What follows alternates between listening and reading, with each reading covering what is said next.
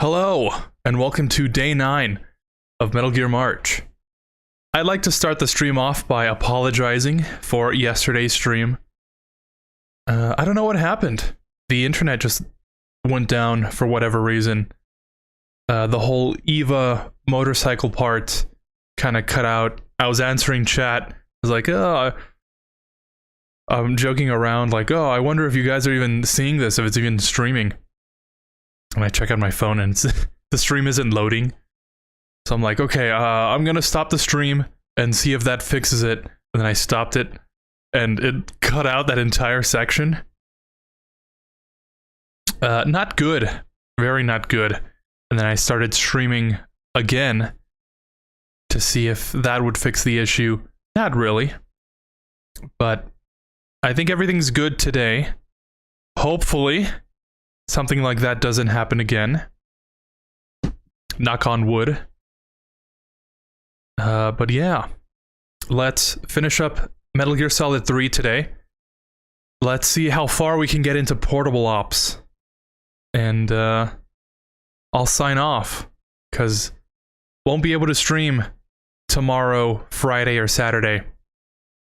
Because I've got something that came up. But we'll see how far we get into this game today. And whatever we don't finish, we'll finish on Sunday.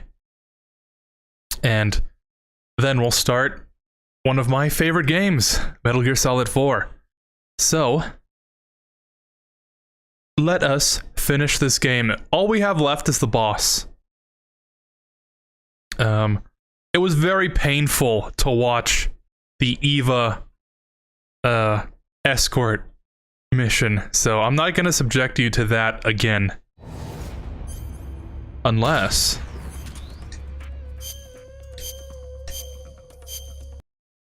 actually, I think, yeah. Because if I load into the same save, I think it's going to skip all the cutscenes. Because I saved right at the boss, so we could continue there. But since you guys didn't really see that, I saved right after the second EVA part. So if we just do that, I think we'll be okay. And then I can, revise some history by changing my camo beforehand. But yeah, I hope it goes well today. Very nervous for portable ops. Like I keep mentioning, haven't played it since high school. So it's going to be very, very interesting to see what I remember and what I don't. I'm gonna be honest, watched a little beforehand to see if I could jog my memory. All of it kind of just blends together, so we'll see how it goes. I tested it beforehand also, and the control scheme is horrendous. So let's see what happens. Before I do that, did the game just crash?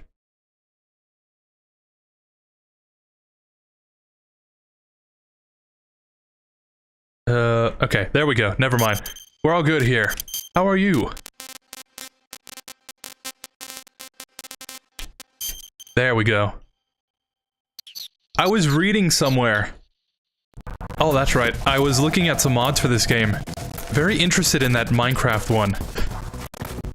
I think I'm gonna have to stream this, with that mod next year. But oh, I don't have any. Yeah, that's right. No more ammo. But as I was saying, I was looking at some mods. Apparently, the cannon camo for this game is the, like some green pattern with no face paint. I mean, it makes sense now that I think about it, because you can use that camouflage in as an unlockable camo in 5 and and survive. So I guess it makes sense. Who's that? Ooh! Oh no. We were doing so well. See him. Never mind. Oh, Eva!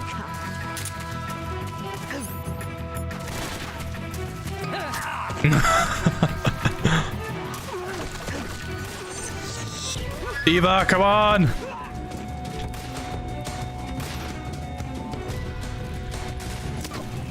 Do you think these guys could drop some ammo? It's kind of what happened yesterday, which is why I didn't want to do it today. There we go.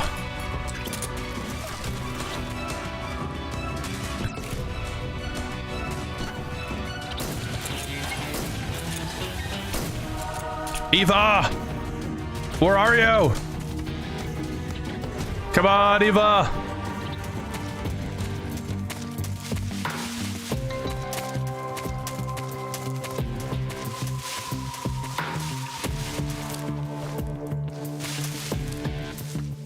Man, at least with Emma, I could like choke hold her and... That was weird. Game froze for a second. I could choke hold her and like drag her over here. And you could argue that that's faster. But this is all Eva.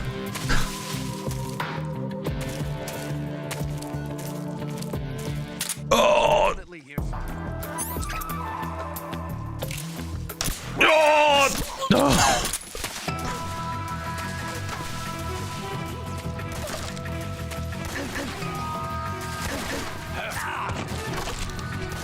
Yeah, at least yesterday when I was wearing the Soviet camo, they weren't shooting at me. But I think this is better. In my canon, Snake wore the sneaking suit and not the camo.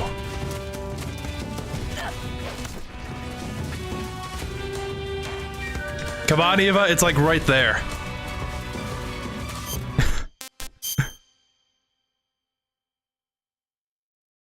Hey! Evangelina? Hello there. Oh, I thought you already finished this game. Yeah, about that. The stream went down yesterday because of my internet. And like none of it captured on stream. So I figured it would be a disservice to like finish this game off with a whimper and not with a bang. But we're like right here, so I don't think it really... I don't think it would really take up too much time to just finish this game off properly and then start on Portable Ops.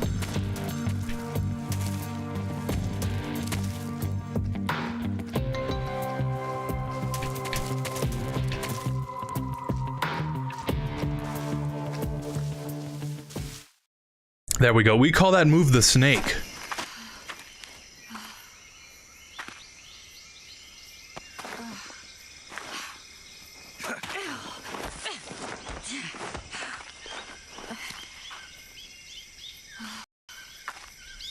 Ah. Didn't stir like that yesterday.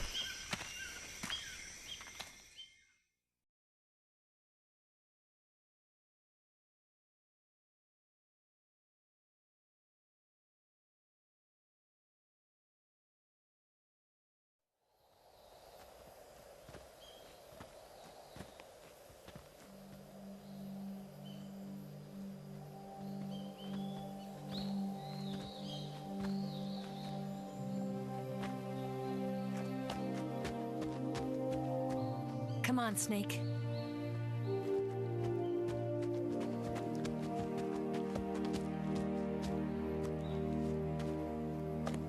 We made it. We made it. Over there.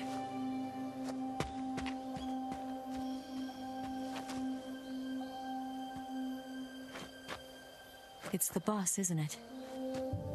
I'll go get the wig ready to take off. Right. I'll leave you two alone. But come back in one piece, okay?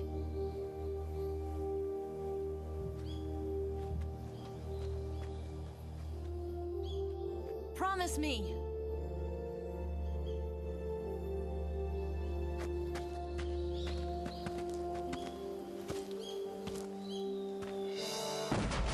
Sick transition.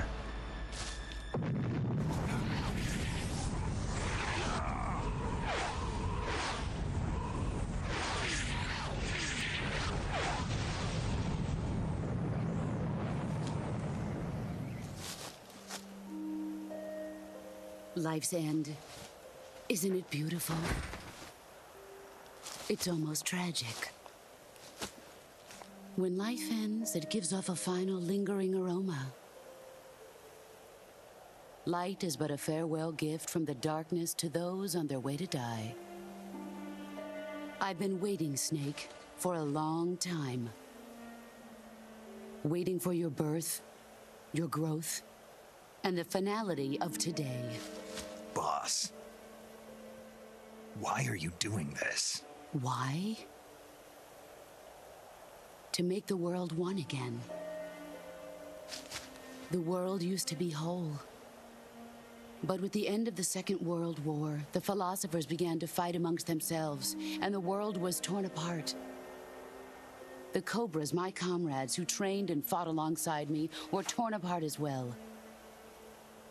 The foibles of politics and the march of time can turn friends into enemies just as easily as the wind changes. Ridiculous, isn't it? Yesterday's ally becomes today's opposition. And this Cold War? Think back. When I was leading the Cobras, America and Russia were fighting together. Now, consider whether America and Russia will still be enemies in the 21st century. Somehow I doubt it. Enemies change along with the times, the flow of the ages, and we soldiers are forced to play along. I didn't raise you and shape you into the man you are today just so we could face each other in battle. A soldier's skills aren't meant to be used to hurt friends. So then what is an enemy? Is there such a thing as an absolute timeless enemy? There is no such thing, and never has been.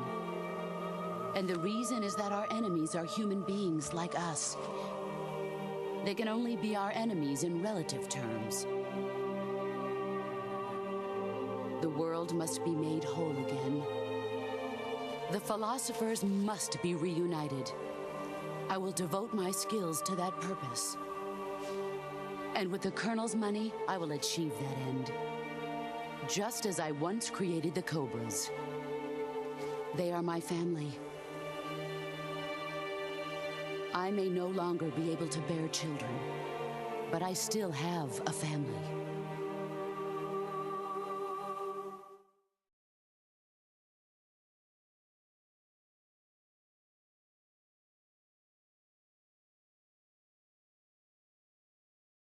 It was November 1st, 1951.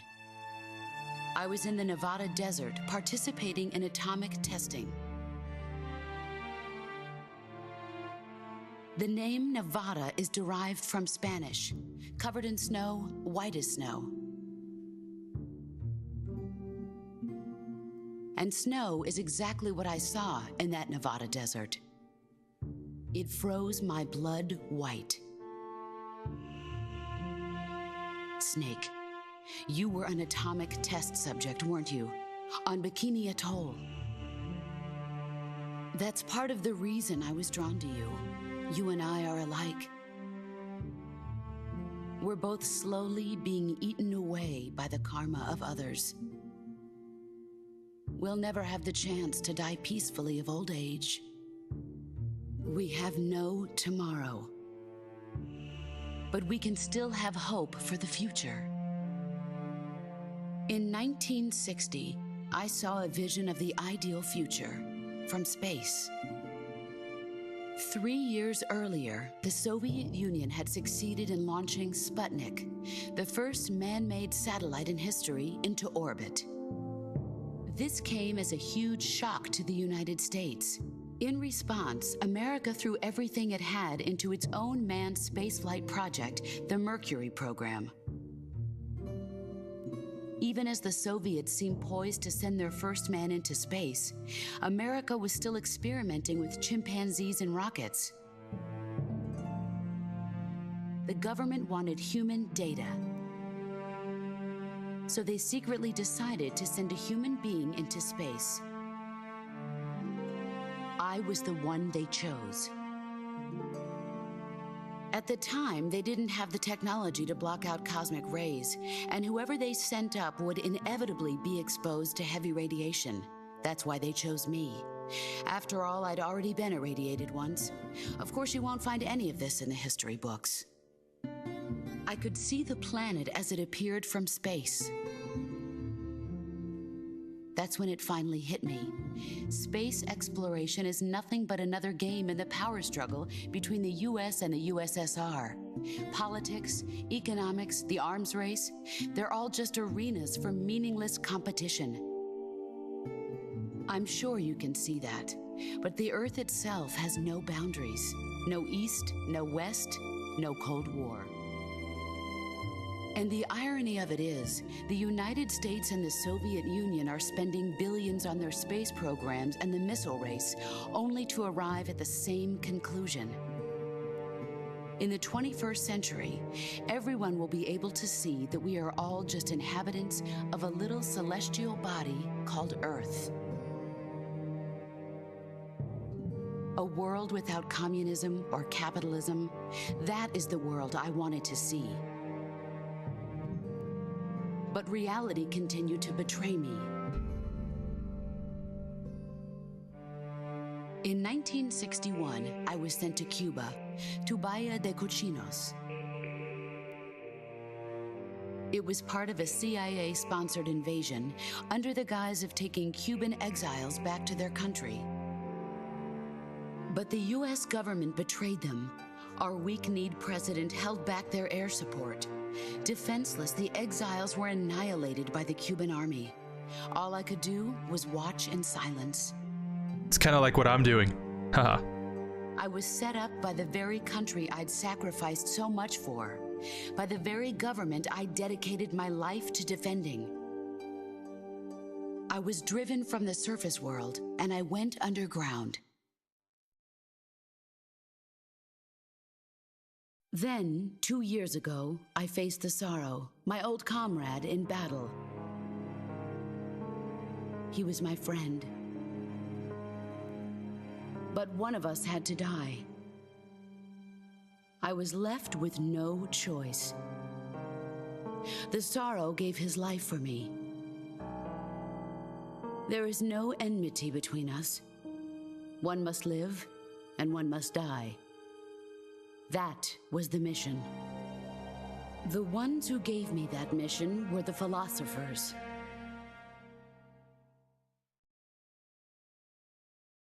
Hey, Iowa.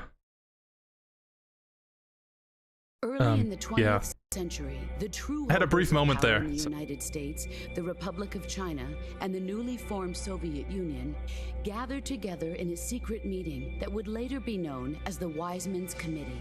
The secret pact they formed there marked the beginning of the philosophers. But the last of the original members died in the 1930s. After that, the organization began to run out of control, and the Wise Men's Committee degenerated into a mere shell of its former self. The philosophers of today have no sense of good or evil. Their influence extends to countries and organizations involved in every aspect of every war. They have become war itself. That's how they operate. The sacrifices of war cause a shift in the times. This shift leads to renewed conflict and in turn triggers the next war. Like a nuclear chain reaction, each conflict sparks countless others, forming an endless spiral that will continue on for eternity. Do you understand what I'm saying, Snake? By consuming me and you, the philosophers intend to keep that cycle going forever. It was my father who explained all of this to me. He was one of them. You see, I am the last remaining child of the philosophers. But after he revealed the truth, my father was killed by that same shapeless, formless organization. And my father isn't the only thing the philosophers have taken from me. In June of 1944, the Cobras and I took part in the landing at Normandy. We'd been given a top-secret mission to locate and destroy enemy V-2 rocket installations. I was pregnant at the time. The sorrow was the father. I gave birth on the field of battle. A beautiful baby boy. But my child was snatched away from me by the philosophers.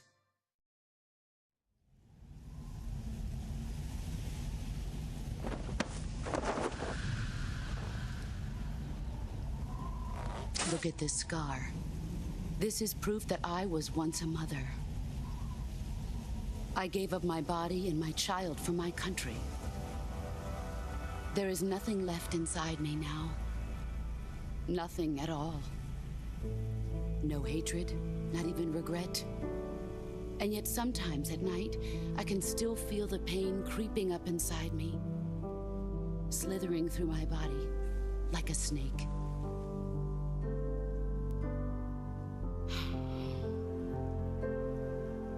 I've never talked this much about myself before. Thanks. Thanks for listening to me.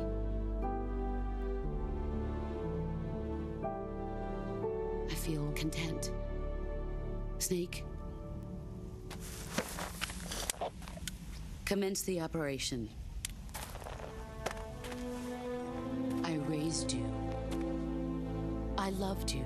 I've given you weapons, taught you techniques, endowed you with knowledge. There is nothing more for me to give you. All that's left for you to take is my life, by your own hand. One must die, and one must live. No victory, no defeat. The survivor will carry on the fight. It is our destiny. The one who survives will inherit the title of boss. And the one who inherits the title of boss will face an existence of endless battle. I'll give you 10 minutes. In 10 minutes, MiGs will come and bomb the hell out of this place. If you can beat me in less than 10 minutes, you'll be able to escape in time. Let's make this the greatest 10 minutes of our lives, Jack. Boss. You're a soldier. Finish your mission. Prove your loyalty. Face me. Loyalty to me? Or loyalty to your, Let's see what you're made of. what makes more sense here? Loyalty to the stream or loyalty to your internet? That is the question. Hey, Iowa.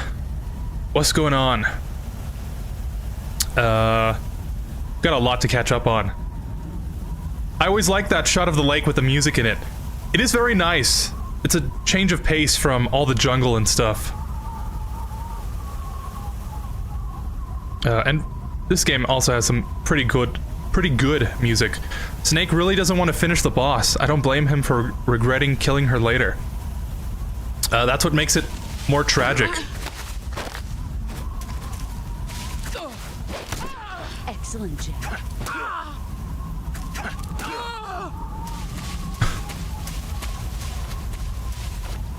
I don't think both of them want to kill each other, but, you know, good soldiers follow orders. And as far as I know, this is probably the only place where the snowing camouflage is useful if you want to hide from the boss. Really. I guess it makes sense. I found And now Russia is against Ukraine nowadays. Can you imagine how I felt when I played this last year. Was it last year? Was it? Has it already been 2 years since they've started? Found you. Brace yourself. And they're still fighting? You're better than I remember. Kojima really is ahead of the curve. Like always. Then again, he did say that they wouldn't be enemies. And, history doesn't really work like that, I guess. My electricity got cut out yesterday. Really? Very strange. Was there like a... Was there a solar flare or something that passed through the Earth? Anyways, how are you guys doing? I'm doing pretty good. Finished everything up early today, so I'd have enough time to fit in portable ops. Because I know I'm gonna need it. Get ready.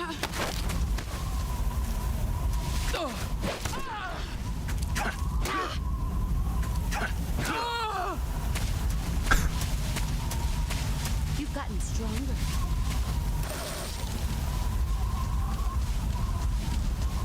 I love historical facts in the Metal Gear games. It's nice. You know? I know all my history because of these games. And it's, like I said, it adds an element knowing that... the story, you know, connects to the real world in some way. Of course, you won't find Snake or the boss in the history books. But that's just what the Patriots want you to think. These people are real. These are real stories. They had to come from somewhere, you know? Hello, Iowa. How are you? How are you? I'm good. It's good to hear.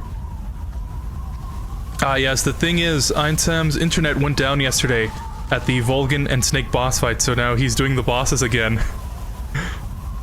Yeah. For whatever reason, the stream just cut out.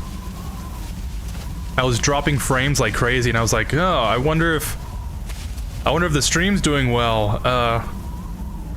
Can you guys see well? Is it like choppy?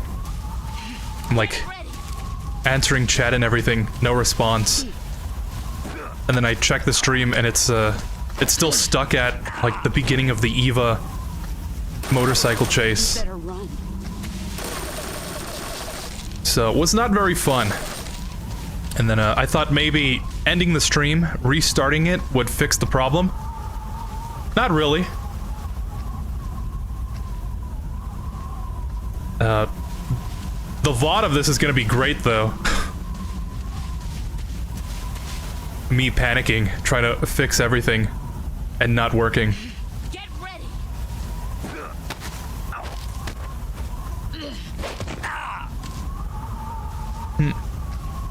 Heads up, Snake.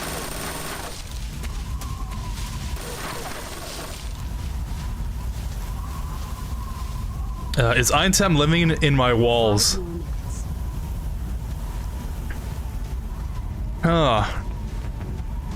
You know, I didn't want to say anything, but it's kind of damp in here. You might have a leak or something. And would it kill you to clean your room? Move or you're dead. I mean, it's pretty nice, you know, the thick walls. Can't really hear anything. But if I had to rate this wall, Iowa's walls are a 7 out of 10. Would live in them again.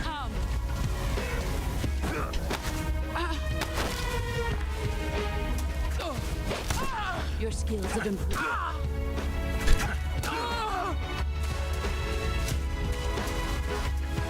Oh, the snake. You can actually find special snakes here that are named like Solid, Liquid, and Solidus. But this is just a regular snake. I don't know where you find those. But I think they're the last ones you need for the Eat Everything achievement.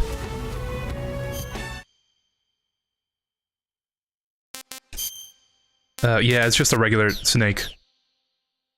And on that note, the snake, fun fact, the snake on the boss's chest, originally she was supposed to be like naked, and when she would fire her gun, the snake scar would laugh as her, you know, as her boobs jiggled.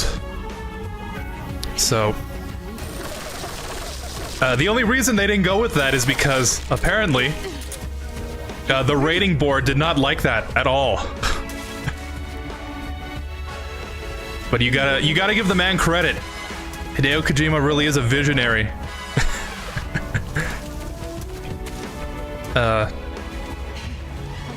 And just another fact. Oh. The Beauty and the Beast core from MGS3 was also supposed to be completely naked. And again, rating board did not like that. So remember what they took away from us. What Sorrow and the boss did, their mission was very similar to Snake and the boss, is what Snake and the boss are doing right now, about who is killing who.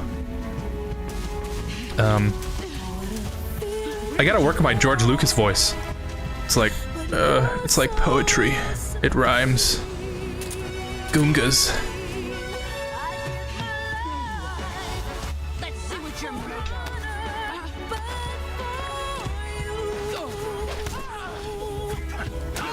And that's the boss.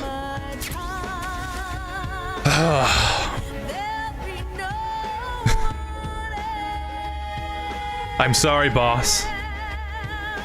No victory, no defeat. One must live, and one must die.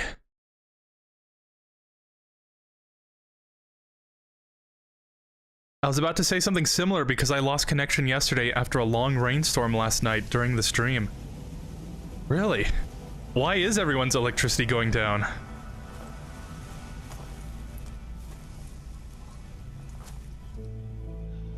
Was there actually like a solar flare? Take this. A really weird coincidence.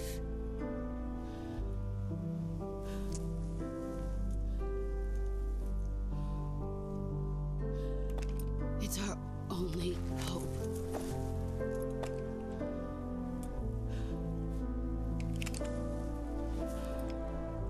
A patriot?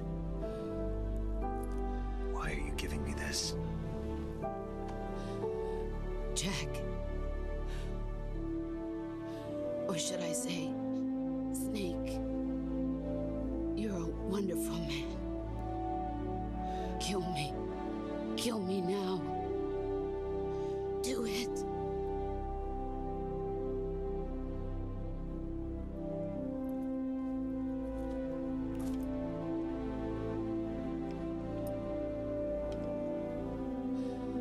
There's only room for one boss and one snake.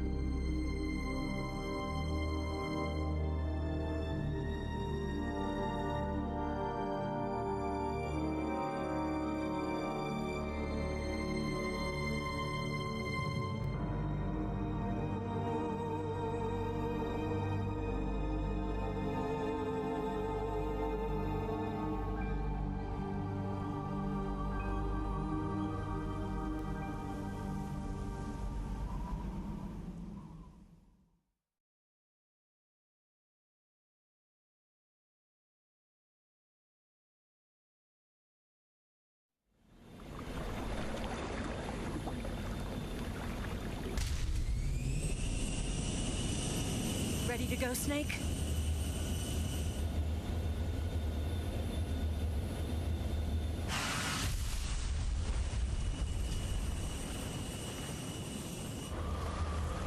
Are you okay? Snake? Yeah.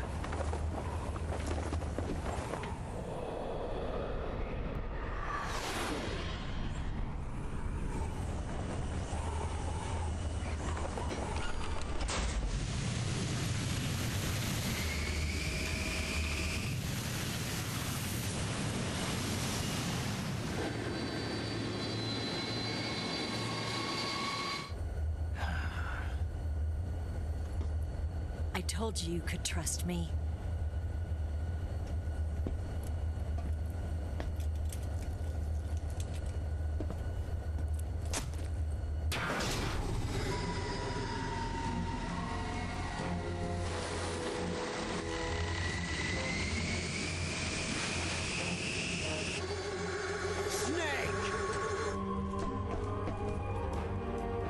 Ocelot!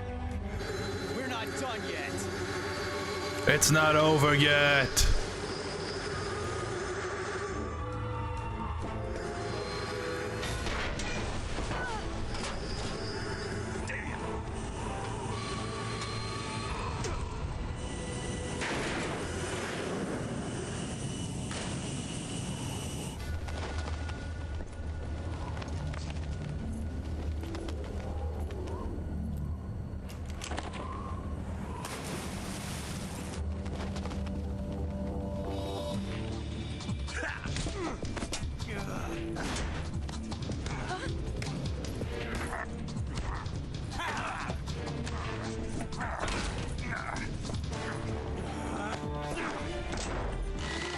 Too heavy!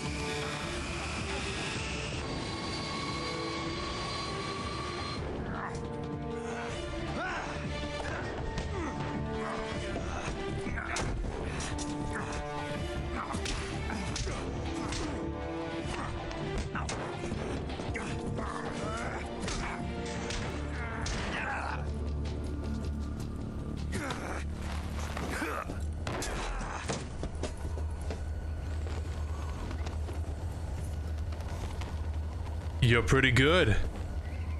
Snake, try to remember some of the basics of CQC. I like how he's just now remembering after the entire game. Not good!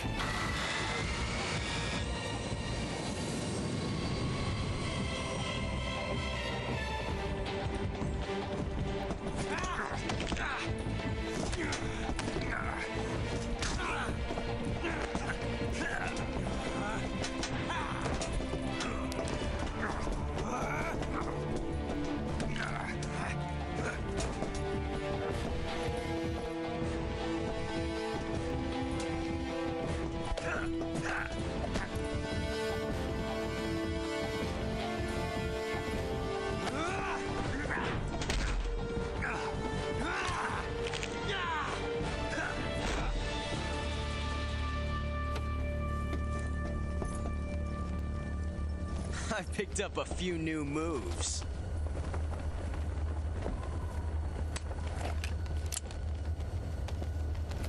Huh. It doesn't feel right to shoot an unarmed man.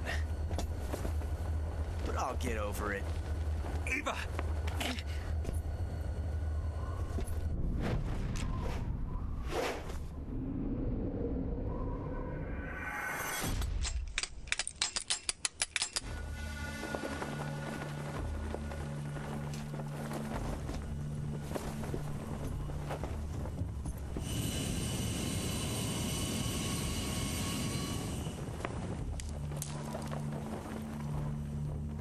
What do you say to one last showdown? Yeah, all right.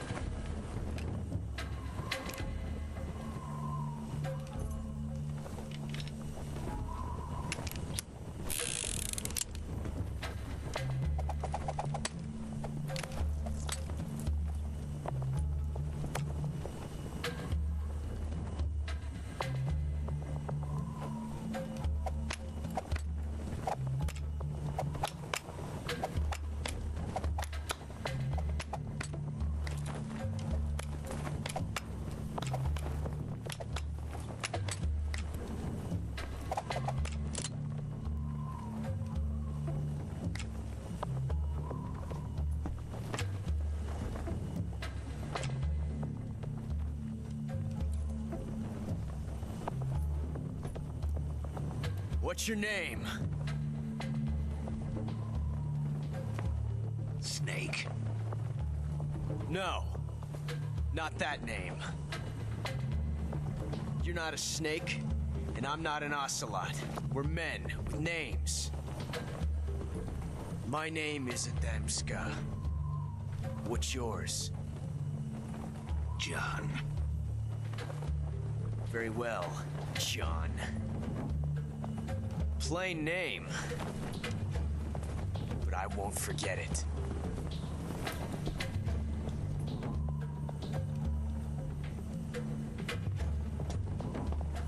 Come on! Last year I picked right. So you already know. Going with the left choice. I don't know if it's gonna automatically choose if I just leave it playing, so... So what the philosophers did... Oh, that's right. Did by taking away the boss's child is what the Patriots did to Olga's child. Yes, very thematically... rhythmic? It's like poetry. It rhymes. And also, that is what inevitably ends their reign, I guess. They stole Ocelot, and he killed, you know, the philosophers, and the Patriots stole Olga's child, and Sonny ended up destroying the Patriots. So, it's like poetry, it rhymes. From my understanding, they started since 2014, but it wasn't a complete war until like 2021, when they really started being at war with each other. Yeah,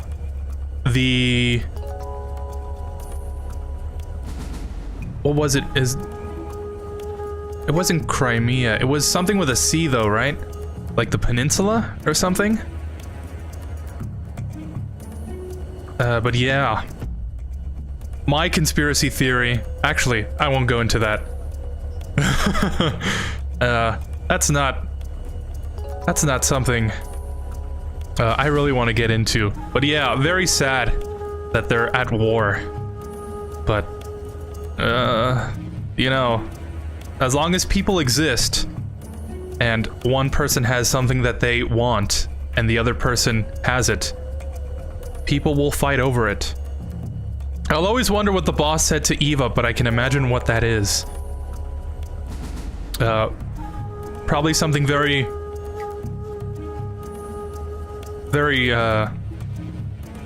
heartwarming, I guess. She's very charismatic, so she knows exactly what to tell her. Hey man, what's up? What's up, Eric? How you guys doing? I'm pretty good. I'm doing good. What about you, Eric? I'm good. Doing great, guys. That's very nice to hear. The final duel between these two. Ocelot. It's a blank.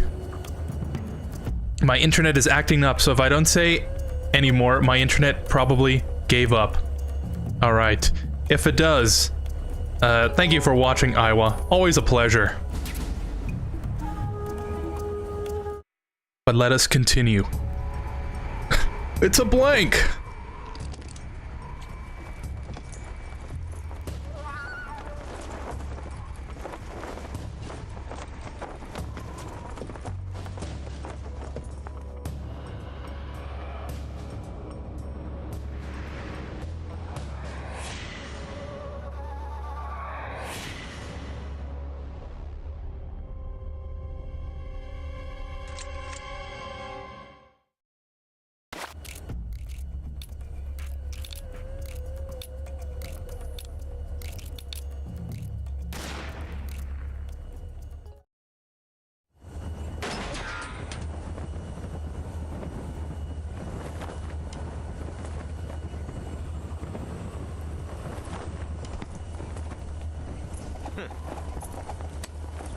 Looks like my luck has finally changed.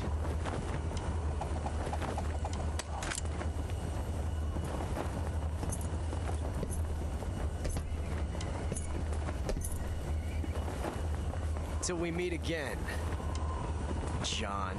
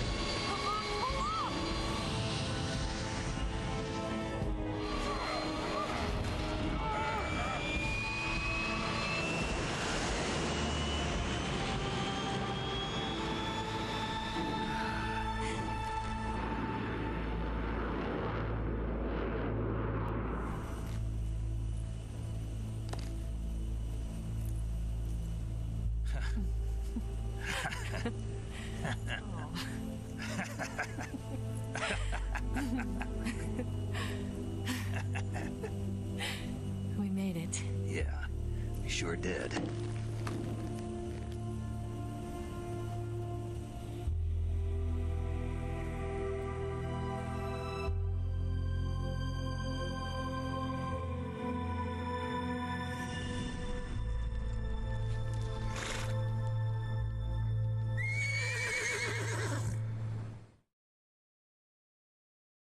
Hey, you still got the horse? You still got the horse there. Oh no, Migs!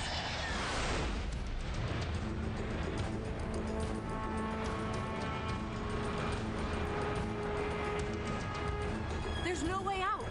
What are we gonna do? We've come too far to let them stop us now.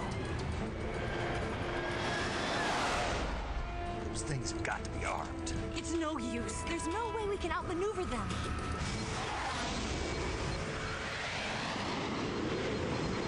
They're gonna shoot us down. We were so close. Weapon systems on. Locked on target. I got towed. Is that Cause? You were great, Eva. Huh?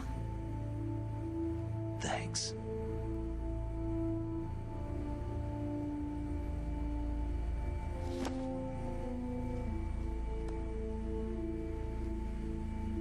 Bulk 19, this is Control. Stand by for a direct order from the chairman. Bulk 19, return to base immediately. Do you read me?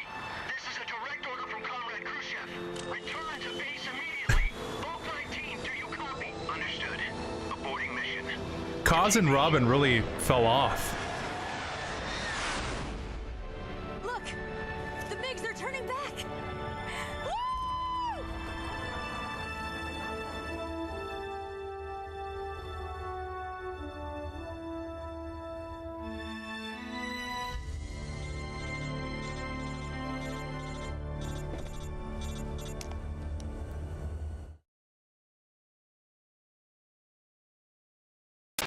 Well done, Snake. The MiGs disengaged. Most likely under orders from Khrushchev. Is this his way of helping us? Who knows? Maybe he didn't want things to get messier than they already are. Or maybe he just wanted us to owe him one. The important thing is, you made it out alive. As long as Khrushchev is with us, I don't think they'll be coming after you. It should be smooth sailing all the way to Alaska. I'm sending someone out to Galena Base to meet you. To meet me? The DCI and the President himself are waiting at Langley. Don't keep them waiting.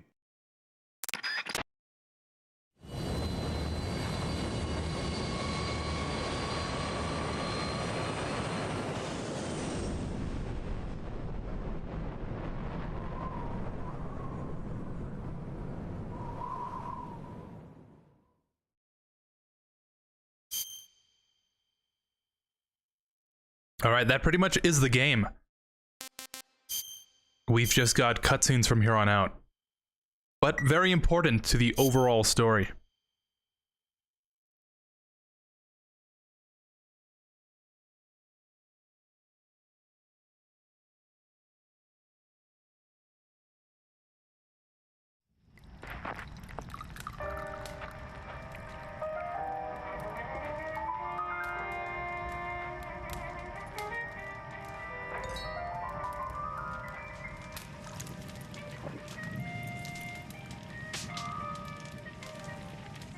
So what are you going to do now? Go back to the KGB? What do you want me to do? Did you ever think about coming back to America? I can't go back. I've left America behind me. But you saved this country. I didn't do it alone.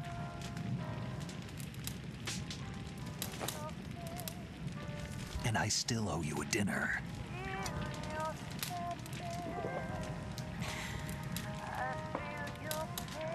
Is that part of your mission too? Or is it an order? Or is it an invitation?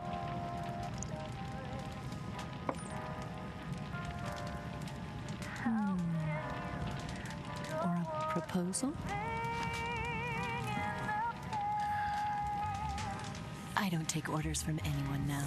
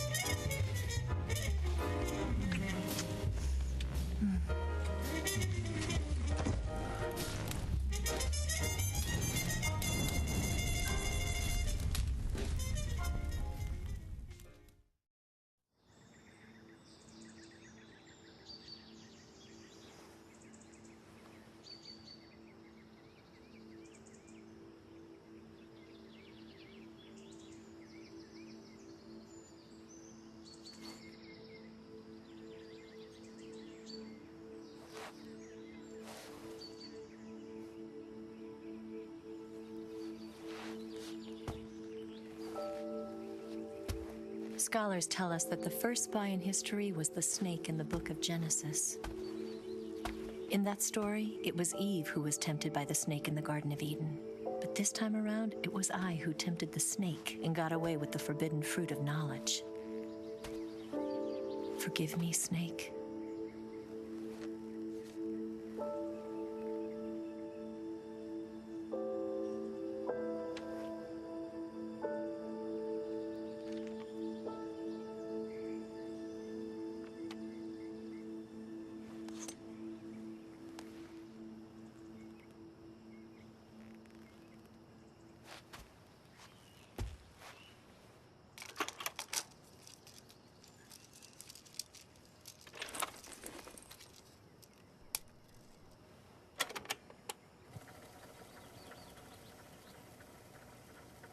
Good morning, Snake. I hope you slept well. First of all, I have to apologize. I wasn't sent by Khrushchev. I'm not a KGB spy, and I never worked for the NSA. I'm an agent of the People's Republic of China. What? HQ, Second Department of the People's Liberation Army. It was all a lie. I tricked you. And I'm sorry.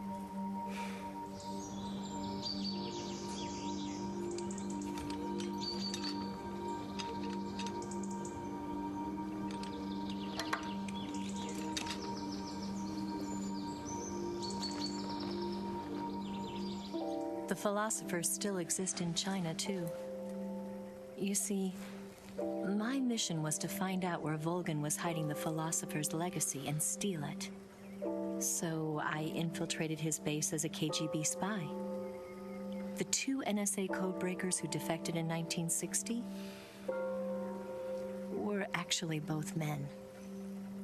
The real Adam never showed up at the meeting place, saving me the trouble of having to eliminate him. I sneaked in by pretending I was Eva. And you and Sokolov and Volgin, you all believed me.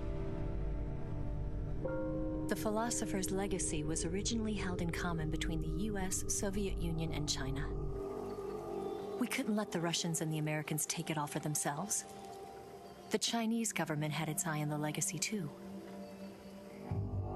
I got the film containing the legacy, and also the nuclear missile launch data from the Shagohod. 5 years ago, the Soviet Union stopped supplying us with nuclear weapons technology. Since then, China's Liaodong easing, hydrogen bomb, and space rocket projects have fallen behind. But with this data, our country will be able to develop its own nukes. We'll create a deterrent force to rival those of the US and Soviet Union. Everything has gone according to plan, thanks to your help. I too am one of the philosophers. I'm an agent of the philosophers, a graduate of one of their charm schools. I was raised in a joint US-Soviet-Chinese facility to become a sleeper agent. This was before the war. Back then, they were collecting children from all over the world. As a result, I'm indistinguishable from a native-born American. So it didn't surprise me when you and Volgin couldn't tell the difference. But she knew right from the beginning.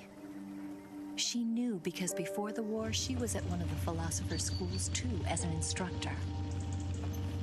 The boss was the only one I couldn't fool. She was the only one who knew I was a fake. She told me everything. Why did she open her heart to me like that? At the time, I couldn't understand it. But now, I think I do. Snake. She wanted you to know the truth. She chose me to tell you. That's why she saved my life. I've lied to you so many times, but not this time. My orders from the government were to obtain the legacy and to eliminate everyone who knew the truth about what happened. In other words, I'm supposed to kill you.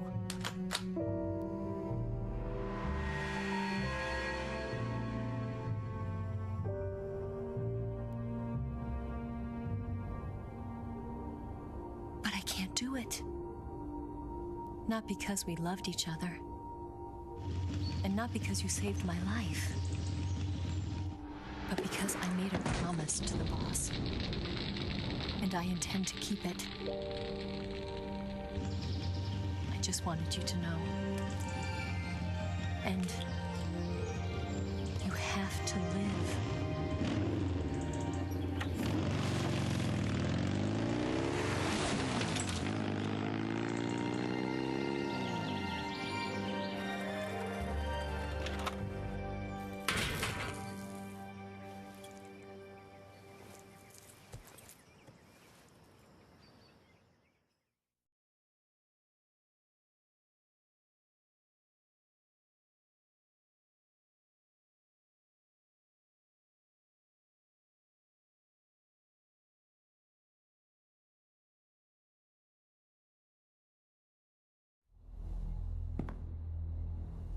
Snake, listen to me.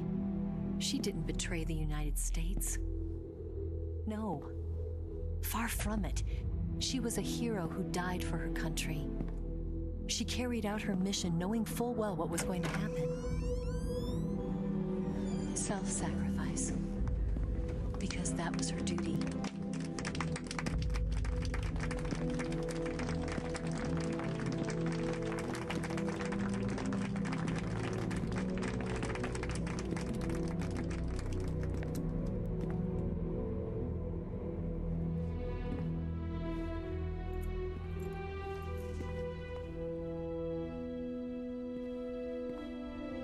You are above even the boss. I hereby award you the title of Big Boss.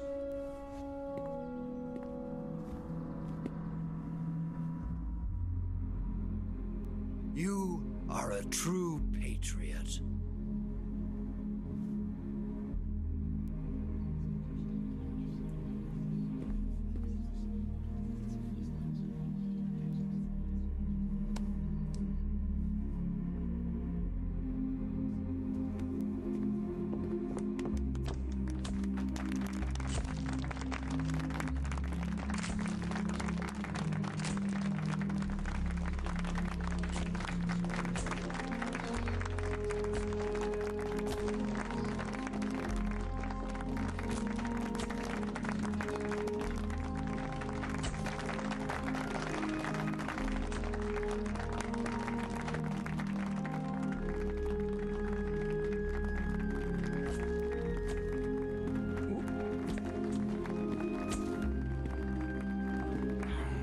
You know, we could use an infiltration unit like Fox in the army. Someone like him to handle our top secret sneaking missions for us. A man who combines the qualities of a soldier and an agent. The boss's defection was a ruse set up by the US government. It was all a big drama staged by Washington so they could get their hands on the philosopher's legacy. And the boss was the star of the show. They planned it so that they could get the legacy that Colonel Volgin inherited and destroy the Shagohod at the same time. Only a legendary hero like the boss could have earned Volgin's trust. Finding out where the philosopher's legacy was hidden was to be her greatest mission. Everything was going according to plan. But then something happened that no one could have predicted. Colonel Volgin fired an American-made nuclear warhead at Sokolov's research facility. Khrushchev demanded that the US government provide proof that it wasn't involved. They couldn't just abort the operation to steal the legacy. So the operation itself was greatly expanded and revised. The authorities in Washington knew that in order to prove its innocence, they'd have to get rid of the boss. And that one of their own would have to do the job. The public couldn't be allowed to find out about it. Not ever. This, they concluded, would be the best way to keep the whole thing under wraps. The boss wouldn't be allowed to come back home alive. And she wouldn't be allowed to kill herself. Her life would be ended by her most beloved disciple. That was the way the government wanted it. That was the mission she was given, and she had no choice but to carry it out. Her death at your hands was a duty she had to fulfill. Out of duty, she turned her back on her own comrades. A lesser woman would have been crushed by such a burden. The taint of disgrace will follow her to her grave. Future generations will revile her. In America as a despicable traitor with no sense of honor. And in Russia as a monster who unleashed a nuclear catastrophe. She will go down in official history as a war criminal. And no one will ever understand her. That was her final mission. And like a true soldier, she saw it through to the end. But I think she wanted you, of all people, to know the truth. She wanted to live on in your memory. Not as a soldier, but as a woman. But she was forbidden to tell you herself. And that's why she told me. Snake, history will never know what she did. No one will ever learn the truth. Her story, her debriefing, will endure only in your heart.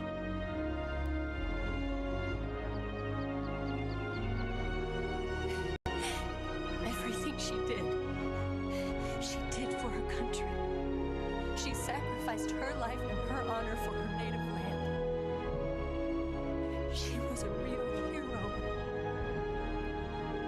She was a true patriot.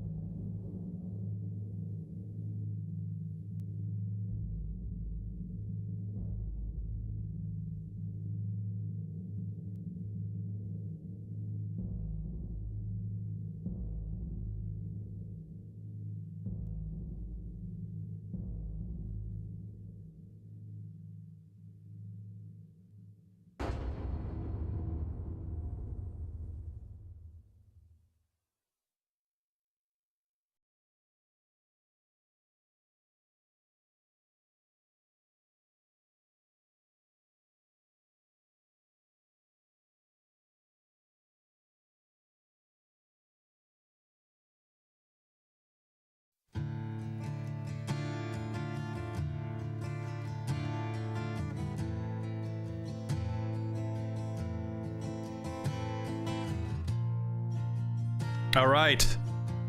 And that is Metal Gear Solid 3, Snake Eater.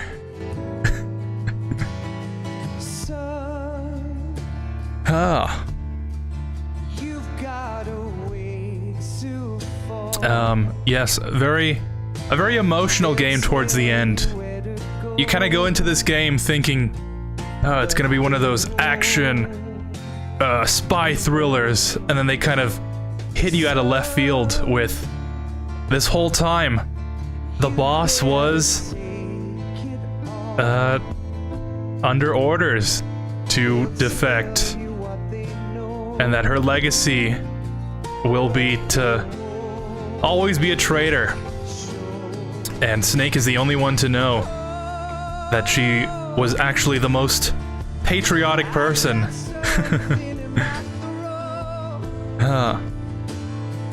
Every time I play this game, I learn something new, and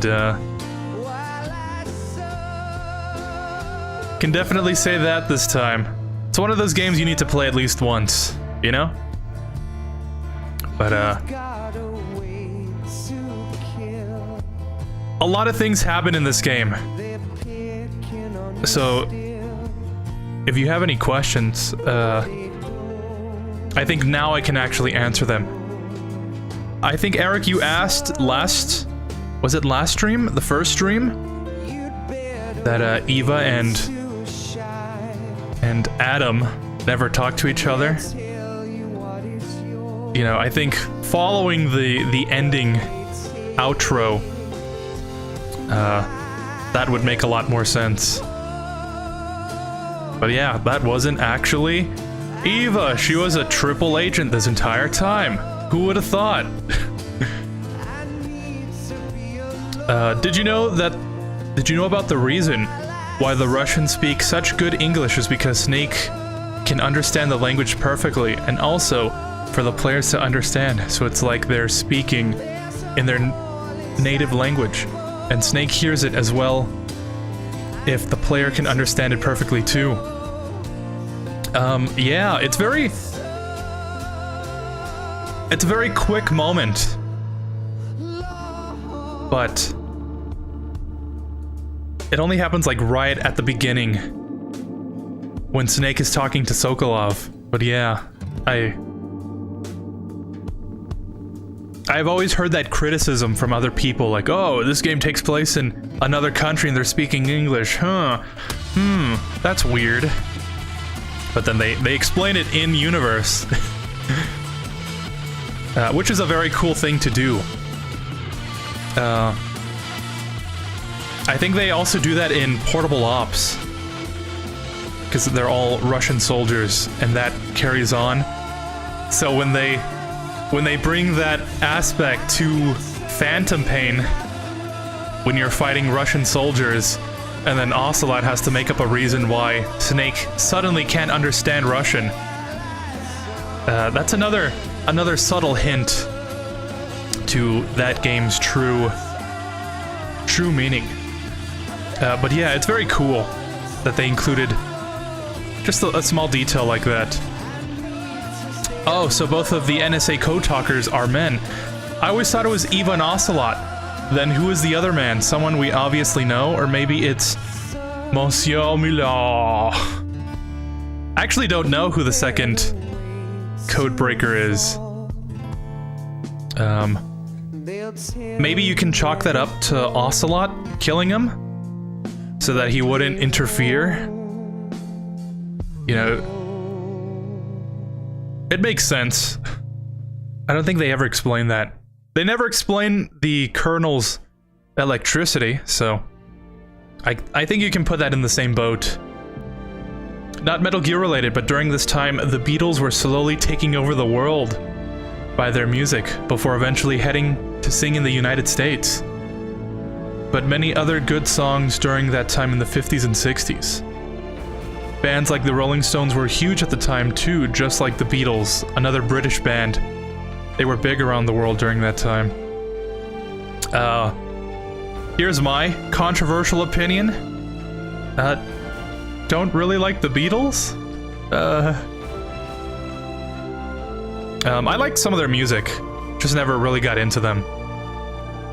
But you know, I listened to the very popular songs, the Yellow Submarine, and oh, look at all the lonely people. Dun, dun, dun, dun. My grandparents were big Beatle heads. Yeah. It's crazy to think that they are like one of the biggest bands to ever exist. And from the little bit I know about the Beatles, wasn't it like they didn't know how to read music? They were just playing it and made such smash hits. Very insane to think about. And I can't remember his name, but I really like that song from one of the Beatle members. It's a Christmas song. I always hear it in the mall around Christmas. It's like Christmas time? Christmas something? I have it on Spotify. I'll see if I can find it right now. Oh, I think we're about to get hit with another revelation. Oh yeah. Yes, it's weird. Grozny Grad and the Granin Research Facility have both been wiped out without a trace. I understand, sir, but they were necessary sacrifices. Yes, the CIA has taken care of the boss themselves. I believe the White House will be satisfied. Khrushchev is finished. Your time has finally arrived. Yes, the American president is relying on us to keep a lid on the whole affair. We've got him by the balls. It should make a valuable trump card in future negotiations. Yes, Chief Director, of course. I'll keep the KGB informed.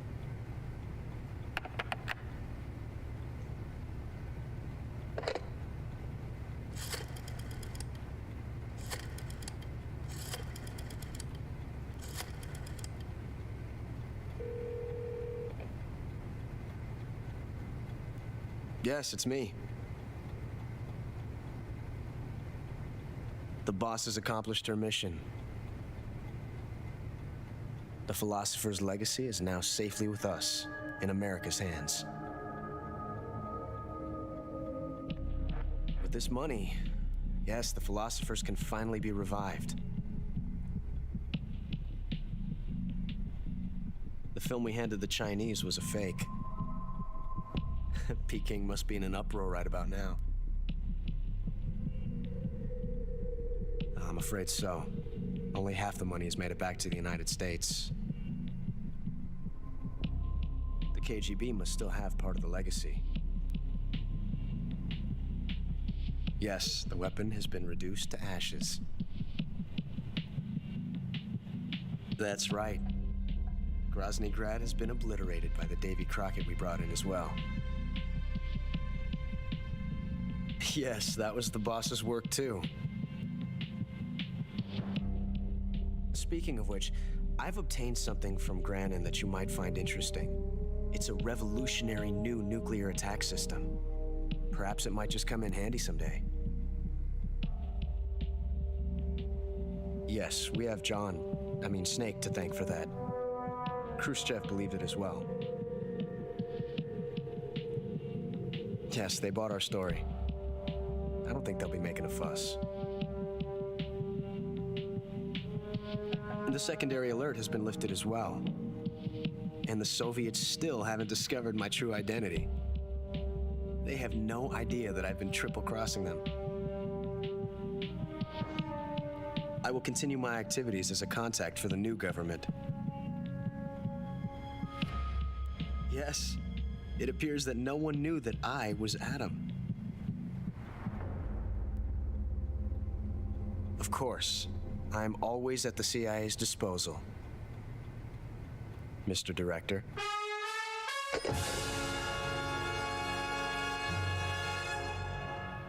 What?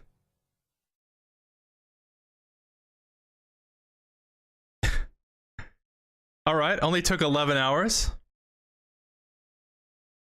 Accidentally killed 7 people. 1 was intentional, so only 1 count of manslaughter. I think that's the one that's premeditated. Murder is like... It's like not planned. 13 life bars. And I'm a jaguar, apparently. Cool. I found the song. It's called Wonderful Christmas Time by Paul McCartney. I got a Patriot. I got the, ooh, brown face paint. If Snake wasn't cancelled before, you got the national flag's face paint. Tuxedo. The download camo. Was that in the original? All right.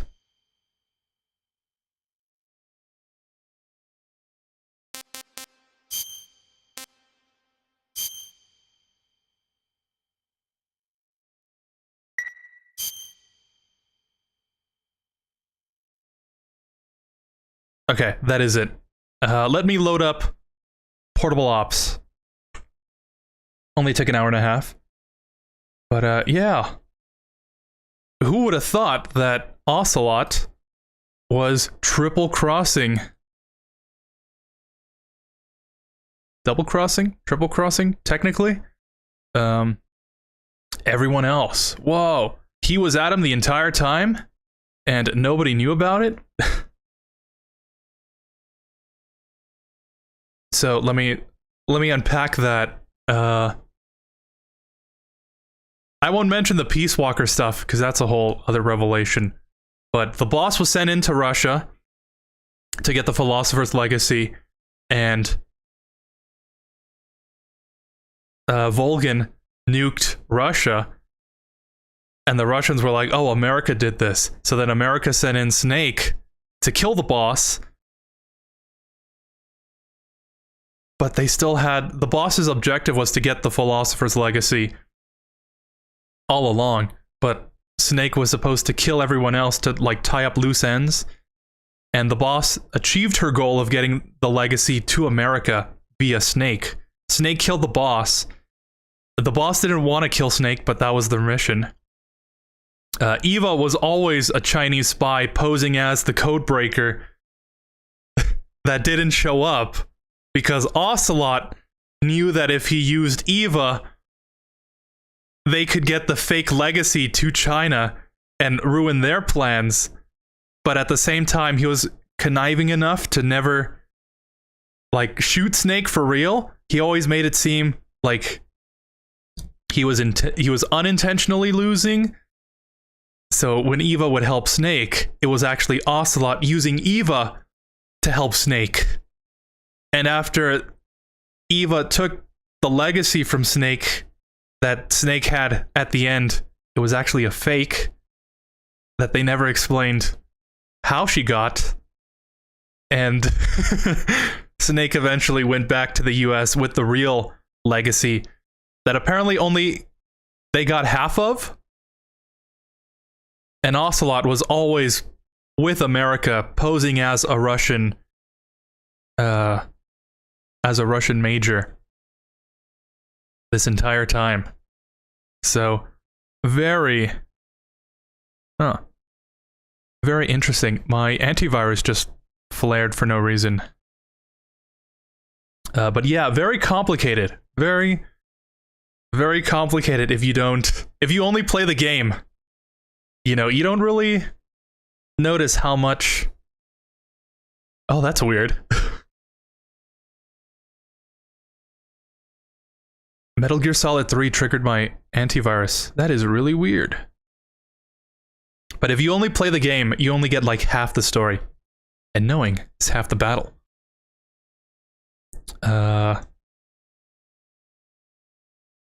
Oh yeah, and I think this game flows in really well to Portable Ops. Portable Ops isn't considered canon to most people. I think it is. We'll get into that later. But it makes sense. It fills the hole. It fills the gap between MGS3 and Peace Walker. Answers a lot of questions, brings up some more. So I like the story. Don't really like playing it, but always like watching the cutscenes. So let's see, where did I leave off? Sorry for the huge explanation. Time for a round of applause for this game. For real. They don't make them like they used to, let me tell you. But that's still sad that like almost no one will know the truth about the OG boss, and everyone thinking about how she betrayed. Yeah. Could anyone else have pulled that off? Do you think anybody else is loyal to their country enough to live knowing that they'll always be known as a traitor? Very tragic. It's a very, very tragic story. Which is why it's so good. In my opinion, this is the best ending credit song for any video game in gaming history. I feel so accomplished by completing this again for the most time. I played this game back in 2010. Ah, the memories. From what I've heard,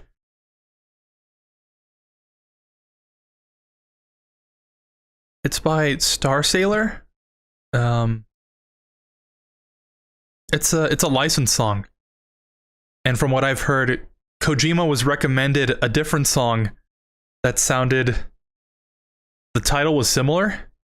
So when he accidentally picked up the CD of this song, he actually really liked it and used it instead of the original song. But yeah. It is pretty good. This game deserves an award for its story back when it was released. Yeah. If we had an Oscars for video games, this game would definitely, I think, get one. I mean, I know Eva was a spy and stuff, but I forgot about the NSA codebreakers were men, but oh well. Yeah, a convenient truth that they left out in that lie, huh? Yes, because in MGS2 they spoke in a Russian English accent compared to MGS3. Well, we all know why they speak English and stuff. Yeah. Now that I think about it, didn't really notice. But yeah, they have an accent compared to just English in this game. I'd never put that together. Kojima really being ahead of the time, but forgot a little detail like who is the other code breakers.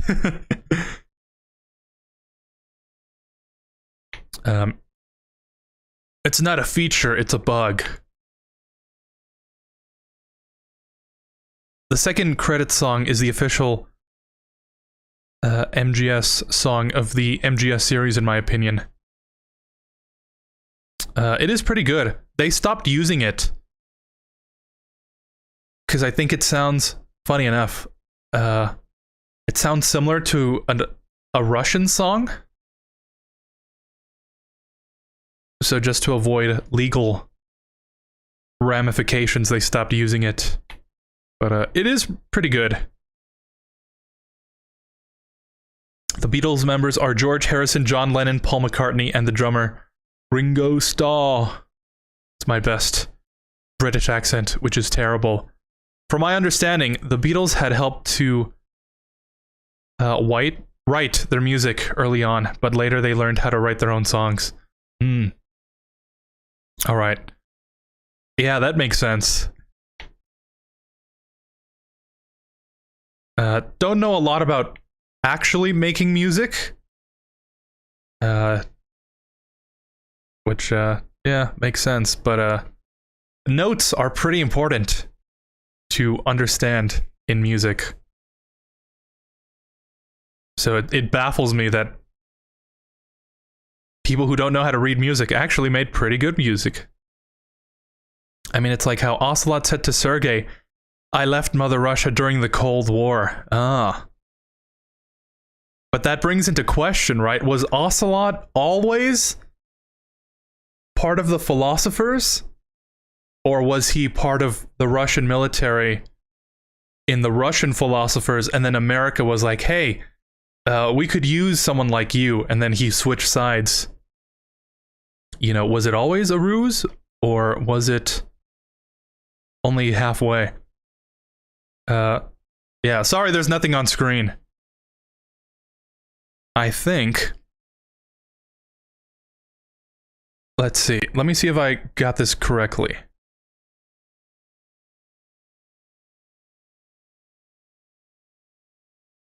Ooh, that's really blown out.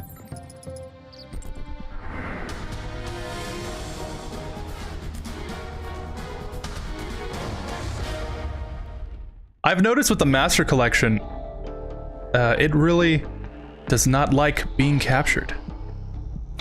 So I have to really stretch the image in OBS. But there we go. Alright, portable ops.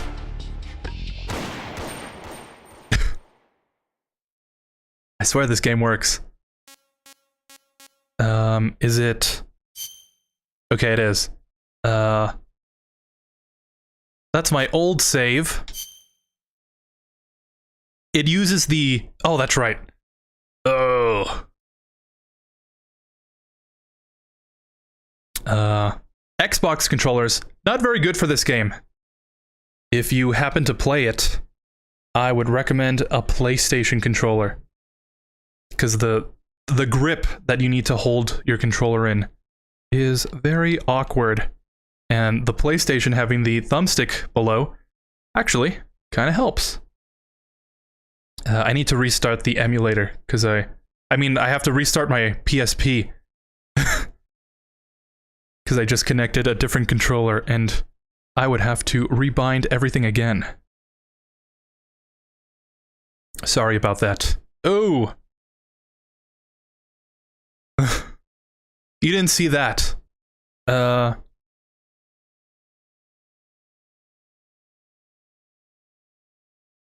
yeah. Was he always a double agent?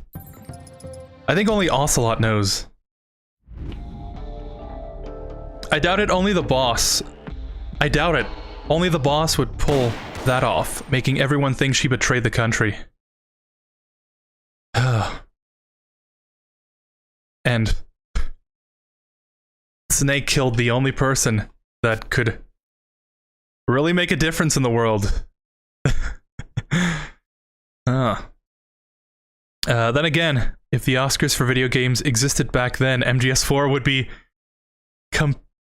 would be competing for awards against GTA San Andreas, Halo 2, Jak and Daxter, Jak and Daxter 3, Doom 3, Silent Hill 4, and Spider-Man 2 in 2004. Huh.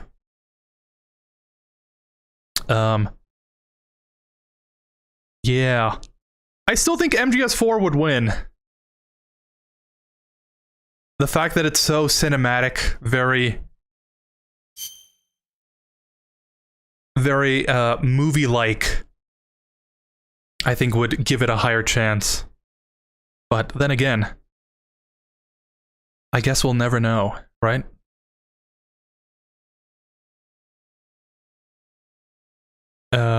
I'm gonna be reading out a lot of this, because there's no voice acting for a lot of the lines. So I hope my voice does not get too rough during this. Even if Ocelot did work for the Russian philosophers at one point, they must have given him one hell of a deal for him to leave his own country behind. Ah, now you're getting to the real meat of the argument. Do you think Ocelot joined, if he was part of Russian philosophers, do you think he joined the American side? Because that was his best chance to get rid of the philosophers? And, you know, all the dominoes kind of fell into place? It could be its own, like, 2-hour-long video essay. But let's get into this. And then I'll talk a little bit about why this game is so hard to play. Do not play this game, but it's cool to watch. By the way, how's the audio?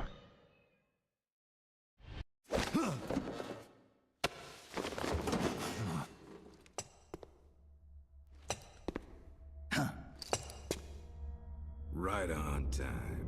Excellent. It's been exactly 12 hours since we administered the drug.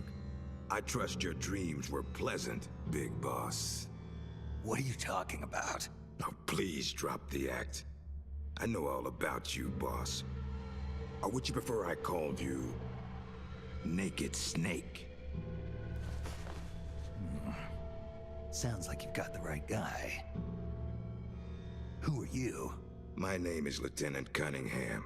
Until 4 weeks ago, I was with the CIA. Cunningham? Fox Unit's interrogation specialist? Ah, so you have heard of me. I'm honored, Snake. And those guys who attacked me, they were Fox too? Yeah, although we'll leave it at that for now. What do you want from me? I'm retired from Fox. I'm guessing this isn't a social call, or you wouldn't have brought the goons. Retired? Yeah, I suppose you are to the outside world. Don't worry. I'm not here to give you a new mission. I just want to ask you one simple question. 6 years ago, as a member of Fox, you prevented a full-scale nuclear war. You were hailed as a true patriot, given the title of Big Boss by the President. And then you turned right around and quit the unit, threw aside your rank, your good name. Mysterious, don't you think? What did you see out there on your mission? What did you see in Grozny Grad?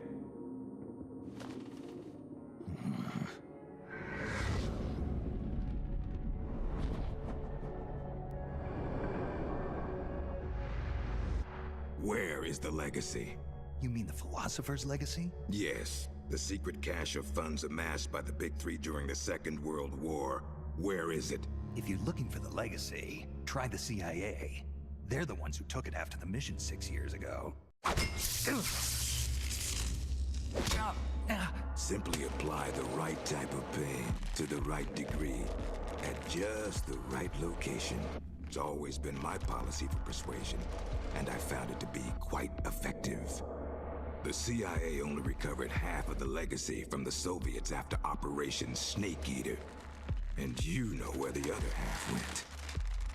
The CIA only got half? You can drop the act. You defeated the boss and returned alive, so you must know where the other half of the legacy is.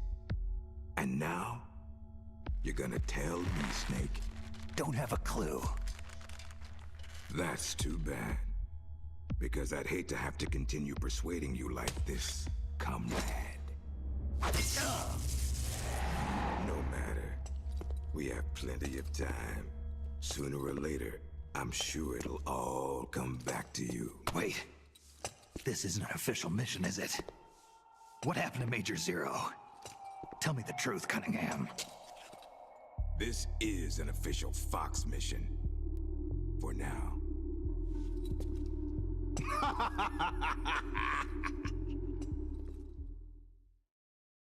Sounds a lot like Solidus there.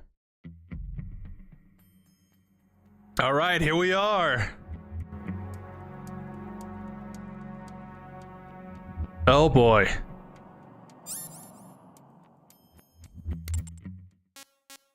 We gotta fix that. Oh, did it really reset?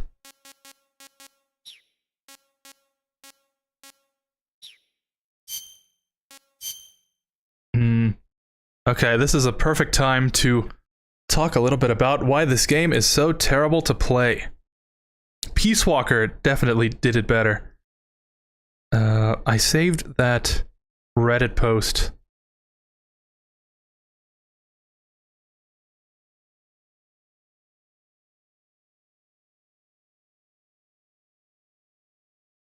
All right, there it is. Cool. Yes, I can see MGS3 and GTA San Andreas winning like the best game of the year for 2004. That's right. It was MGS3. MGS4 came out in 2008. Or 2000, yeah, like 2008, 2007. But yeah, most definitely I think this game would have won. San Andreas was really ahead of the curb also. So you never know, right? The audio is nice. Okay, perfect. I was worried, since this has got a different audio level, that it would be either too loud or too quiet. But that's good. Key config, if you play this game, which I don't recommend, definitely switch to config B and set the controls like this. Because since the PSP only had one stick, you had to change the camera with either the D-pad or the face buttons. So, you move with the one stick and you press... Oh, that's not right. You press the face buttons to change the camera. What did I do wrong here?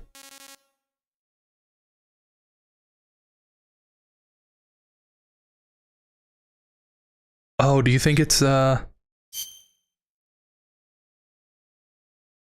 maybe my PS3 has defaulted to different controls. Sorry, let me just fix this really quickly. Let's see, that's good.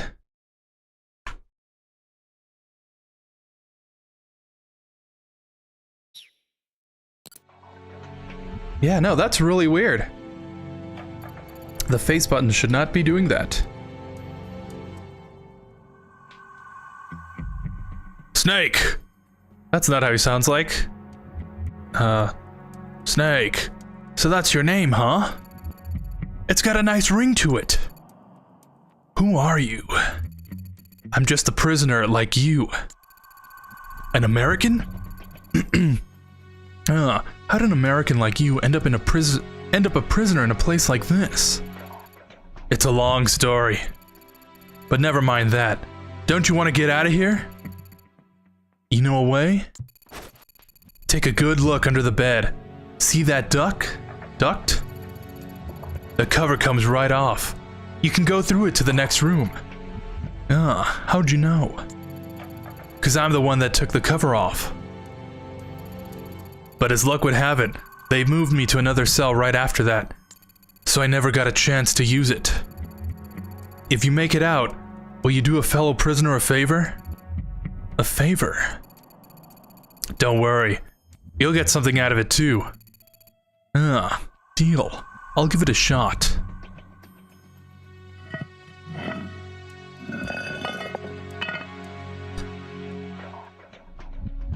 Yeah, for some reason my triangle and square are inverted. Oh, I have look inversion, that's why. Yep. Okay, there we go.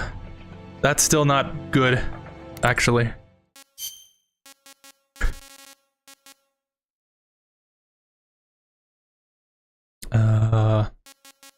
Up, down is normal. Sorry. Sorry that I'm...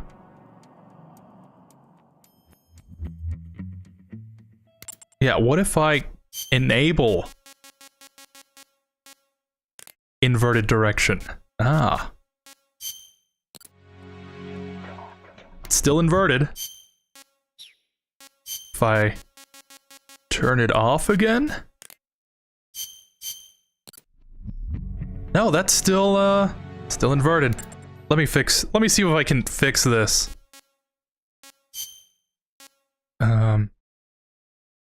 I was just looking at the game cutscenes just the other day, wondering also if you were gonna play it. But also, I'ma hunt this game down to play it. I used to think MGS Peace Walker was the only MGS game on the PSP. Even though I already completed Peace Walker, I still played on my PSP, along with the other PSP classics. Who knows, maybe that's... Who knows, maybe that's actually Solidus Snake's actual voice actor. That would be cool. Yeah, I actually don't know. But it would be pretty cool. Yeah, this is still not working. What, you don't even know how to crouch? Press the crawl button. Start moving from that position, and you'll crawl. Use it to get under the bed. I'm going. But yeah, this was not...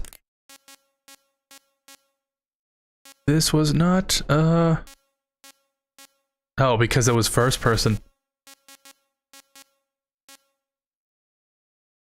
This was not like this. Maybe I have to restart. But we have to save first, so... Let's just continue on. I think I can work with this. But yeah. I'm gonna tell you now, Eric. You're gonna have a tough time. You're gonna be fighting the enemies, and you're gonna be fighting the PSP.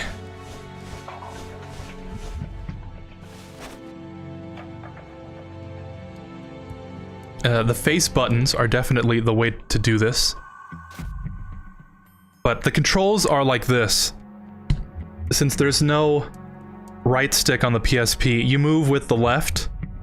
D-pad either moves your camera or the face buttons, whichever one. And the opposite will do this. So left is, I guess, reorienting the camera. Up, if you hold down... Why do I have stealth? If you hold down up... that might be a cheat. If you hold down up... You will... Oh, I don't think I'm supposed to have any items, which is why I can't drop it. If you hold down up, you open the inventory. If you hold down, that's how you crouch and crawl. And if you press right, I think that's aim? Oh, it's a stock walk. So you move slower so that you don't get heard. Ah, aromatic polyamide. This is the Fox unit's new sneaking suit. What's this doing here? A very goated design. Well, I'll be damned. It is Snake.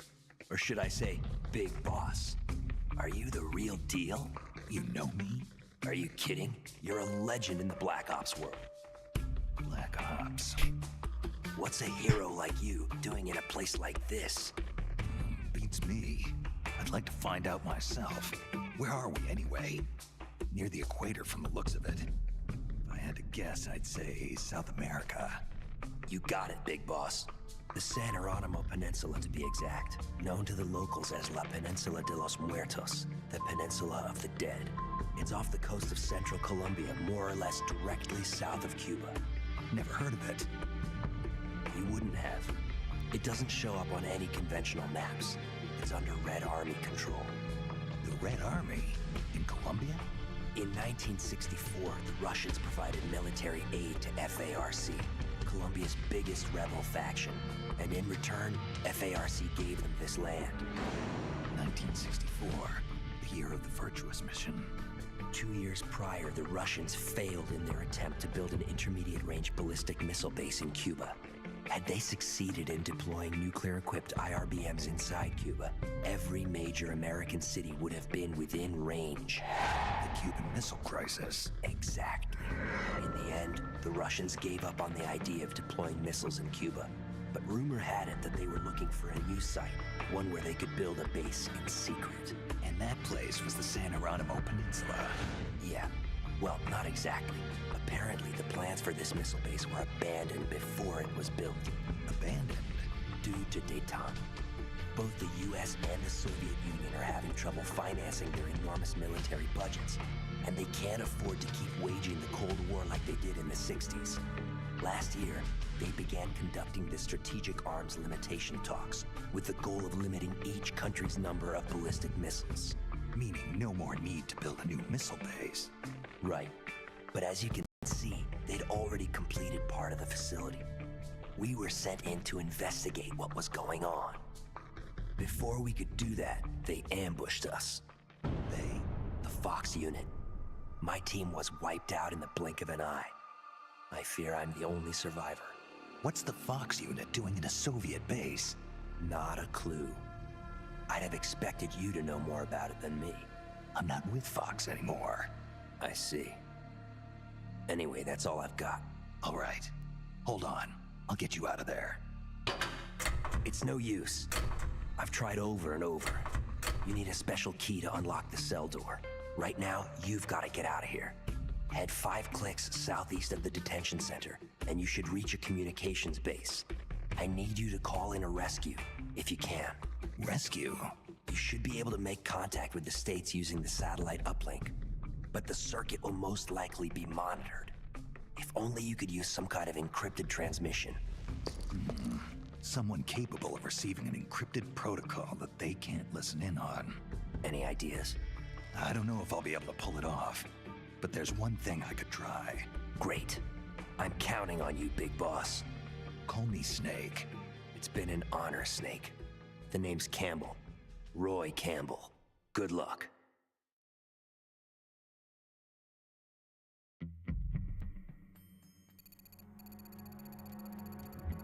That reminds me.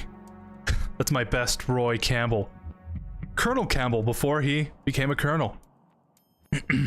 That reminds me. You've been out of action for a while, haven't you, Snake? Now would be a good time for a light refresher, just to help you get reacquainted with your weapons and basic actions. I'll help you out. First, equip a weapon. Press the equip button. This will bring up a list of carried weapons. Press the respective direction to select.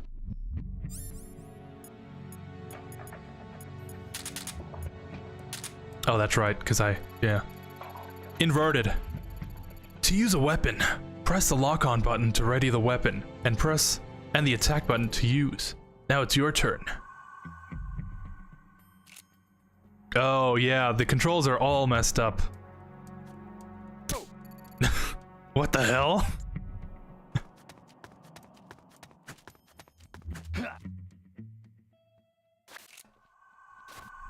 Yeah, this was not the way that I had everything set up.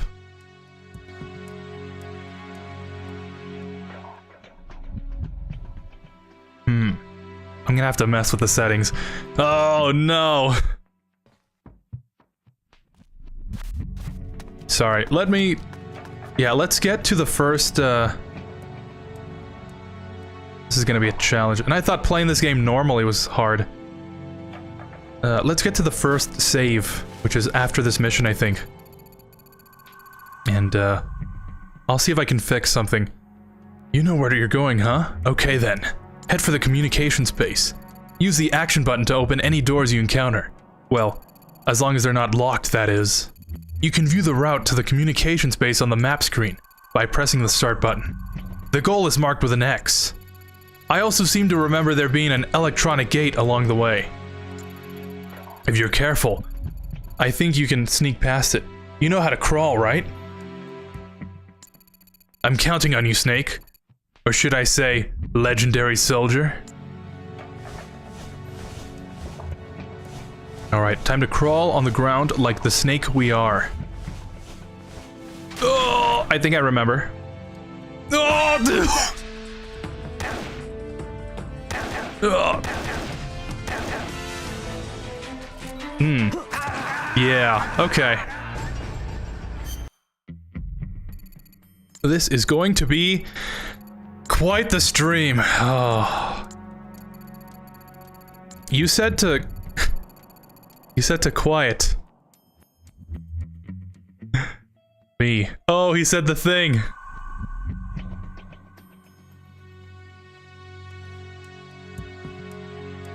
I have to think about if I want to press up, I have to press left. And if I want to press left, I have to press up.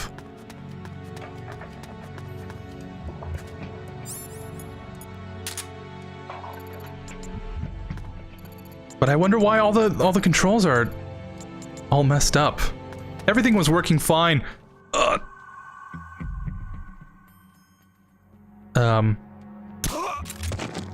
When I tested it. So like you said, one is better off playing the game either on the original console it was released or a PS3. Alright, got it. Yes, that's exactly what I said. Definitely the best way to play this game is to play it on original hardware. And then be frustrated at how bad this controls.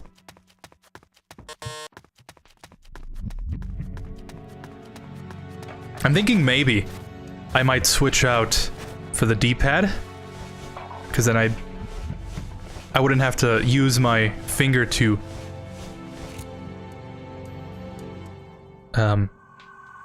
do everything. But apparently the stick works for aiming, so it shouldn't be that hard. Alright. And I think we go this way?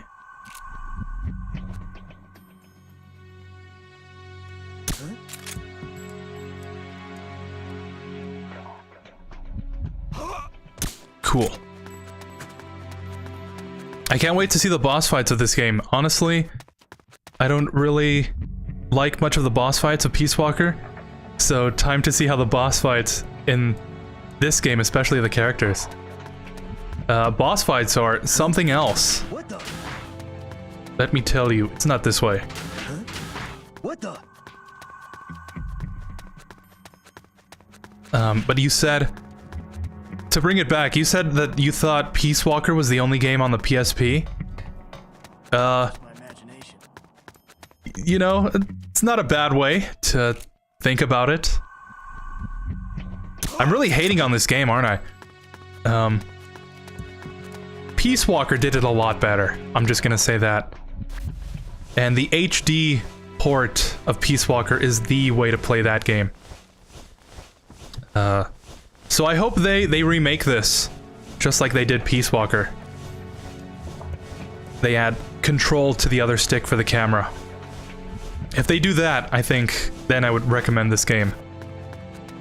But in terms of controllability, I'd say this is at the very bottom, and then right above those is the first Metal Gears.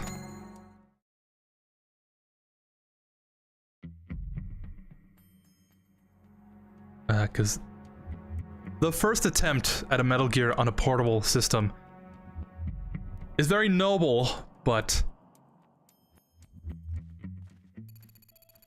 They did it better in Peace Walker. Oh, that's a dish antenna for satellite communications. This must be the communications base. The communicator I'm looking for is in that building.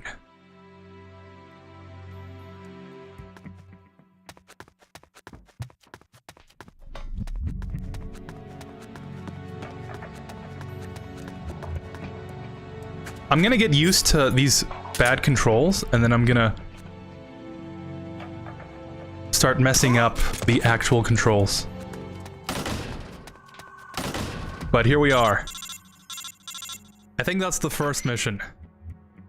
Ah, does anybody read me? This is Snake. If anybody can hear this, please respond. Snake! It is you. Is this the real Naked Snake? That voice. Paramedic? It's me! It's been a while, huh, Snake? It's good to hear your voice again. Same here. It'd be even better if I weren't in this godforsaken place. So you're still using the circuit? Major Zero kept it just in case. He said if you were safe, you might try to use it to contact us.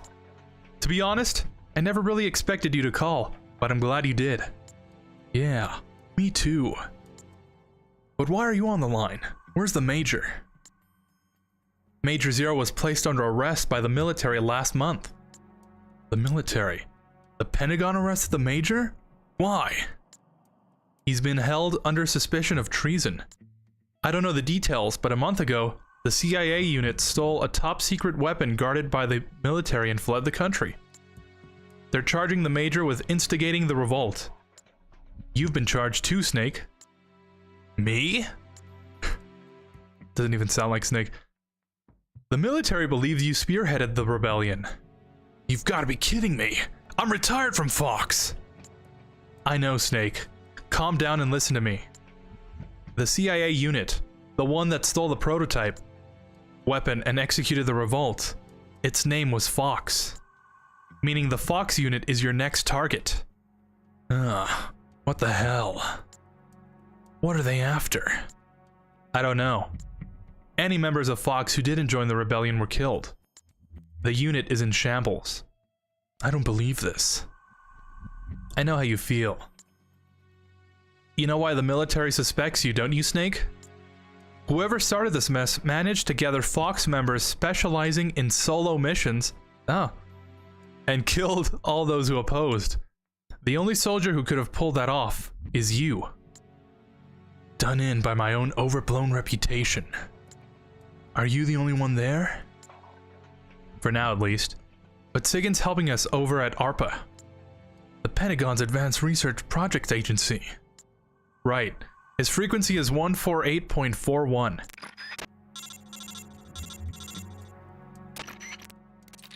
Yo, Snake. Long time no see. I hear you got yourself in a bad mess out there.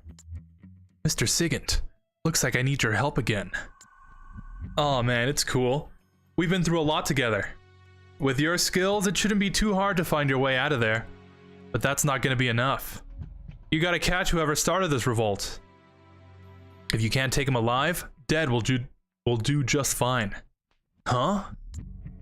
We need evidence that proves your innocence. Otherwise, we're gonna end up court-martialed for helping you. I see what you're saying, but I can't do it. We're not just talking about rogue Fox members here. They've got the Russian soldiers based on the peninsula on their side. Yeah, that's what we heard too. It looks like they took over the chain of command for a Red Army unit that was secretly stationed inside Colombian territory. Took over the chain of command. So that's it. I thought this seemed a little strange for an official military operation. They've got the soldiers that were already stationed here to join them. Hearts and minds, the bread and butter of special forces. Anyway, because of that, neither the US nor the Soviet Union can get involved publicly. If the world found out that the Russians built a nuclear base in Colombia, or that America had one of their most advanced weapons stolen, there'd be hell to pay. And the rogue unit is using those secrets as leverage to demand negotiations for independence with the US and the Soviet Union. They're planning to create They're planning to create a new military nation? So in other words, they've got the force strength necessary to back up these crazy demands. And I can't expect any backup from home. And you want me, on my own, to go in and capture the ringleader of this rebellion? Well, there's no reason you have to do it alone. If the rebels manage to get the local militia on their side, who's to say you can't do the same thing? You're saying I should convince the Russians and the rebels to join my side? It's not that complicated, man. Just think of it as procuring your allies on site. That's what you're good at, isn't it? Procurement on site? You're kidding, right? This isn't the same as catching fish and snakes, you know? You gotta try, Snake. Otherwise, everybody's gonna be gunning for you. The rebels and the Pentagon. And you're gonna bring us and the Major Zero... you're gonna bring us and Major Zero down with you. Oh, and I do have some good news too. As luck would have it, we just sent a scout unit to the peninsula to gather intelligence. It's a FSG unit. The Green Berets? Here? We lost contact with them a little while ago, but there might still be some survivors. If you rescue them, they'll help you out. Yeah, now that I know who you're talking about, I think I know who you're talking about. Okay, I'll see what I can find.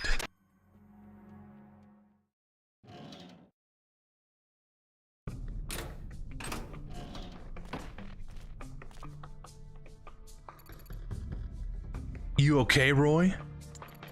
Snake, what are you doing back here? Found a key. Thought you might be interested in it. Did you call for help? Nobody's coming. What? Seems they think I'm the one who's leading Fox. The one who wiped out your unit. That's insane. And unless I clear my name, they're not letting me back into the country. And we can forget about someone coming to rescue us. Clear your name, but how? Track down the real roots of Fox's rebellion. Huh. Roy? What? I need your help to pull this off. Me? Yeah. I need your skills as a Green Beret. Whoa, Snake, don't go getting any crazy ideas. What's so crazy about... Look at me. My leg's broken. I can barely walk. And I've had this nasty fever for days.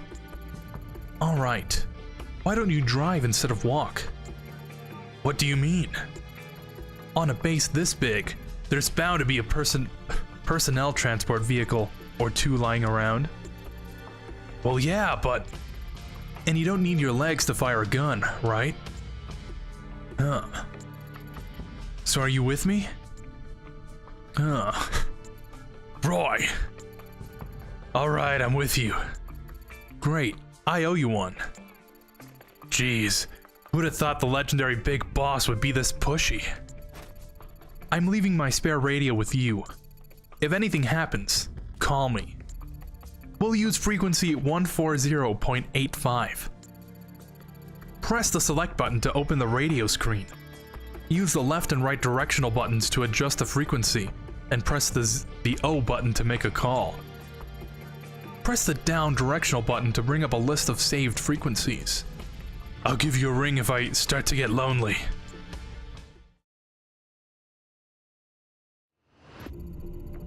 Okay, first things first, we need intel. Did you get some kind of briefing before the mission? The first recon target we were given during the pre-mission briefing at Fort Bragg was here. A Soviet frontline patrol base. This will be our first target for information collection.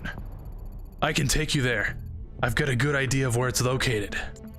Well, more like I don't know where any of the other facilities are exactly. It'll do. So what's the plan? This place is packed with soldiers. The perfect target for our first recon. Get as much intel as you can. You should be able to extract useful information by listening in on soldiers. Alright, we'll go with your plan. Haha. Looks like we'll make a great team, Snake. Okay, let's get moving. So now we can save.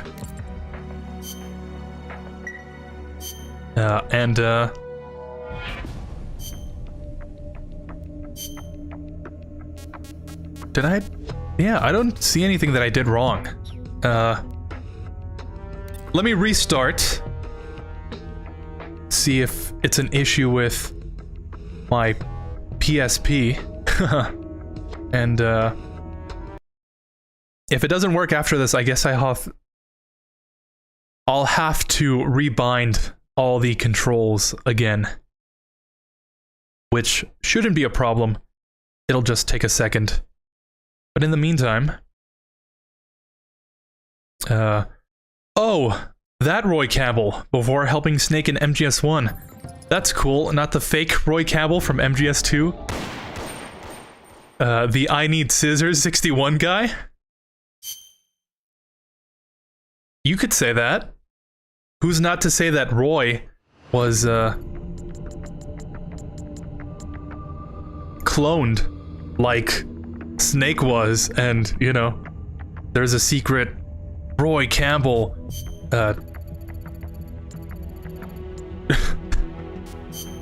Patriot AI clone that, that's just running around. I'm trying to skip as much as this as possible so I can see if it's the controls not working. No, yeah, it's still all broken, so let me rebind everything. Sorry. I thought I had everything, like, good to go, which is weird. I remember he has a small appearance in MGS3 when he kidnaps Snake and makes him capture monkeys. There's even a monkey that has an eye patch, just like Snake. I think he's known as a Snake Ape or something. That's something I still have to play. I've never played the Snake versus Monkey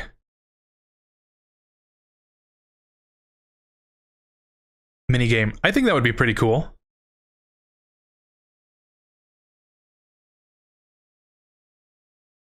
Ah, there we go.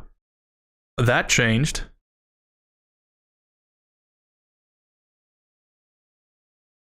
Yeah, that also changed. That's really weird. That the controls would just change like that. Okay. I think we should be good now.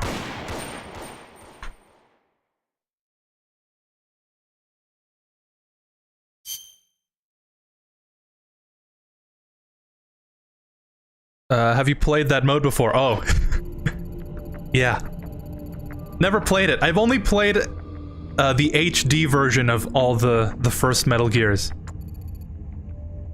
So I've never played the skateboarding minigame either. I bought a copy of it, of MGS2, on GameStop like a while ago.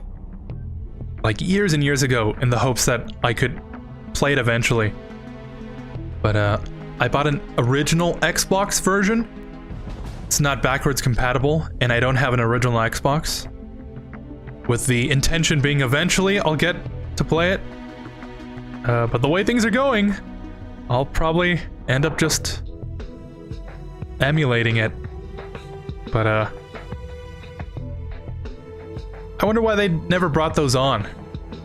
I can see why Snake vs. Monkey, because it's like a tie-in. But it's a shame. They should have included them with the Master Collection. That really would be cool. Konami should just remake all the original MGS games for the PS5 and Xbox Series XS. Yeah. I heard a while ago there was a rumor. They were remaking the original Metal Gear with the Fox engine. So you'd play like as Snake infiltrating Outer Heaven. I guess it was just a rumor though, because haven't heard anything about it since. But those original MGS games, yeah. Honestly, they should just remake everything. Add in some of the cut content. Upscale the textures and everything, you know?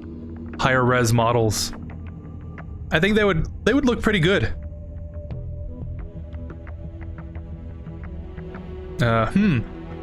So they still had the codec call selection or something that the MGS Peace Walker did not have. You'd only call the codec, but it would be at random. Oh, it would be at random about who would answer the codec in that game. Yeah. It's a lot like MGS3 in that aspect. But I guess in the end, it doesn't really matter, you know?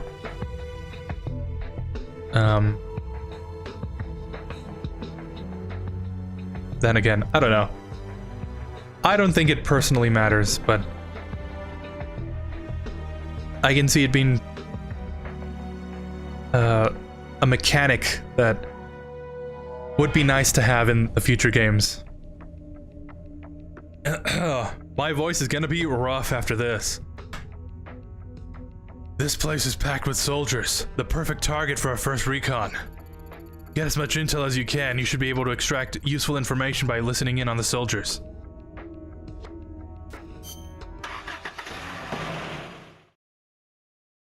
So let's see if this worked. It's a cutscene and then a codec call. Oops.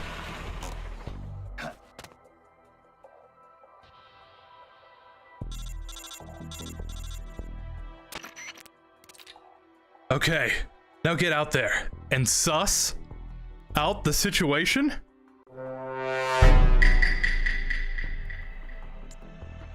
You can learn a lot from what the enemy is saying. Just get close to an enemy and listen carefully. I know you can do it. When you're approaching an enemy, hold the action button down as you move. That will muffle your footsteps during your approach. Got it. Huh? Something wrong, Campbell?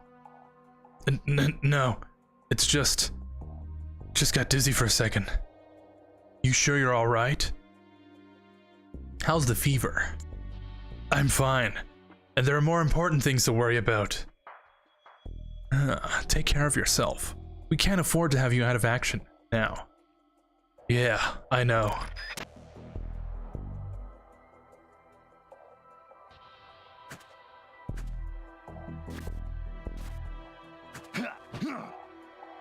There we go. That's the control scheme I know and love. Oh, I forgot to disable this. There we go. Don't need that.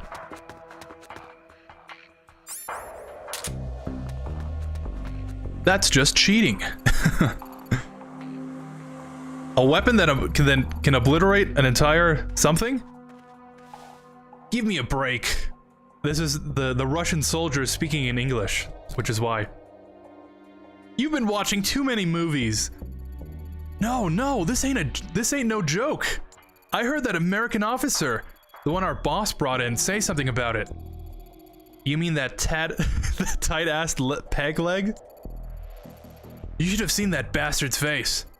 When the topic of the weapon came up, there must have been something in that document that arrived from HQ the other day.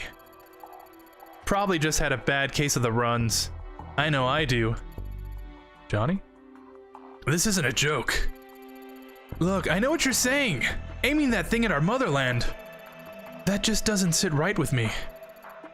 Yeah, it's suicidal. But it's just a threat, right? A bluff?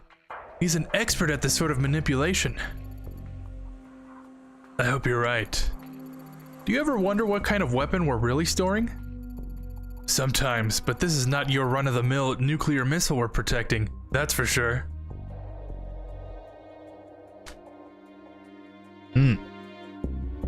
I wonder, what could they be talking about? Huh? Who's that? Oh, I guess we'll never know, right?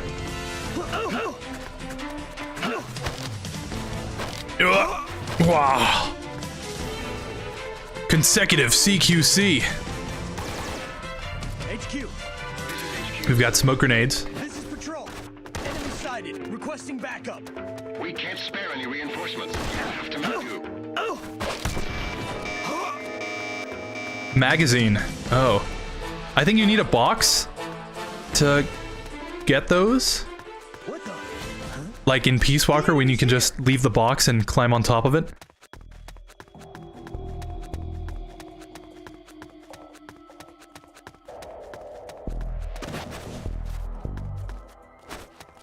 Just my imagination.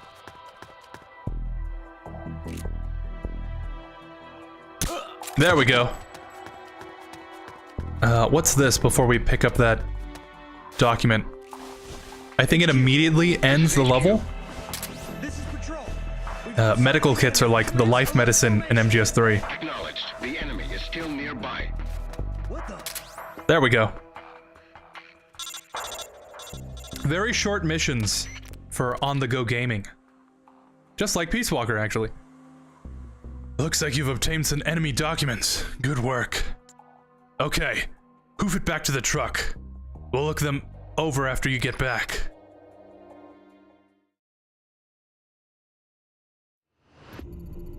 Snake. That was a weird noise. Should I, like, oil this thing up? Oil up the, mic stand. Haha. Saw a meme earlier. Snake, about those documents you found just now. Find anything interesting? You're not gonna believe this. Try me. It seems the rebels are actually planning to activate that new weapon they stole. The documents outline details of a launch plan. The date and time aren't mentioned, but it looks like we don't have much time. No way. They're in the middle of negotiations with Washington and Moscow. Even assuming this launch plan is real, it's got to be a bluff to straighten their hand. Maybe. But they exterminated us Green Berets, their own comrades, without mercy or remorse. I don't think they're too particular about means to their end. I hope it turns out I hope it turns out I'm worrying too much. But if they're serious about this, it could ignite a global crisis. Snake, until we have a clearer picture of what's going on here, I think we should assume the worst. Better to overreact now and laugh about it later than ignore this and live to regret it. I can't argue with you on that. Right now, we're the only ones on this peninsula in a position to stop these guys. It's our duty to act before the launch deadline. Yeah, you're right. Even so, the fact is that there's only 2 of us, and we can't do this alone. Gotten any ideas? Snake, when you were listening in on the enemy, did you get the feeling that maybe not everyone's satisfied with their commander? Yeah, some of them were griping about it. Tell me, how hard do you think it would be to recruit some of these soldiers over to our side? Recruit them? Exactly. We could use any grievances they have against their leader to try and persuade them to join us. Sowing discord among the enemy has been a basic element of psychological warfare since the time of Confucius, right? Play our cards right and we might be able to find out who's really going on. Find out what's really going on. What do you think, Snake? Sigint was saying the same thing. Yeah, it might be worth a try. I knew I could count on you. Now, first things we gotta do is choose a suitable candidate. So what exactly does that entail? I'm getting reports that soldiers unhappy with the rebellion can also be found in other areas. That means you'll have to drag them back to the truck so we can have a friendly chat about them joining our little resistance.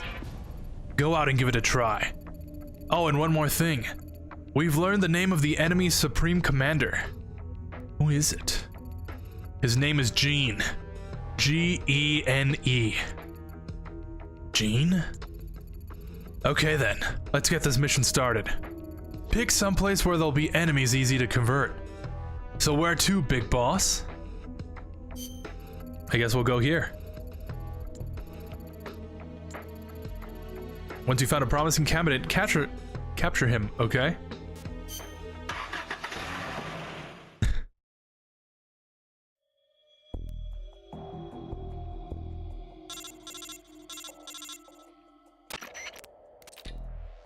Let's review. This voice is going to be the death of me. We're going to scout for soldiers with grudges against Jean. Listen to what the enemy is saying. Then once you've found someone ripe for the picking, grab them and bring them back to the truck. The best time to get them is when they're alone. Once you've got the enemy alone, knock the sucker out. Now, there are several ways to knock an enemy out. You can shoot them in the head with your Mark 22, or put them in a nice chokehold. Here's how to execute a chokehold. First, you unequip your weapon so that you're barehanded. To unequip a weapon, then quietly sneak up behind an enemy. Push and hold the attack button to get him into a full Nelson. Once you've... Full Nelson. Wrestling reference? Once you've got his arms pinned, repeatedly tap the attack button to choke the sucker. Sooner or later, he'll lose consciousness. You can also pick the enemy up and carry him around when you're barehanded by holding the attack button while positioned above his body. Then just drag the unconscious enemy back to the truck. That's it, go get him. I'm gonna need some water here in a second.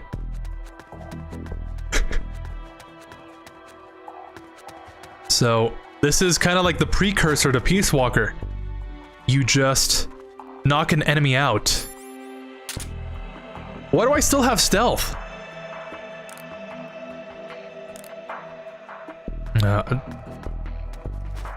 It's probably a... Huh? What was that? Probably a cheat that I enabled on my earlier playthrough. Oh! How did he climb all the way up and not notice I was there?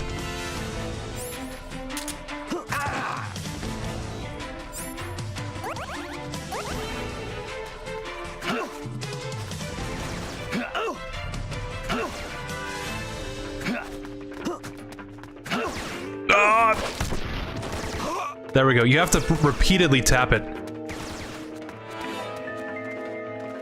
And then, the action button, which would... I was wondering when that was gonna happen. There we go. On the topic of dogs, I was thinking of making an emote called Dog Check. 'Cause I'm pretty sure these dogs are gonna keep barking. And I think it would be pretty funny. But we have to slowly drag this guy over to the truck. And 1, 2, buckle my shoe. We've got him.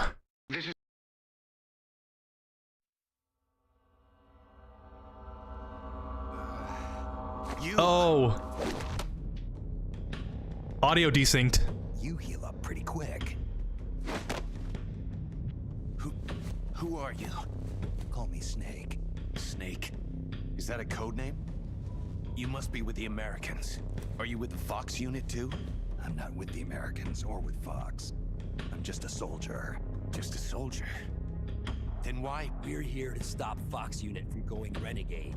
A member of Fox named Gene betrayed the US government and stole a top secret weapon. He plans to use that weapon and the warheads in this base as bargaining chips to negotiate with your country. But blackmail's more like it. We're here to put a stop to it. Our mission is to free the soldiers of the San Geronimo Peninsula from Gene's control and capture the traitors in the Fox unit. I can understand if you're afraid of Fox, but we need others to help us free the Soviet soldiers on this peninsula. Will you join us? You're here to save us? And you want me to help you defeat Gene? What's so funny? You think he's been brainwashed? Brainwashed? Is that what you think is happening here? A fine joke. But I'm afraid you two have it all wrong. Wrong? We didn't rebel because of Gene. Our country betrayed us first.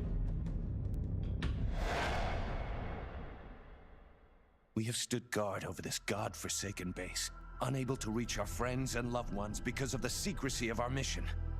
The climate was brutal. The meals were meager.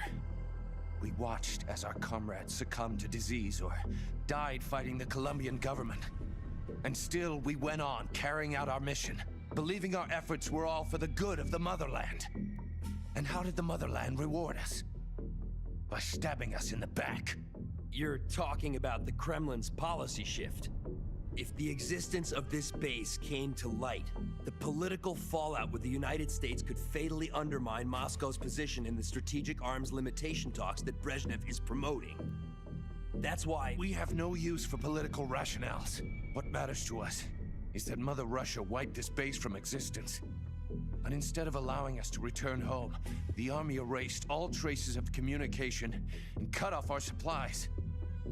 They sought to isolate the peninsula and make it look like this was all the work of a few out-of-control soldiers.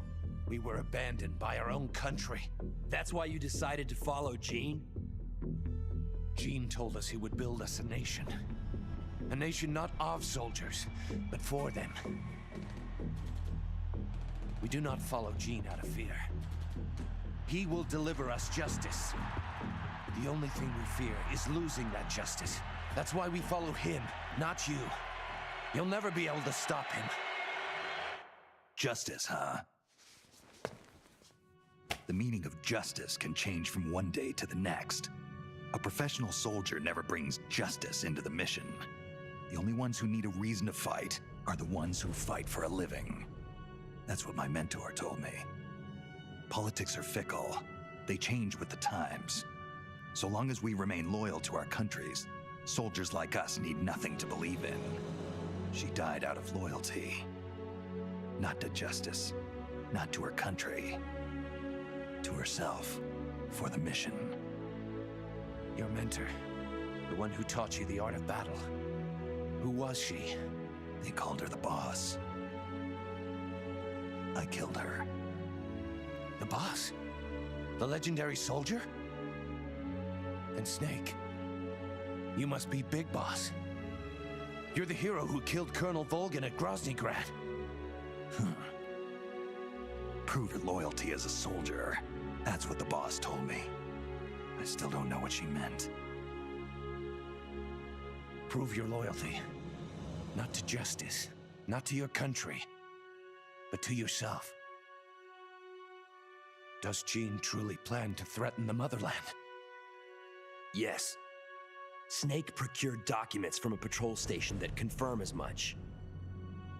If launched from this base, the weapon Gene stole could deliver a devastating blow to every major city in Russia. I know it's hard to believe. No, I believe you. Not as a member of the Red Army, but as a soldier. I appreciate it. I will follow you. Snake, give me my mission.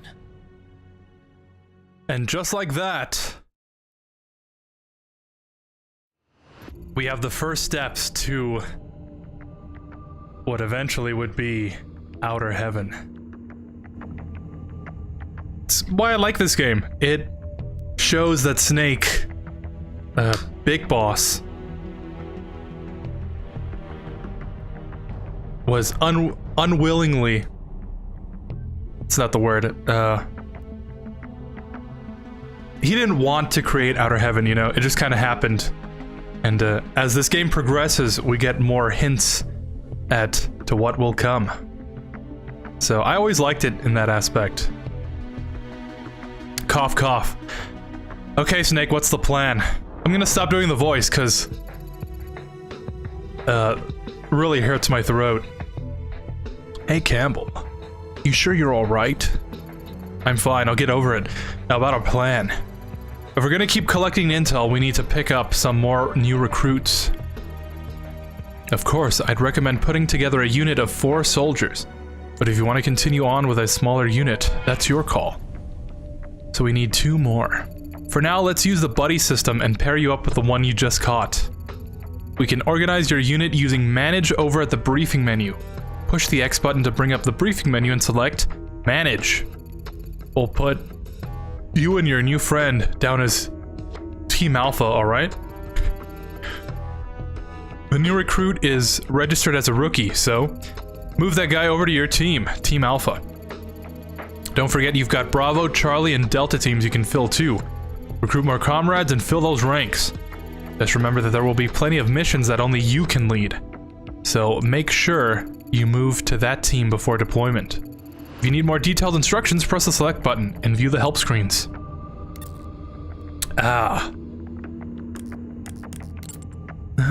Campbell, why don't we make a Team Sigma? I feel like I'd be better with that.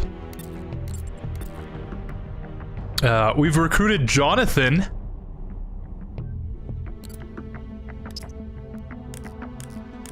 I don't think he has any relation to the Johnny we know.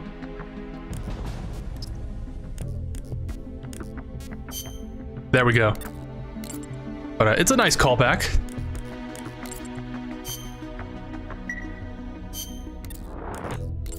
Alright, so now we just have to move around the place. Recruit some new soldiers, and I think that's it. That's the thing with this game. Sometimes you don't know what to do exactly. And I think you just kind of... Yeah, okay. You just play a little bit and something should come up. Big boss. Campbell's sick. I'm not exactly sure what it is, but his symptoms look like a form of tropical malaria I've seen before. What? The first bout has subsided. He's lying down beside me now. Are you positive it's malaria? I know he took preventative drugs. I'm not a medic, so I can't say for sure. But judging by these symptoms... Hey, don't try and get up! Snake, it's me. I'm in bad shape. Malaria. Who'd have thought? Take it easy, Campbell. What do we do now, big boss?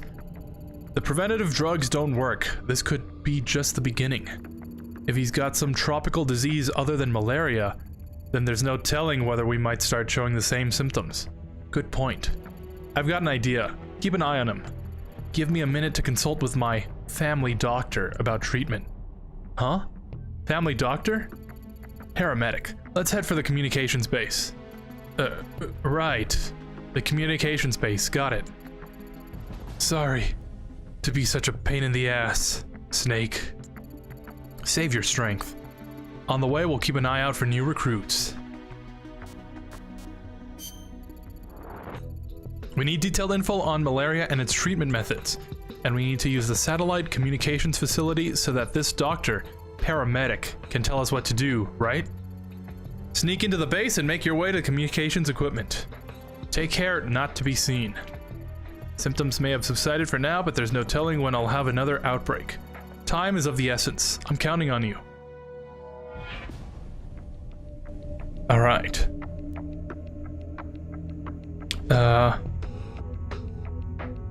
Talking about Xbox, I think it's nice that the new Xbox has backwards compatibility with the OG games and the Xbox 360 games. Yeah. Older consoles used to have backwards compatibility, like, built in, right? I think the PS2 can play PS1. Only the original models of PS3 can play PS1 and PS2. PS4 can't do that, I think. Definitely not PS3. And Xbox 360 was the only one that did backwards compatibility. At launch, that is. So, I was really overjoyed when they announced backwards compatibility with Xbox One going forward. So many games, so many great games on those older consoles that otherwise would not be playable. So it's always a good thing when they add backwards compatibility. Nintendo's been really good about that.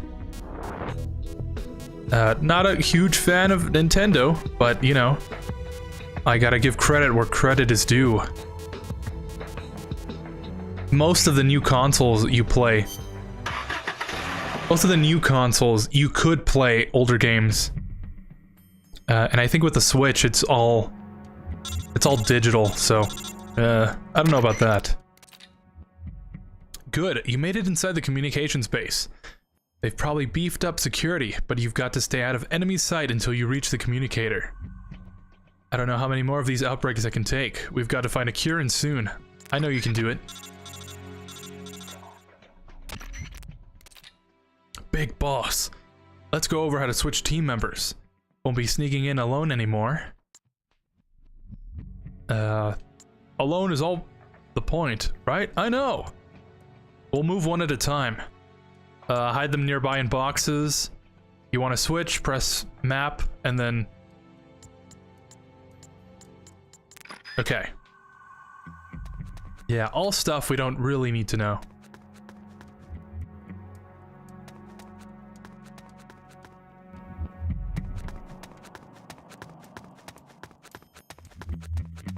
What the? Ugh. Already a good start. Huh? There we go. So that's just like rations of MGS2 and life medicine in MGS3, huh? Yeah. And it's gonna be very useful.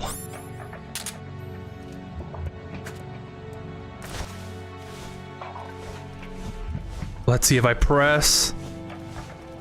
Oh, that didn't work.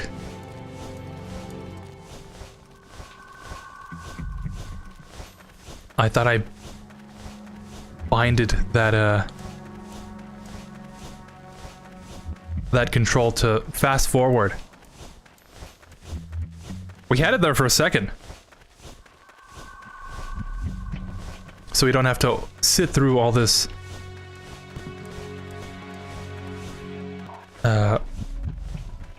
all the dragging around, but we need a whole bunch of soldiers. And I think the officers, the scientists, the medics, those are all the most important.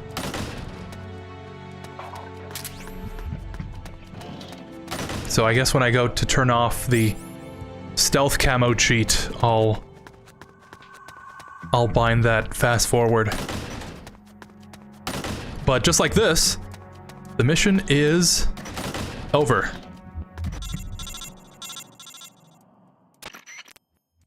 Okay, everyone here? We're all set, big boss. Everyone's here. So this family doctor of yours, is she that good? Yeah, you could say that. She saved my life more than once. Snake, you came all the way back to the communications facility? You must really want to talk to me, huh? Yeah, actually, I do. One of my men has come down with malaria. Malaria? Can you get some preventative drugs? Depending on the drug, it can be used to treat malaria even after symptoms appear. We've been using the drugs, but they don't seem to be working too well. Do you think it might be some other kind of disease? Wait, you said these were malaria symptoms. Yeah, no question about it. I got it. What? Do you know how people get malaria? Yeah, the virus is transmitted by mosquitoes, right?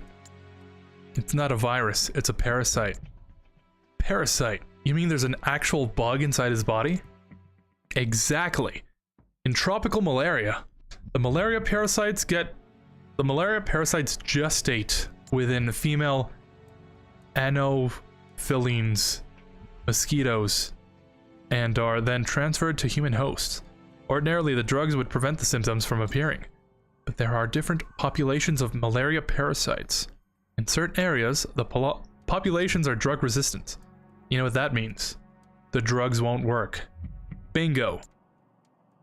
So the only way to treat it is to find a different drug that's effective against that particular population of malaria parasite. A different kind of drug. Try the local medical facility, they should have a supply. But you'd better hurry. You might already be infected with the same parasites. It's only a matter of time before you start to develop symptoms yourself.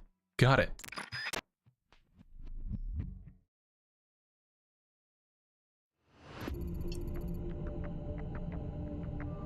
Big boss, I need to talk to you. What's up? Paramedic was saying we need some medicine to treat malaria. Yeah, if there were a hospital nearby, I'm sure it had a supply in stock. I know where we can find one. A hospital?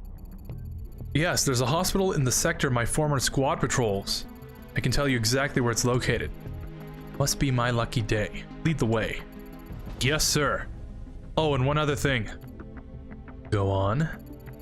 It's a small hospital with minimal facilities in the mountains. But just the other day, I saw them bringing in a huge shipment of drugs and medical supplies. What for? I don't know. But what I do know is that this shipment was way too big for a hospital of that size. Sounds suspicious.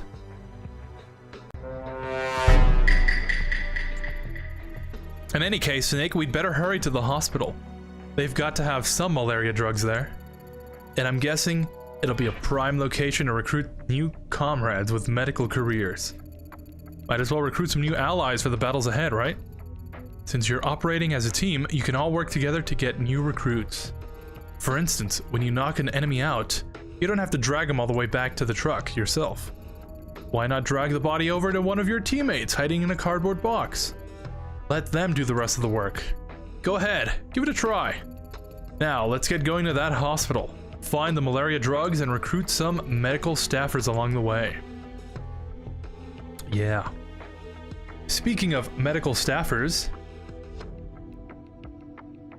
let me see if I can disable this stealth camo, because it's taking up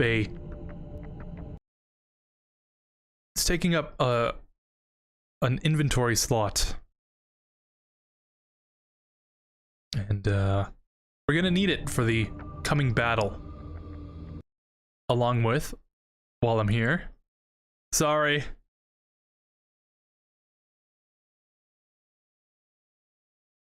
Yeah, it should be toggled. Okay, I think it's working. Perfect.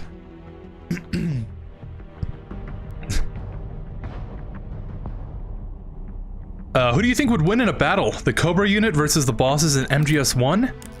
What team would win? Honestly, I think... let's see. Because we have Liquid Snake. That's kind of like the boss, right? I'm sure the boss will wipe the floor with Liquid. The End, Sniper Wolf. Sniper Wolf would kill the End, no problem. I think.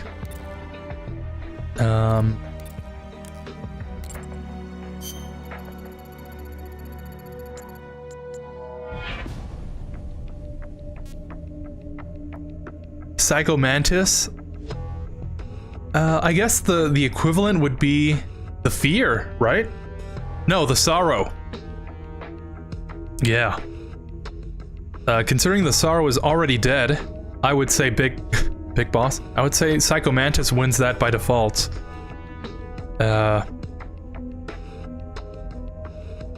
Vulcan Raven, probably be the Pain.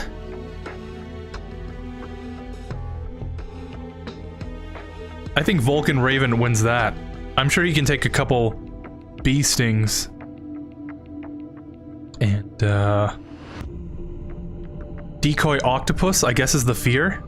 Yeah, that makes sense, because the stealth camo, he blends in. He would be killed by the Fear, no problem. So we've got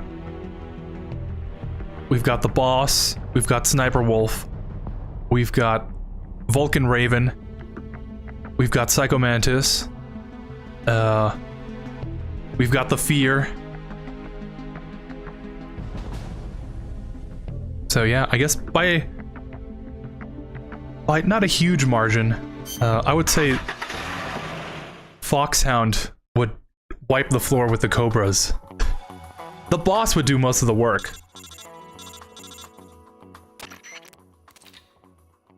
Campbell here. We've assessed that the drugs are in that hospital. We're just not sure where. Find those drugs and avoid detection. We now know that I'm not the only one at risk for malaria. Any of our comrades could be infected. Unless we act fast, it won't be long before we're goners. Good luck.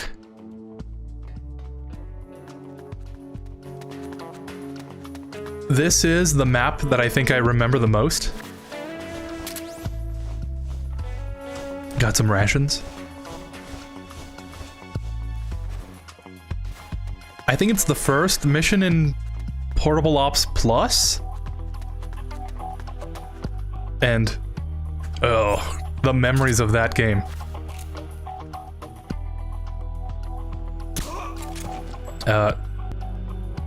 If this game is, you know, kind of bad to play, I would say Portable Ops Plus is even worse. Because it's just, it's like VR missions for MGS1.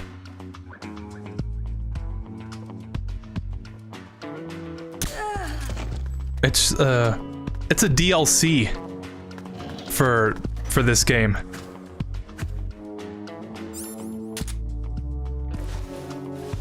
And it just adds more. Oh.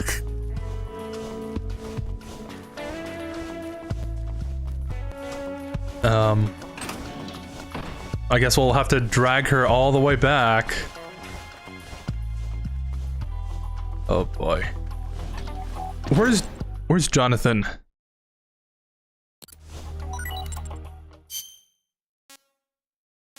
Oh, we can do that. And have him drag her back.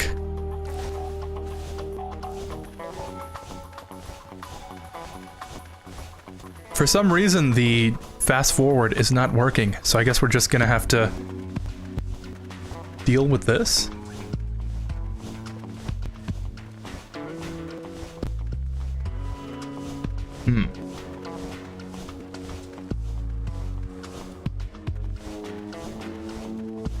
But, yeah.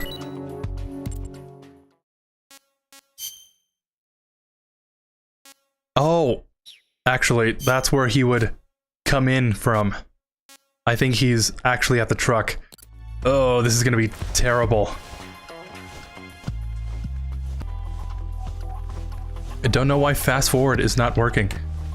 I'm sorry to do this again. Let me fix this, because this really is gonna take a lot of time. I think more time than just rebinding something else. Let's see if that works. Oh, perfect. All right. Sorry about that. Yeah, look at that. Now we're playing with power.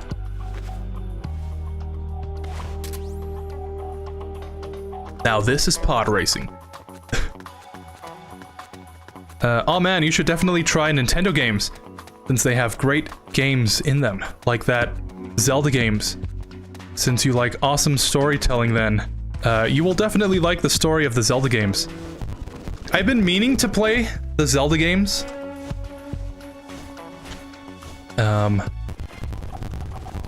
But like knowing all the games I'd have to play, like up to the point, and like getting hardware to play them, knowing how much the discs would cost and everything.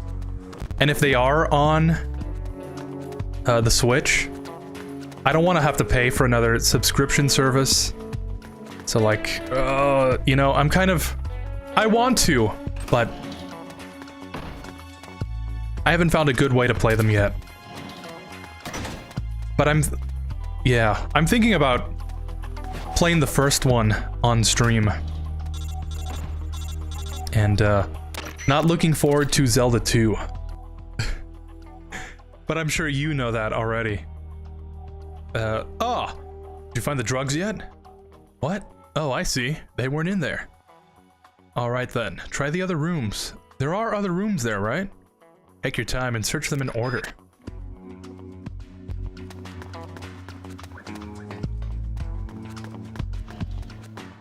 The only Zelda game I've played is Breath of the Wild.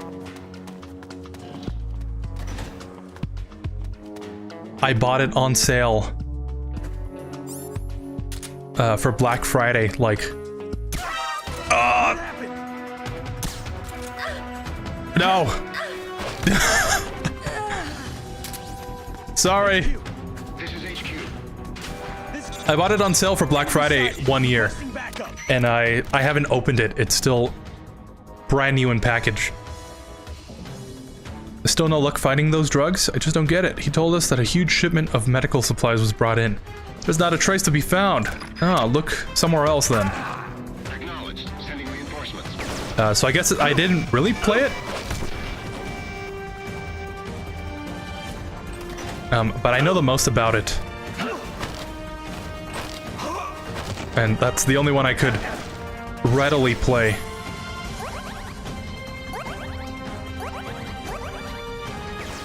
Yeah, rations regain your stamina.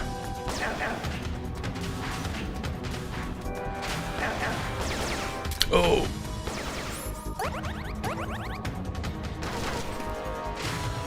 Oh. Oh. What's wrong? Your circuit's gone dead. And Big Boss is dead.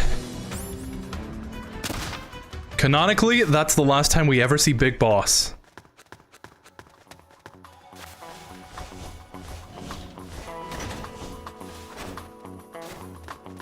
Let's test something out here.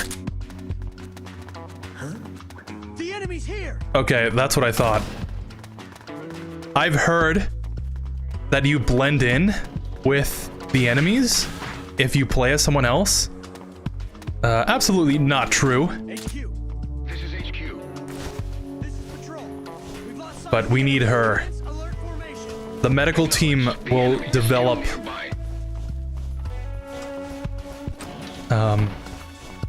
like medical kits and whatnot, which is very useful down the road. So it really is like Peace Walker. You know, you recruit soldiers to put them in teams, and those teams develop items for you. Oh no, this is not good.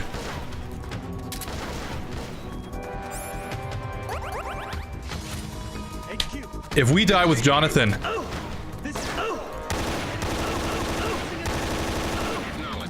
that's gonna be the end of this mission, because I'm gonna have to restart.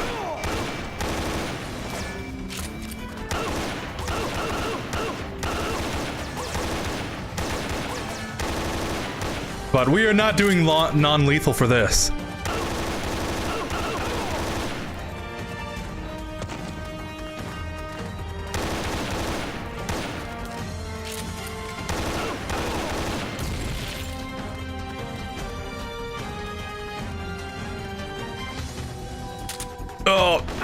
Oh, there we go. Okay. What's wrong? Your circuit's gone.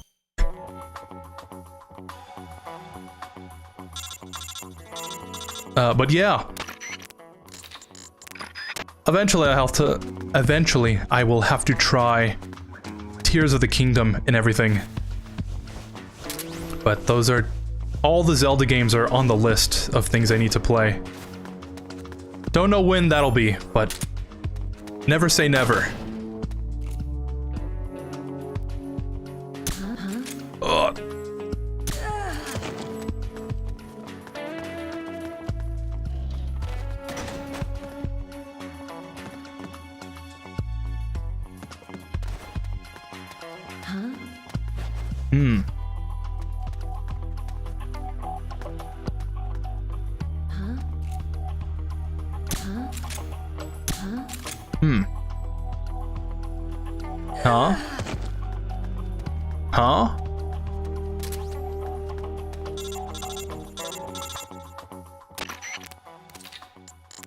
To be honest, my first video games that I played were Nintendo NES games. Super Mario Bros. 1 and many others on that console is what got me into gaming.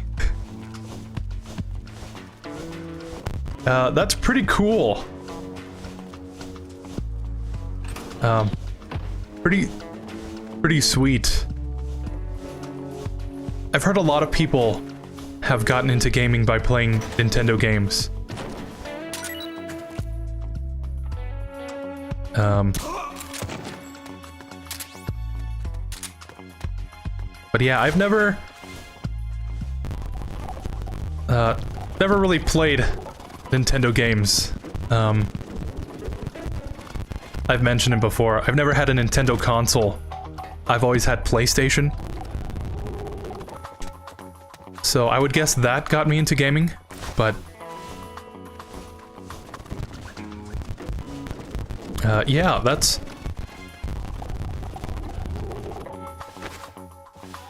is a way that I've heard a lot of people talk about Nintendo. I think that's why they have such a rabid fan base. You know, they defend them for everything they do. I know I used to be like that for Xbox. But, oh, this is not a good position, Snake. Yeah.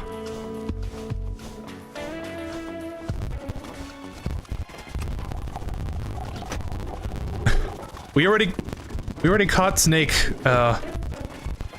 in MGS3 doing something with face paint.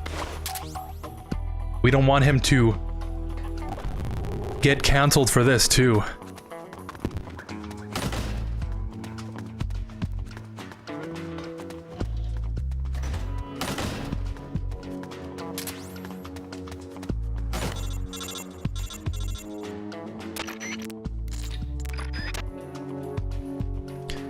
You forgot about the Fury.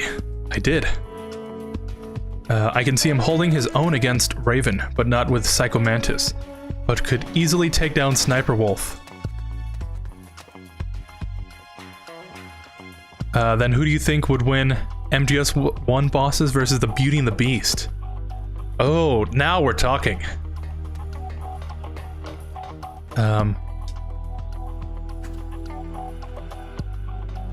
I mean, if the Fury can take down Big Boss easily, at least according to my own canon, I can definitely see him taking out Sniper Wolf.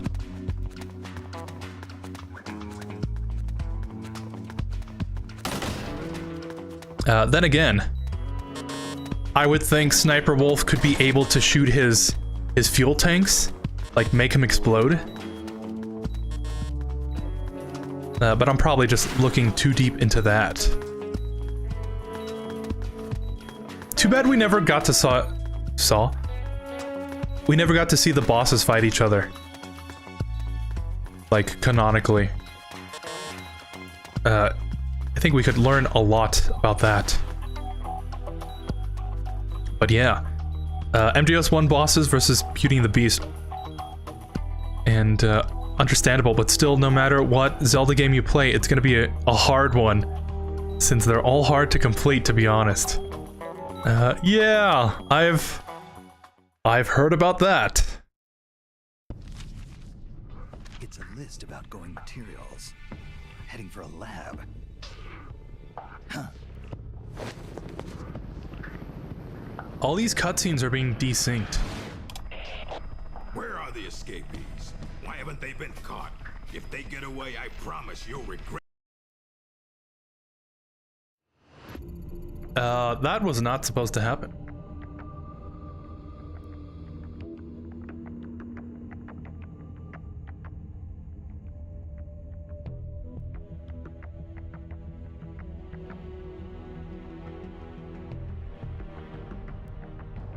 Don't know why the cutscenes are not playing properly. This is a good emulator.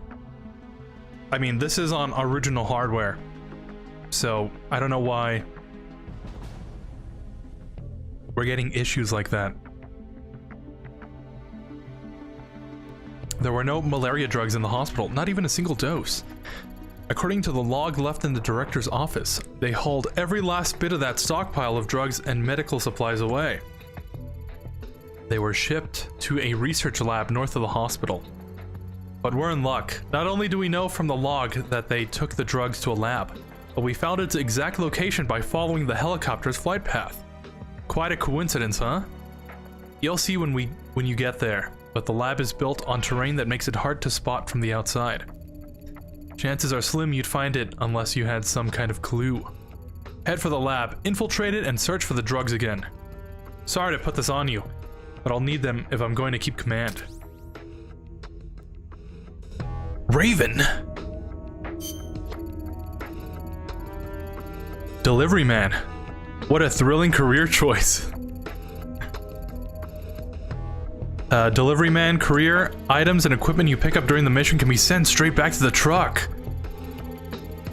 You know, you can press 0 circle during a mission to equip. To open the equip window, right? Try pressing the R button at that window. Then instead of item selection, you'll enter transport mode. Use the directional buttons to choose items you want to send directly. Pretty handy to have around. Don't forget, if you simply want to drop an item, press the L instead of R.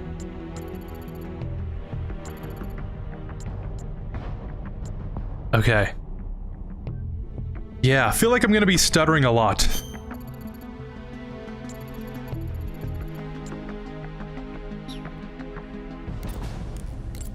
Alright, we needed... Raven? Was that the guy?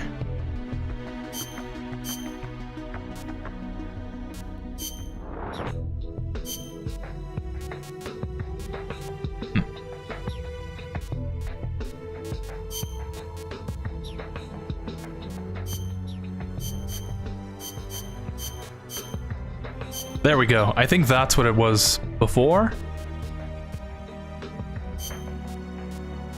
This is gonna be a challenge. Anyways. Let's see, he's got an AK, he's got grenades. He is a delivery man. Okay.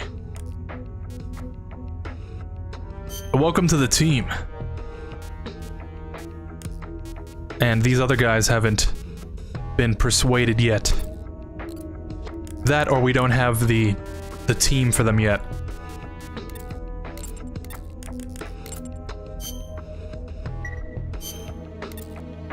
Alright, let's continue. Beauty and the Beast versus MGS1. Considering the B and B core are just the MGS1 bosses again, mixed with MGS2 and 3.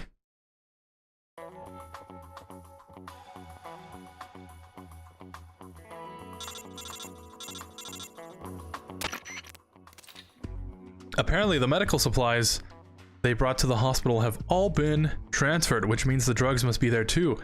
Do whatever it takes to find those drugs and bring them back. We need them, and soon.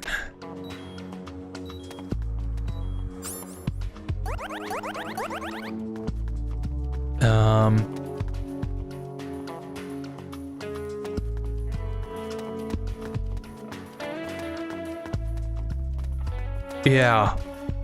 I've said before...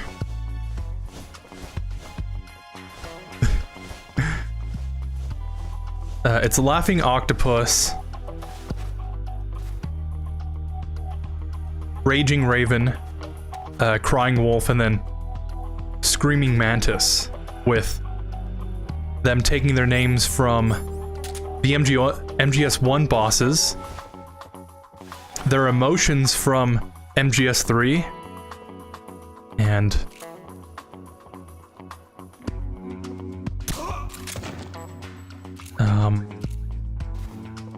oh, and the weapons from MGS2. That's what it was. So Octopus uses Solidus's tentacles. Raven uses a grenade launcher, which I guess would be Fat Man.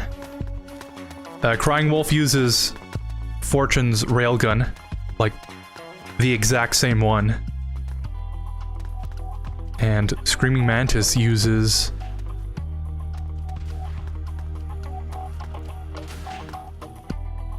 her psychic abilities. So I don't know what kind of... Yeah, I don't know what that would be. I can't think right now.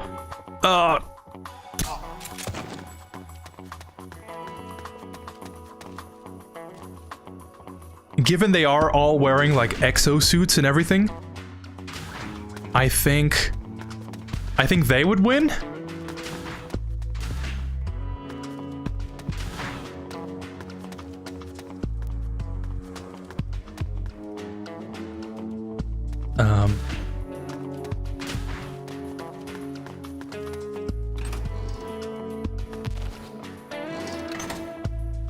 Menu full. Oh! Okay, that someone walked in on me.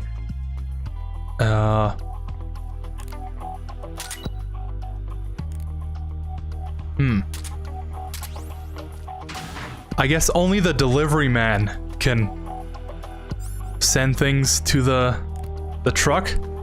That kind of sucks. Fix that in Peace Walker.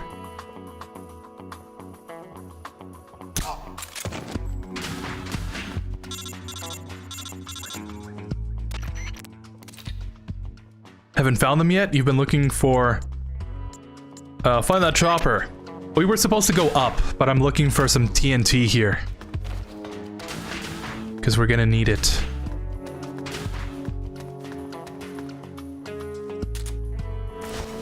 Guess we could also bring some guys back.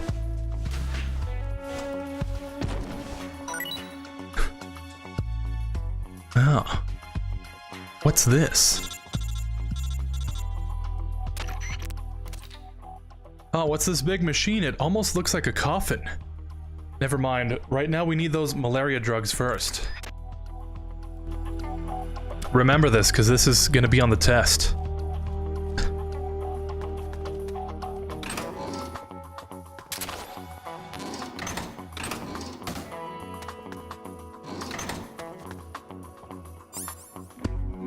We can get rid of those. We need the medical kits way more.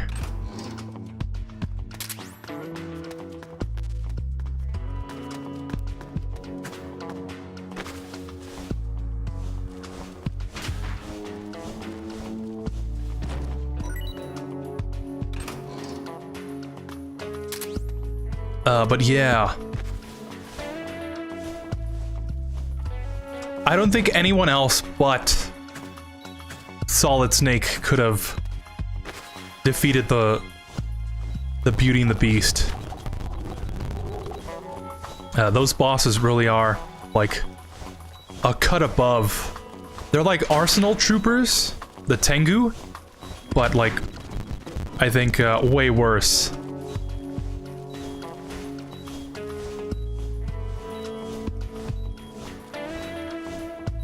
So that's definitely something.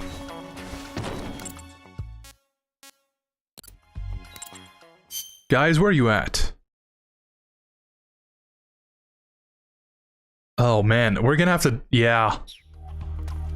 Forget about that.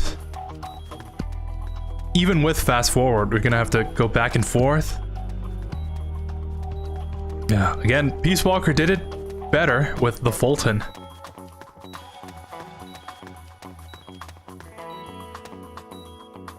But we wouldn't get the Fulton unless we had a system like this in place first. What's his status? We're currently reinitializing his memory and readjusting his sensory nerves in the culture tank. By my estimate, it'll take another 12 hours, at least. Half a day? He has to be readjusted after each deployment. Not much better than a prototype, a test subject.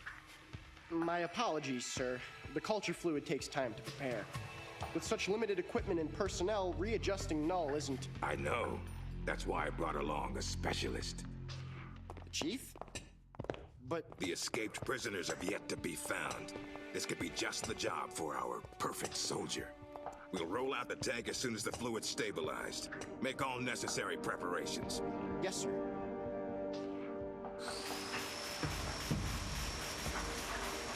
Commander. Yes, I know. Cunningham. Don't move.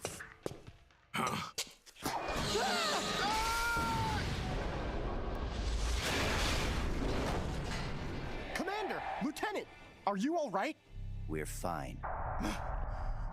Please forgive me, Commander. Are you hurt? Don't worry.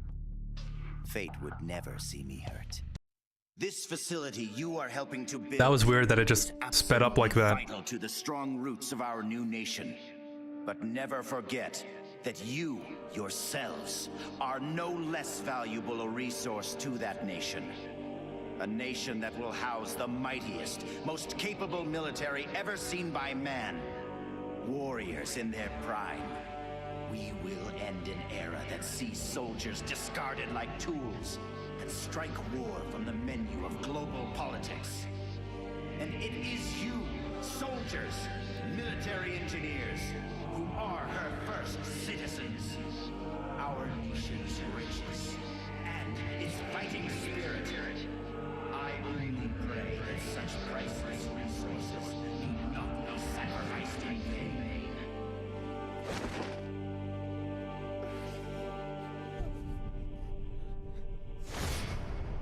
So that's Jean. That voice and the premonition. Is that ESP?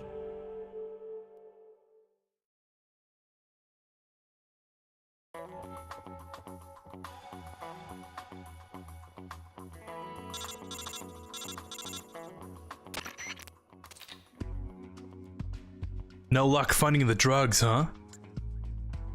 Where the hell could they? Wait, that reminds me. When you were eavesdropping on Gene and his men just now, didn't you say they mentioned something about a culture tank? Do you think that might be part of the medical supplies they brought in with the drugs? If so, don't you think the drugs might be stored in the same place as the culture tank? Wherever that is. I think it's worth checking out. Okay, go look for this machine, this culture tank. They may have even set up a special chamber to house it. Remember when I said it was gonna be on the test?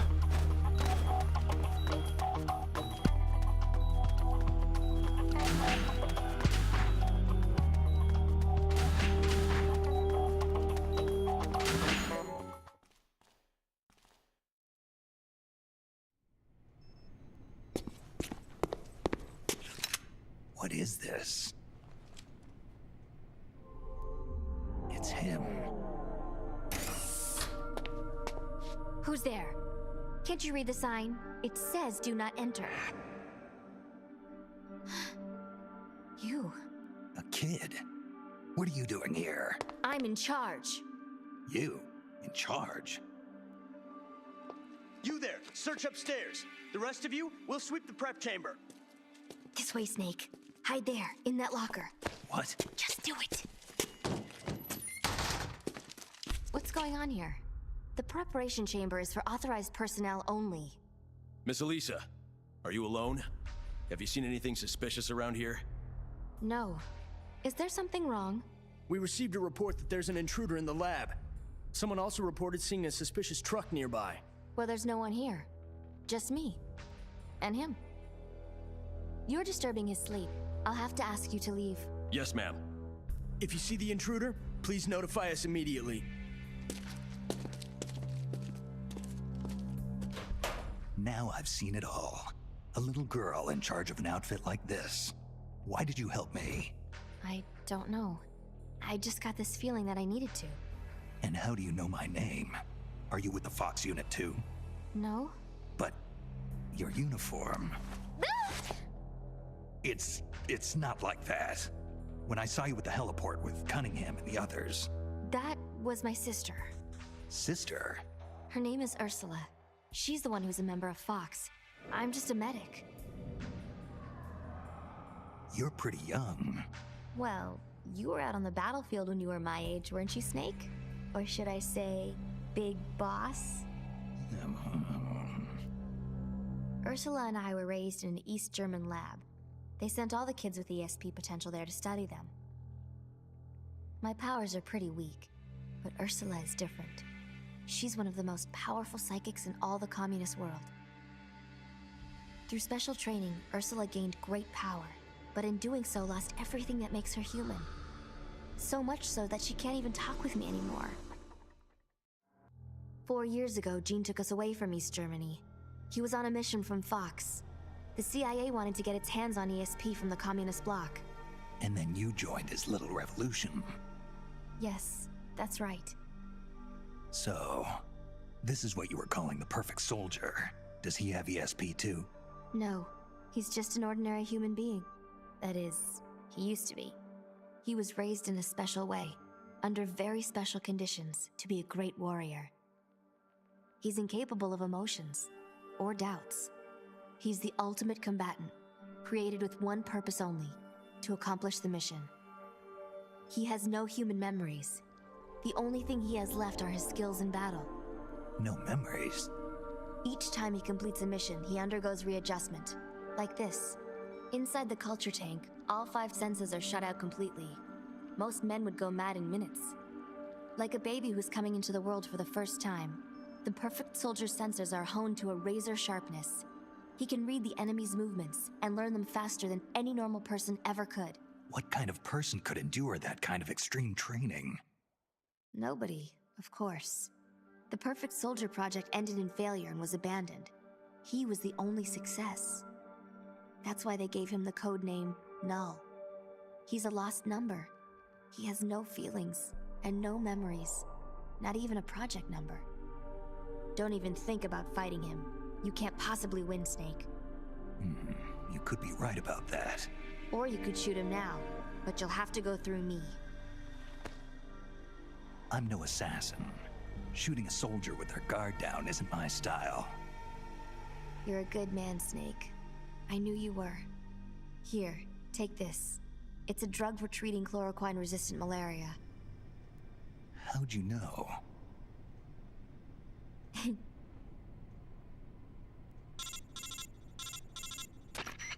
It's time. Bring the tank out. I trust the readjustments are complete. Sorry, it'll just be a little longer. I'll send a man in to meet you. Hurry it up. You can get outside through here. Head for the harbor. You'll find what you're looking for there. You must be psychic or something. One last thing, Snake.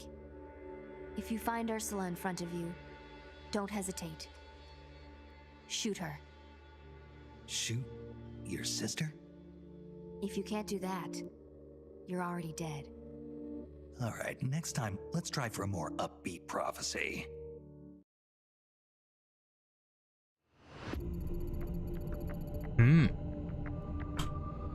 Phew. That was a close one. My fever's all gone now. Looks like those drugs you got from the girl really work. I gave some to all the men. Well, at least we don't have to worry about losing our entire unit anymore. Now what? If we go to the harbor, we might find what we're looking for. At least, that's what Elisa said. The harbor, I have absolutely no idea where that is. Seems we need to do some more recon. Big boss, you got a minute? I got a plan. A plan. What kind of plan? Well, we're starting to pick up more and more new recruits, but these new guys are just sitting around waiting for orders. With all due respect, isn't that just a pointless waste of manpower? In fact, some of them have been saying they'd rather be out there, actually doing something rather than just sitting around waiting. Big boss, we really want to do whatever we can to help. So what I was thinking was, we could pick a few of them to set up a spy unit and send them to key points on the peninsula.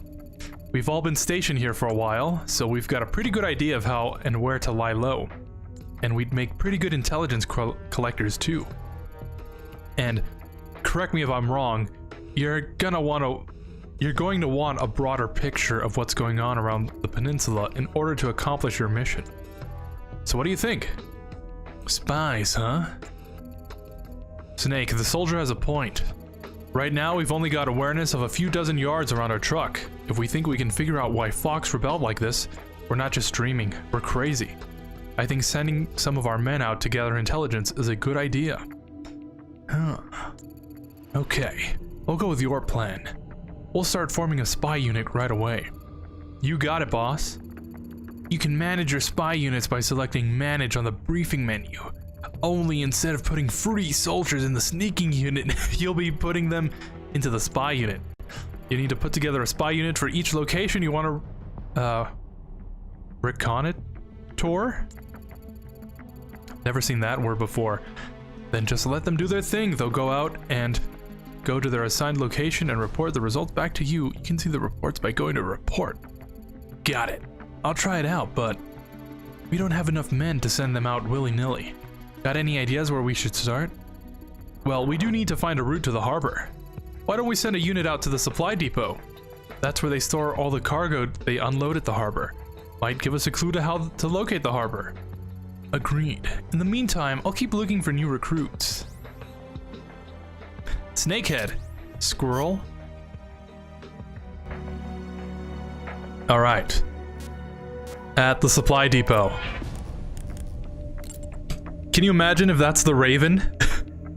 Before turning into the crazy man in MGS1? Like this is how he was, or what he used to do?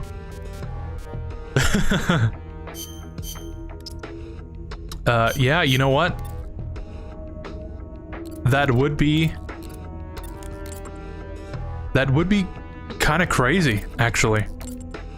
But knowing Hideo Kojima, actually he didn't work on this game. Knowing the folks on Konami, I wouldn't doubt it. I could definitely see that being a plot point he would use later on. Oh.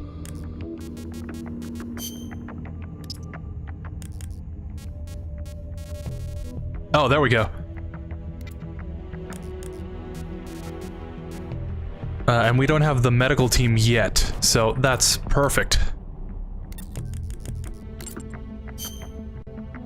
It is kind of confusing moving through the menus, knowing that circle is collect, or it's select, I should say. Looks like we've already received an intel report from the spy unit we just dispatched. They seem to know what they're doing. You can read the info by selecting report. Go ahead, take a look.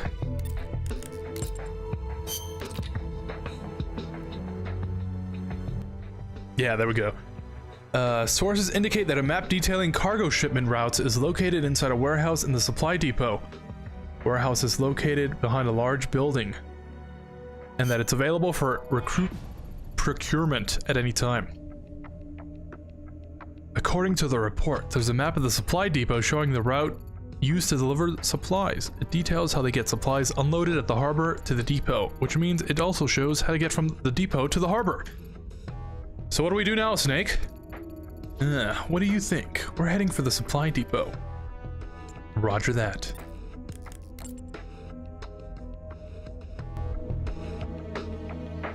So, unlike Peace Walker, we're just kind of moving around the base here and there. Put some units there to find out what to do next. If we keep the spy units at particular places, I think they reveal what kind of equipment we can find here, which is sometimes very useful when you don't know where to pick something up. It's very likely that there's a map showing the route to the harbor stored in that supply depot. Conduct a search of the facility, taking care not to be seen by the enemy, and to find that map. Good luck.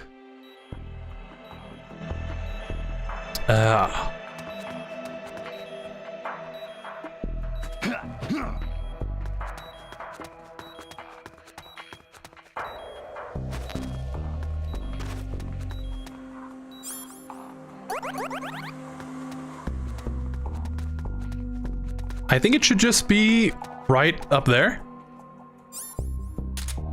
Oh, I forgot to remove those medical units.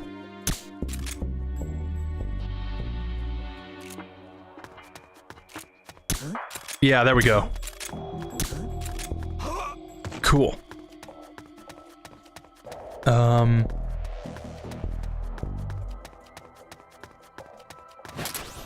Probably gonna play for another hour and a half, maybe. Doing Campbell's voice really messed up my throat, I think, a little too much. So let's see how far we can get through this.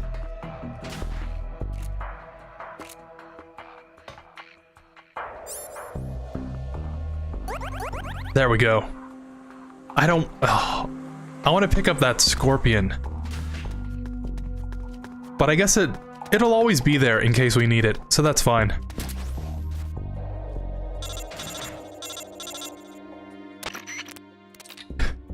Mission complete, now get your ass out of there.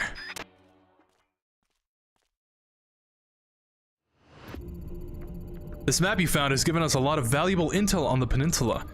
We now know the location of the town, the rail bridge, the Soviet security base, and the harbor. And just as we suspected, the map shows the precise routes to and from the supply depot. Ah, I guess it was worth the trouble after all. I'll say, now all we have to do is head straight for the harbor. At least, I wish it were that simple. Why? What's the problem? To get to the harbor, we have to pass over the rail bridge. That bridge has been closed off and turned into a checkpoint. How do you know? A supplement to the map lists the rotation schedule for the soldiers manning the checkpoint. Checkpoint, huh? That could be trouble. Is there a way to get around it? As you can see from the map, the eastern half of the peninsula is divided from the western half by a river. If we want to get to the harbor by truck, the only way is to cross over that rail bridge. So not only are we cut off from the harbor, we can't even get to the east side of the peninsula at all. Is there a way to break through the checkpoint?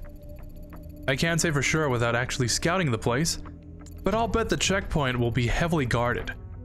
Busting our way through probably isn't an option. Damn. At any rate, let's start by getting a feel for the situation at the bridge. Checkpoint. Then we'll talk about getting through. It's pretty impressive how many of your comrades can use CQC. Play close attention. Play close. Yeah, we got it. CQC. Soldiers can use CQC. Huh. Who would have thought, right?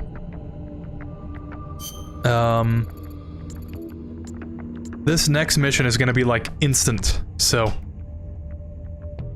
here's my question to you guys. Have you guys seen any movies recently? I've been thinking of doing, I've been thinking of pulling a Kojima and like watching a movie every night so I can catch up on cinema. I had the choice of watching Megamind 2 the other night, other than some other movies.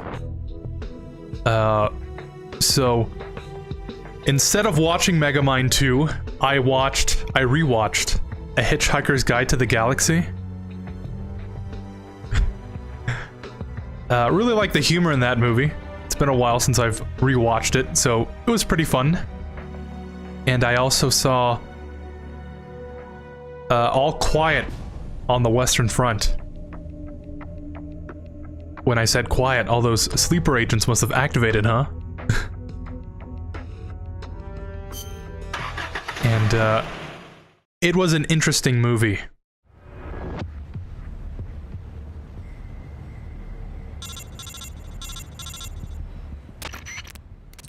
Alright. Your job is to observe and assess the security situation on the rail bridge.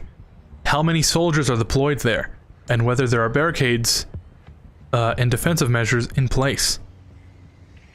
We need to know these things if we're going to cross over to the other side. I'll see you on the other side.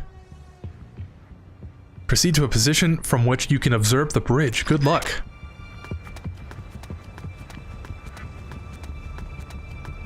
You would think, right, when he says, observe the bridge, you would think somewhere high up. No? Right there. In front of the guards. It's a pretty good place to observe.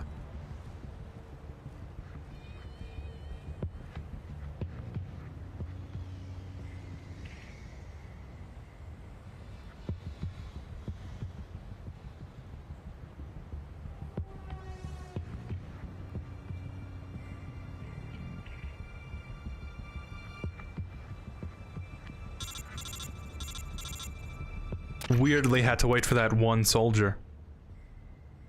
What? What? The bridge is completely blocked by trucks? Great, just what we needed. Alright, that's enough for now. Head back to the truck. We'll have to think of another way.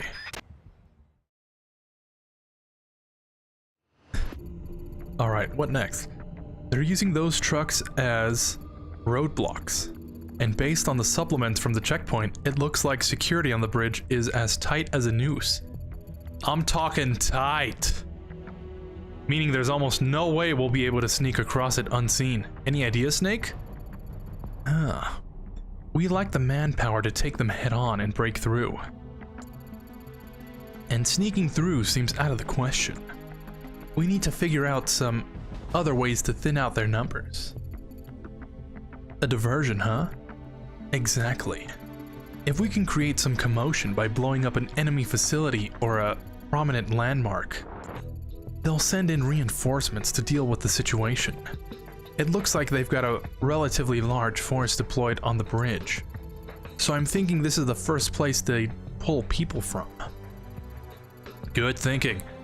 I guess all that's left is to figure out what we should blow sky high. It's probably best to take out key enemy facilities or places with things that look susceptible to demolition. Demolition is a pretty good movie with Jake Gyllenhaal. Sounds good. Where do we start? That's what the spy unit's for, isn't it? Aha! You're catching on, Snake. Let's deploy our spy unit right away. But where to send the spies? Well, that's up to you, big boss. We'll also need some TNT. We're surrounded by military facilities. The supply depot and other likely places are bound to have some. Okay, I'll go look for the TNT myself. Roger. Then let's get prepared for Operation Diversion. That's weird, my Steam Deck is oddly lagging. This was the mission I was kind of worried about. Because we don't have any TNT. We don't have enough people to... Oh, we do have the medical unit. We don't have enough people to develop items for us. So they're not going to be developing TNT anytime soon. Yeah, the technical unit. So we're gonna have to find some. Which is going to be either very difficult or very easy. And knowing that I'm streaming this means it's gonna be the latter.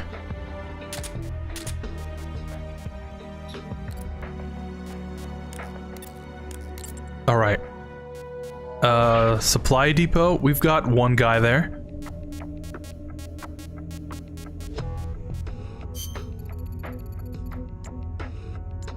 Yeah, let's go look up some... Well, not look up. Let's go look for some TNT. And I'm guessing the supply depot would be... the way to go? See if we can pick up this scorpion, though. Don't really need it at the moment. But it should be... It should come in handy at some point, you know? Is attacking from an unknown position. Acknowledged. Sending reinforcements. Use extra caution. The only movies I have seen are Indiana Jones, the new movie, two comedy movies called That's My Son and Nacho Libre, and Avatar 2.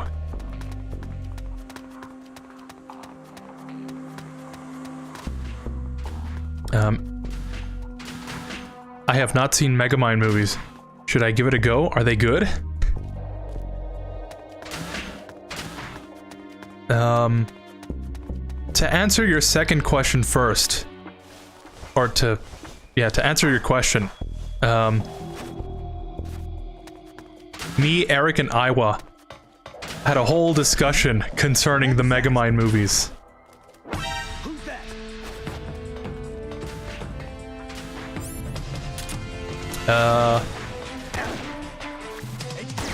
This is HQ. I think we determined the first Megamind is pretty good. That is a movie that you should watch. Megamind 2? Probably not.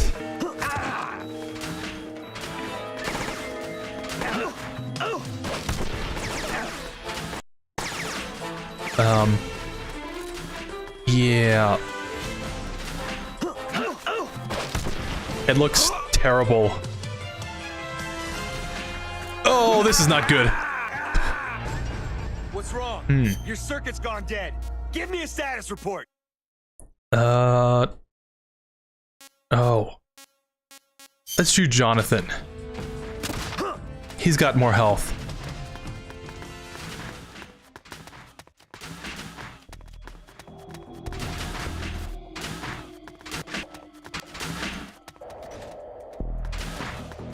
But yeah.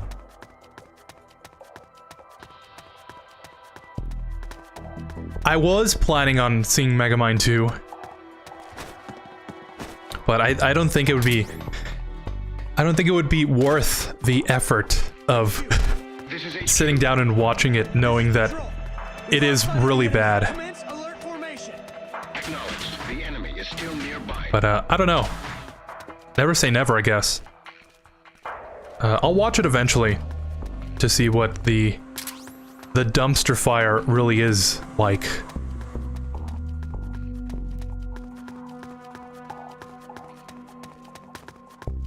But Avatar 2. Oh. I've been meaning to watch that one, actually. Was not a huge fan of the first one when it came out. Never knew what the hype was about. And I know they've been waiting to make this movie for, like, decades. So I wanted to see if it actually paid off. But I've heard that it's actually not that good. HQ. Return to your position. Unfortunately. They, like, use the same villain from the first movie or something? It's very contrived.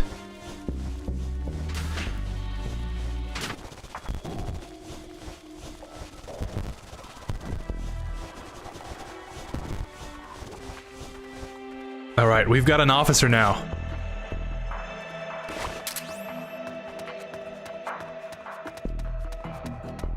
I don't know what that symbol means. Maybe spy unit?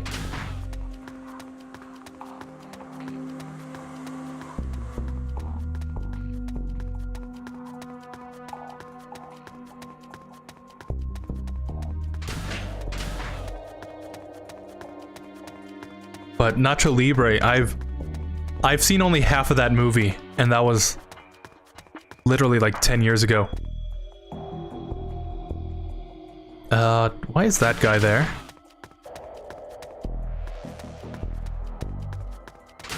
Did I not just move him?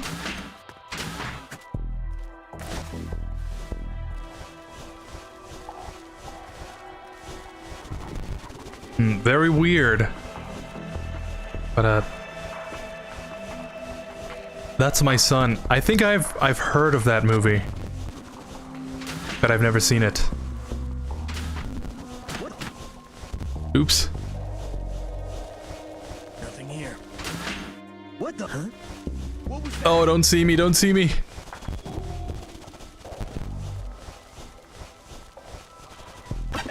Oh, no. This is HQ.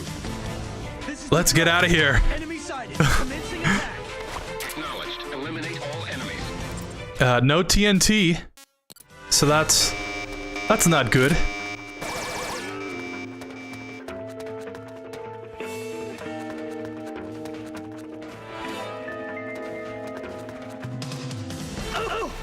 Oh, got a new soldier. Yeah, this actually is not that good. Because I think if Jonathan dies, we actually do lose him. Oh, but they're all right here. Oh, no. Damn it, we lost one. Select the next soldier immediately. Let's restart that. I don't want to lose Jonathan.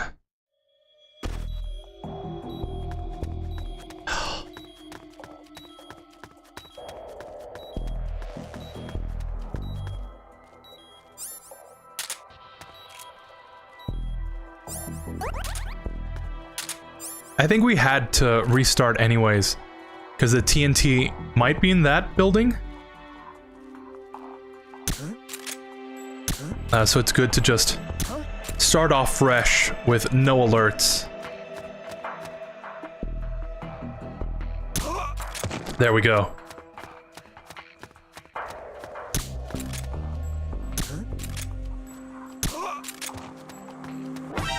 Oh. The enemy's here. Oh, the officer at the top. There's our TNT. Perfect. Head on back. See if the spy unit has done something.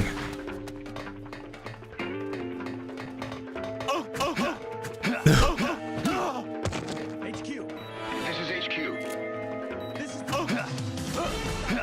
No, don't get up. Acknowledged. Sending reinforcements. Ah! No! Totally intentional RNG manipulation.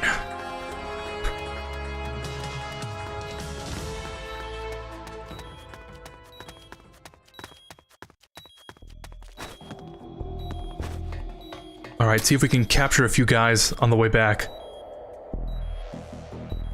I've only seen Space Jam 1 and a few movies I saw in my childhood. I've been really nostalgic lately.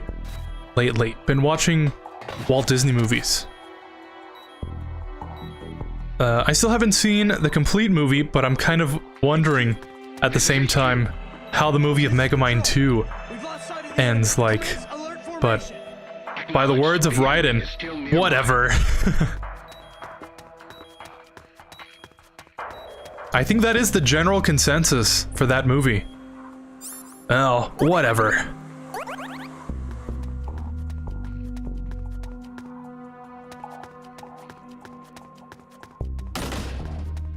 Oh. I had to plug walk.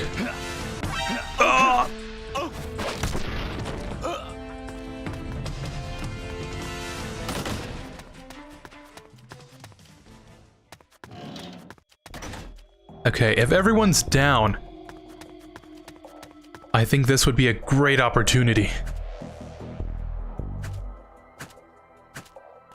Oh, that's right, no equipped weapons to drag people. Interesting how Snake captures the enemies in this game instead of using the Fulton recovery extraction, you know, in the later games. Yeah, I think that's exactly why they use that. Because, this is not a great system. You know, slowly going back and forth, dragging people to the back of the truck. But hey, it works, you know? You start off with something, and you build upon it. If they didn't have this system where you waste time dragging people back and forth, would we ever have gotten the Fulton? What happened? So, you never know, right? This game really did walk so that Peace Walker could run, ironically.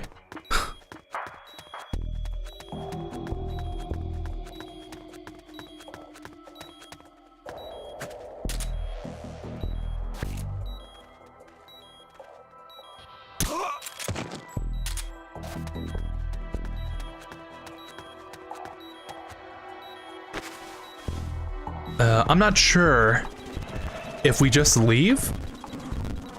There might be another red box thing that we go to end the mission.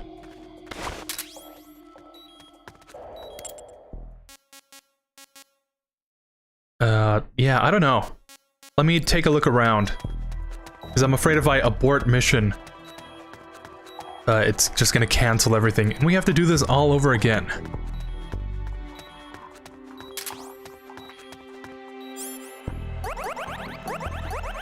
Man, Snake is really eating those rations. Makes you wish there were snakes and stuff just hanging around. Snakes and stuff. That sounds like a good song name.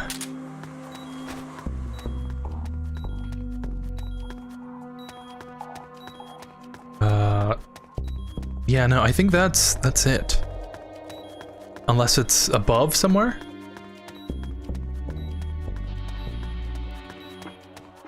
What the? Didn't see nothing, okay? Nothing here. I have seen the sword and the stone.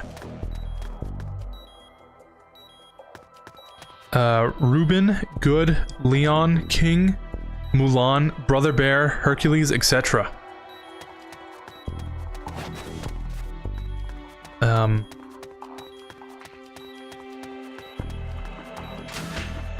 Haven't seen Space Jam 1. I think I mentioned. Seen Space Jam 2. Not a good movie. And, always nice to revisit some nostalgic movies.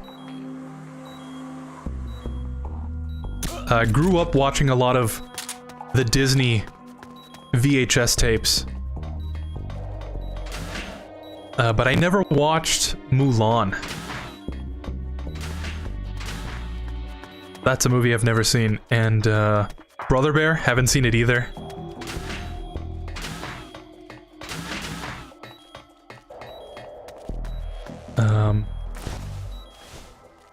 Hercules, actually never seen it either.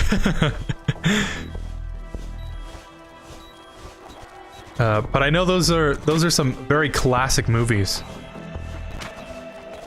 I think I only saw The Lion King, Cinderella. That's one I would watch a lot.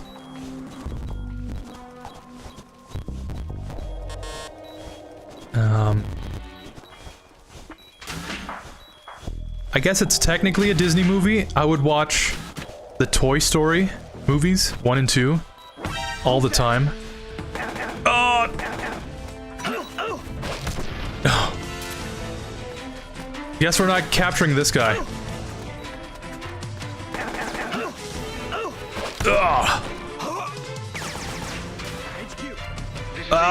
Campbell, start up the engine.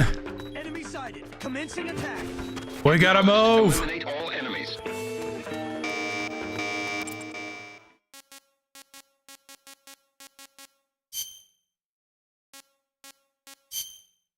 I think it is just that, right?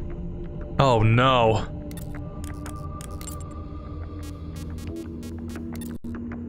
Okay, perfect.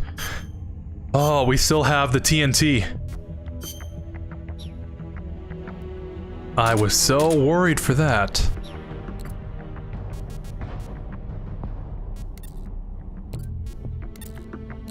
Okay. There was like one other one I used to watch, but a lot of the classic Disney movies never ended up watching. Funny enough.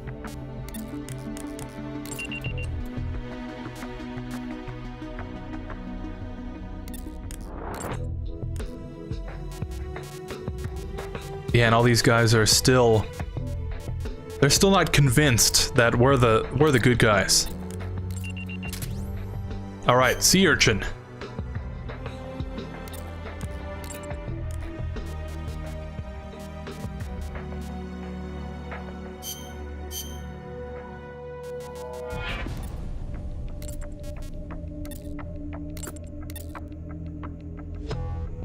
Surveyor. Map deployed in becomes more detailed. Let's put him in spy.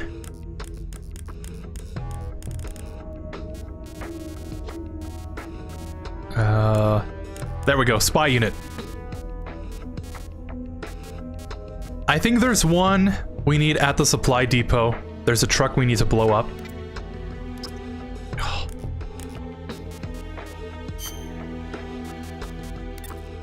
So if we wait another day... Okay, perfect. What have we got here? Scorpion, we've already got that. A truck! Perfect. We need to divert some of the guards away from the rail bridge. If we blow up a parked truck, I'm guessing at least a few of those guards will be sent to the supply depot as reinforcements. We need a nice big fireball that should grab their attention. Good luck.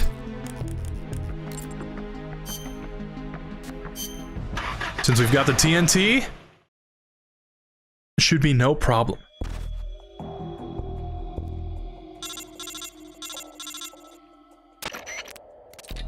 Alright, this is a sabotage operation. Make sure you correctly identify the target position, and be careful with that TNT. Good luck.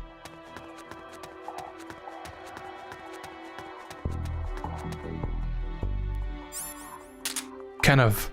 oh. I was gonna say, it was running out of tranquilizers for this.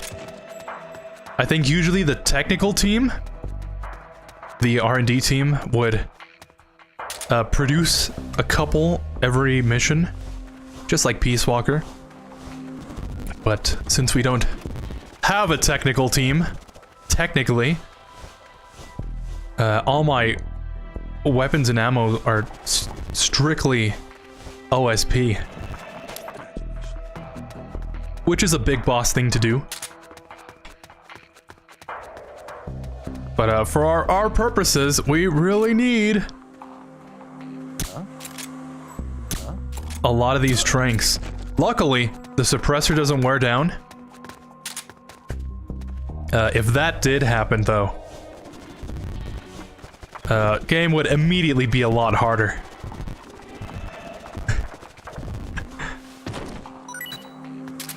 Man, so glad my PSP can fast forward time like that.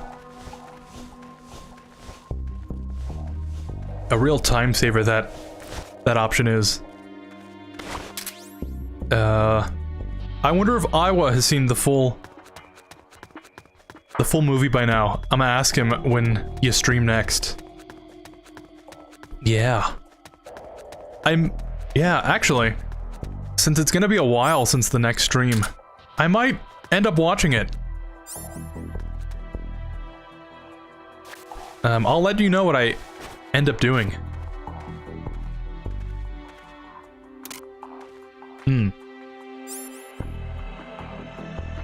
Is it just...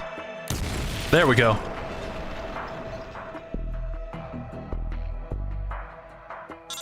So it's one at a time.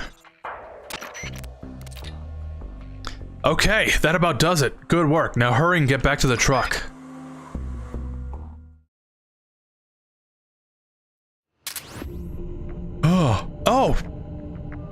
Oh! We've got RPG rounds for an RPG we don't have. That is this game kind of summed up. You did it! Some of the guards on the bridge just left in a big hurry. Okay, let's move on to the next target. Seagull.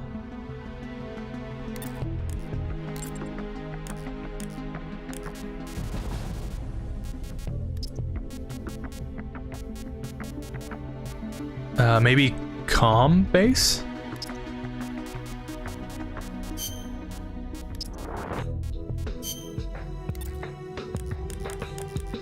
We can just cycle these guys in and out, so it shouldn't be that much of a problem.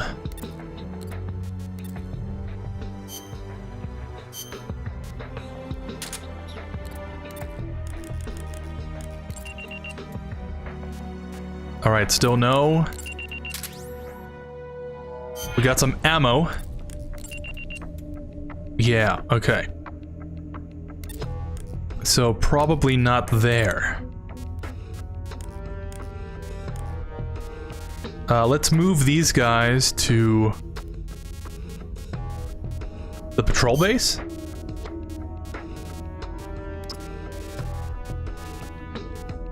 Oh, maybe hospital?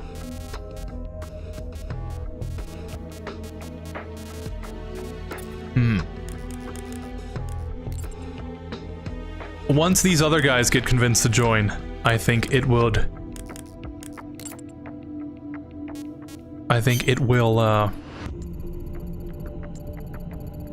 help speed up the time that we need to find out where to go. But let's try and get some more TNT. And if not, I think just deploying into an area will get us another 3 days or so. Could always use some new recruits, you know?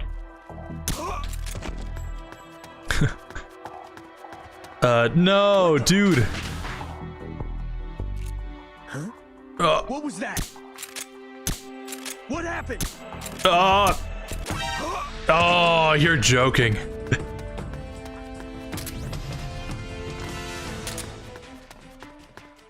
Like 1 second earlier. No, dude, I feel bad that you didn't watch the first Space Jam movie. What a pity, damn. Instead, watch Space Jam 2 instead. Well, at least you know about how bad that movie is. Yeah. Honestly, wish I didn't. If I can be so frank. I'm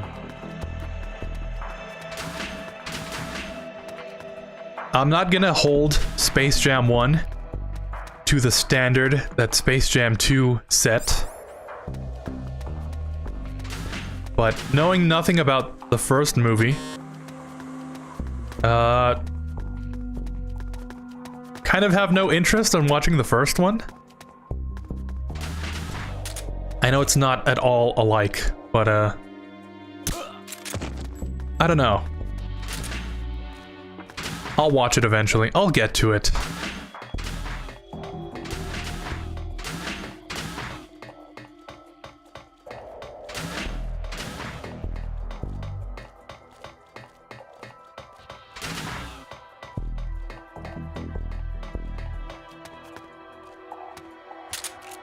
How that guy didn't see him is going to forever remain a mystery. Alright. Might have one more guy we have to worry. Yeah. One more guy to worry about, then we can just take everyone. Oh! There's something wrong. Backup unit, check it out.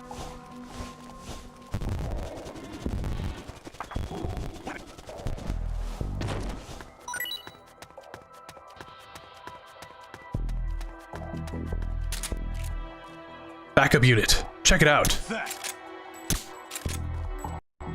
The enemy's here. Is that a... What's his name? Crispin Freeman? Did he really voice characters in this all the way back?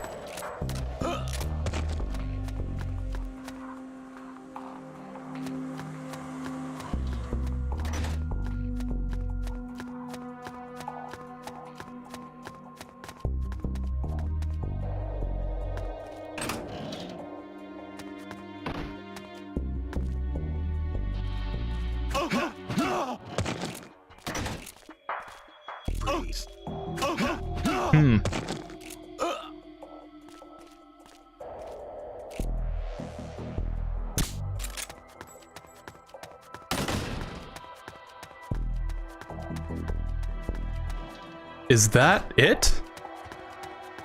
Okay, I think now that's all the soldiers here. So let's quickly kidnap them all and convince them that we are right all along. Oh boy, this army is gonna look so good.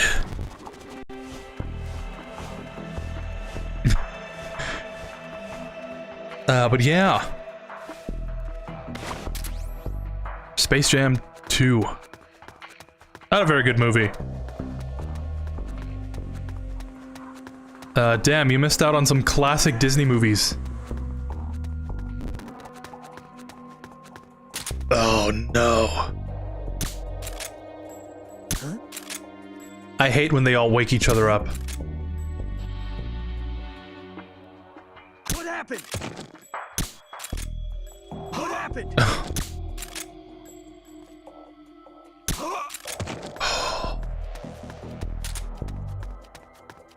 If we can get the officers at least, I think those guys are more valuable.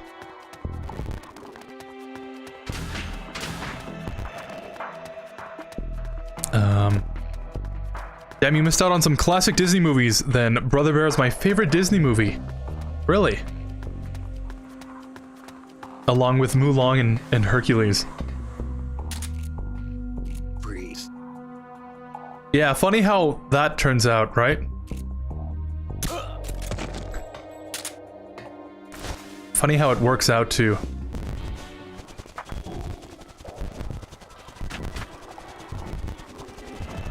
Maybe they would have been my favorite movies too, had I seen them.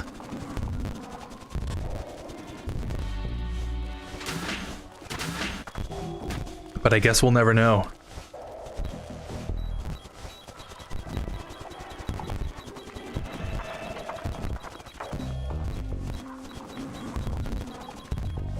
I've heard the live-action Mulan is not that good. Just to connect it back to Mulan.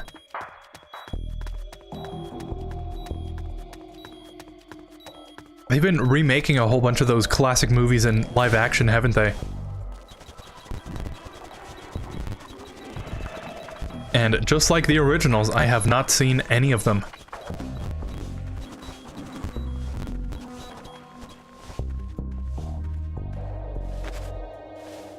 Have you seen Aladdin, Tarzan, Atlantis, Aristocats, Beauty and the Beast, and The Road to El Dorado?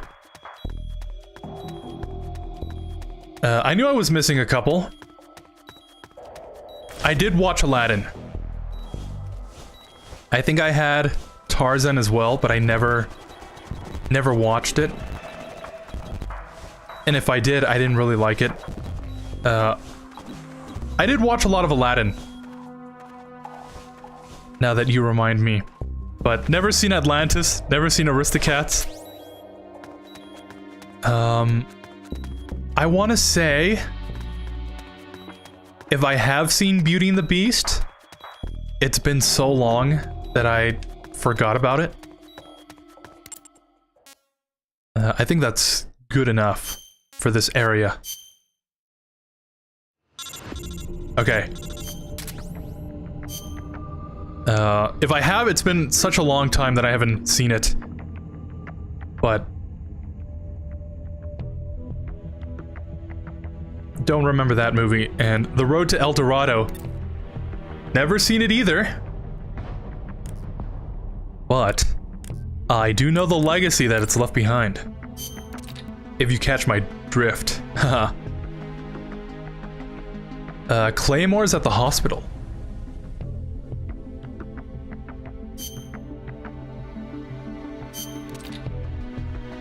Why would I do this?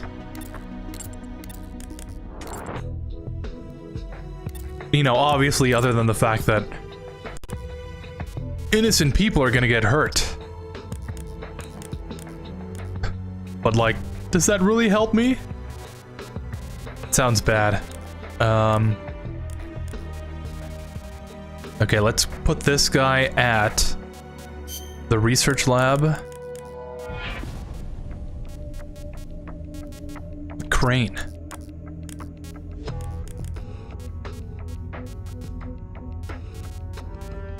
Town?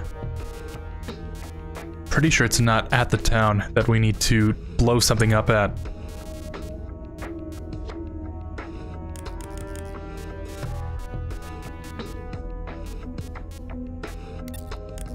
But let's see what happens.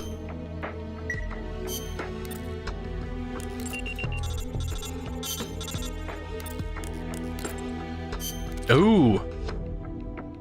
Medical supplies at the hospital. Okay. Oh, that's what we're looking for. Culture tank in the research lab. Our diversion operation went exactly as planned. One of the guard units has already left its post. This is good. This is a good start. Let's keep it up. Next target is the culture tank where they keep that child soldier. Let's give them some real fireworks this time. And the town. Several military trucks. This is a good start. Let's keep it up. All right.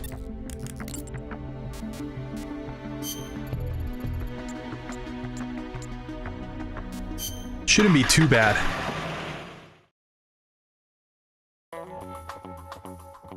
By the way, have you played anything else lately, like off-screen?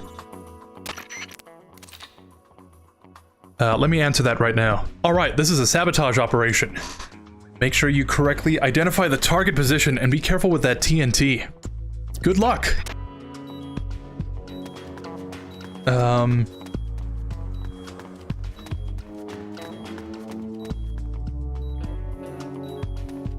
Fair enough. If you don't like Looney Tunes or basketball that much, it makes sense for you not wanting to watch Space Jam 1. But something I would say is...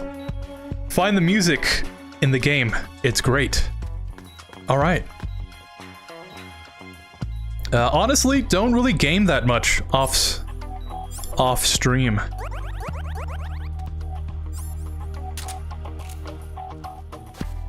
I try to play something. Oh. I try to play some games that I like, but recently I haven't had any games that I enjoy playing. You know what I mean?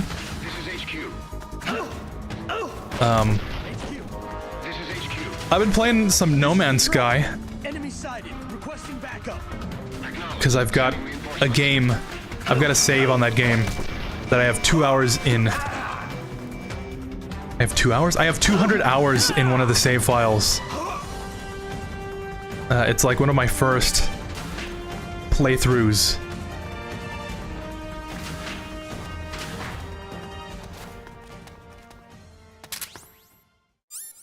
And, you know, when they come out with the expeditions for that game, I like to dive back in.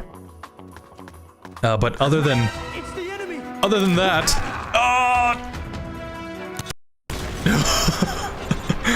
Game froze for a second.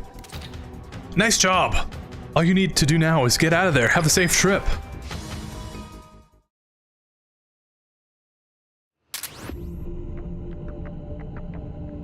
Okay, got some ammo.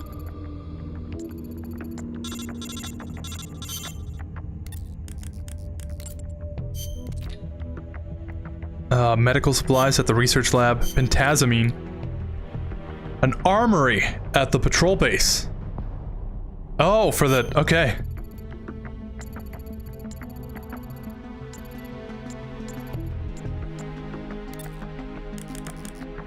Yeah, who'd have thought that having a whole bunch of spies would be very useful.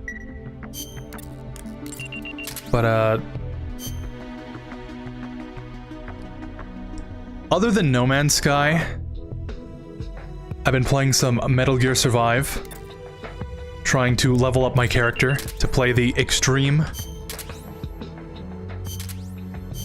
The extreme missions, and I think that's it, honestly.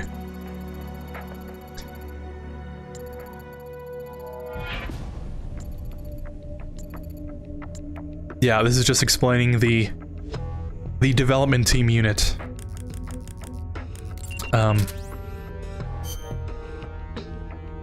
But I have like a whole collection of games on Steam that I've mentioned this before, that I never play. Because I feel like, why would I play them off stream when I can just play them while streaming? You know? Fall into that logical fallacy. It would probably be, if not somewhat entertaining, it's like something to put out. Maybe somebody would like to see me playing those games. Oh man, we're only 4 hours in. So I like to save those for a rainy day, and as a result, I don't play any games.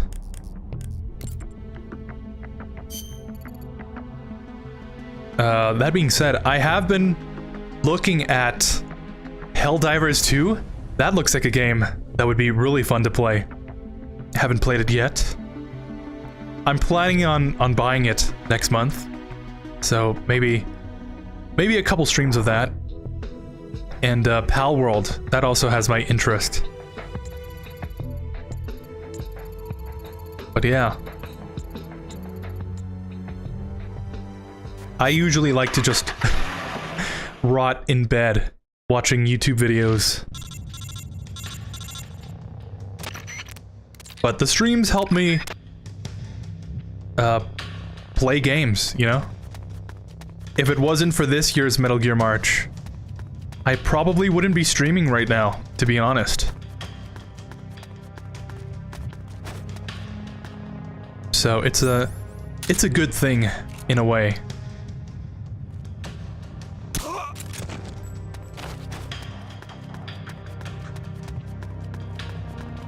Alright, I think it's both of those.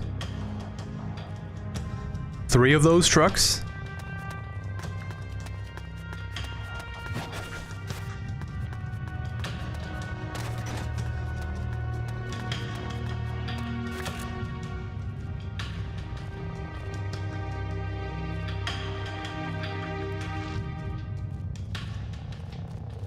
Huh?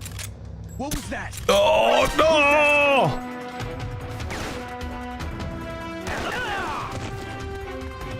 Okay, quickly now. HQ. This is HQ. Put that on. Wow. Acknowledge. Sending reinforcements. I think he's just gonna tell us there's another truck. Yeah, okay. Blow that one up! And this might be the last one.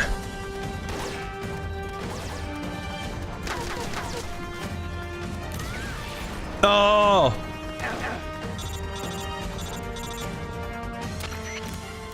Alright, nice job! Whew. Boom, haha. Did you see the size of that explosion? The enemy's gotta be pissing their pants by now.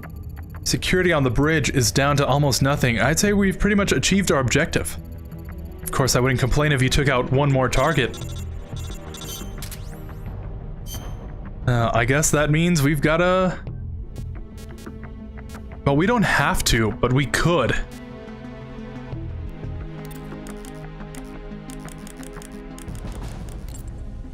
Let's rearrange everyone first before we save. What is this guy good at?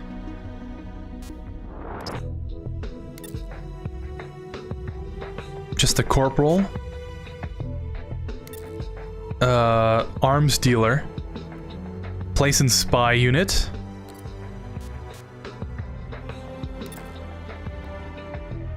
Place and tech unit.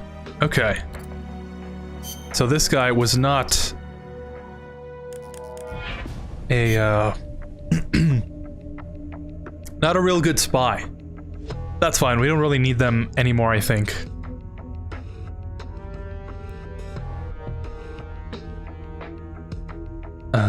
There seems to be a problem outside the base. Backup unit, check it out. What's going on? Respond. We lost contact. Backup unit, check it out.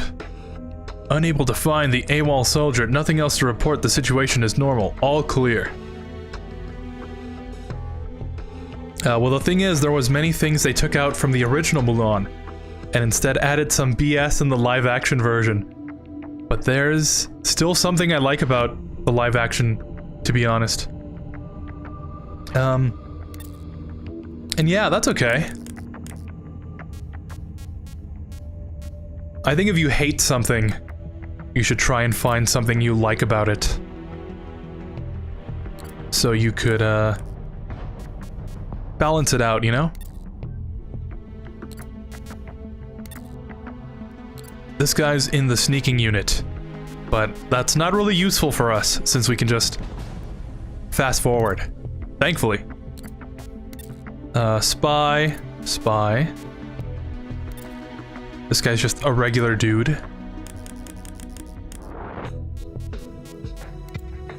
Oops.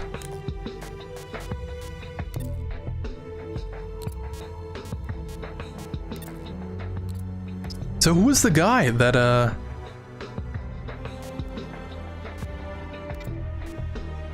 let's look at the stats here. Who was the guy that Campbell was like, oh, you got a techie now. Awesome, now we can put some stuff to work. Oh, he's probably in isolation right now. That's fine. Put him at the rail bridge. Save the game. Do our 3-day wait.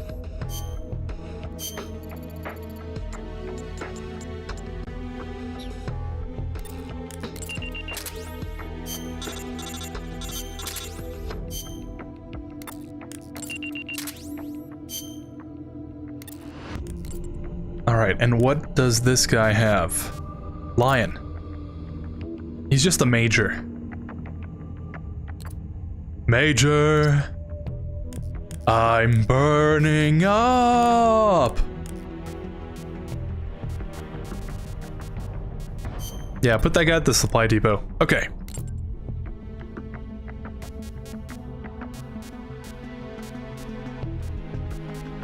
Rail bridge. Our diversion was a success. The security presence on the rail bridge has been reduced dramatically. Now we can go to the harbor. Yeah, finally. And I wonder what Elisa meant when she said, you'll find what you're looking for there. What the hell could it be? Beats me, but that's what we're going to find out. But something tells me we're not going to be happy when we do. Right. Let's get a move on.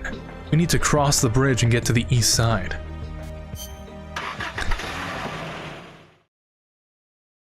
I mostly play mobile games, and Tower of Fantasy, which is similar to Genshin Impact, but at the same time kind of different than Genshin, since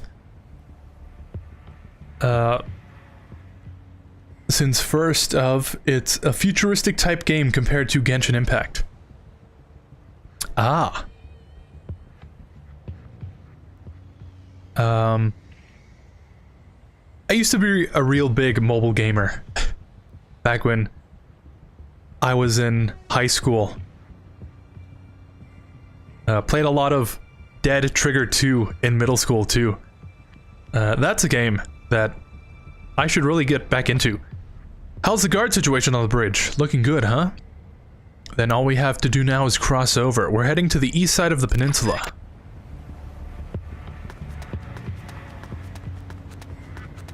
I think I heard recently that Dead Trigger 2 got acquired by another studio. I could go on and on about that game, so I won't. But it was one of the first, like, actually good mobile games. At least, in my opinion, back in, like, 2014 or so. I don't know nowadays.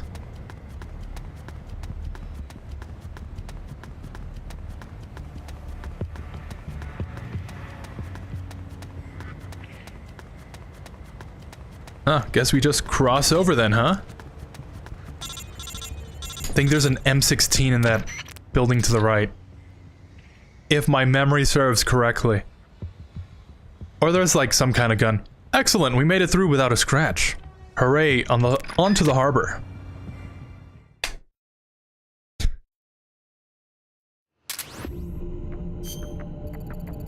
Based on what Snake said he heard from that female soldier, the thing we're looking for is at the harbor. Right now, we still don't have a clue what it is. It could have something to do with Fox's rebellion. In any case, the fact is, we need every little bit of intel we can get. Sneak into the harbor and conduct a search as you see fit. Any security, be prepared.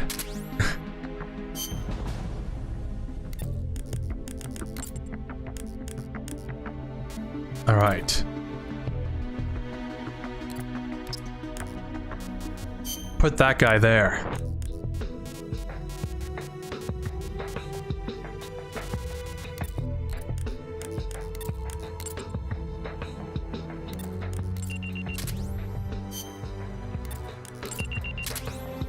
SVD. Oops. Yeah, still very confusing having to press confirm with circle. I think I'm used to it by now on MGS1, but yeah, building up that muscle memory is tough. She said, "You'll find what you're looking for there. Looks like we'll find out what she was hinting at soon. Get that intel."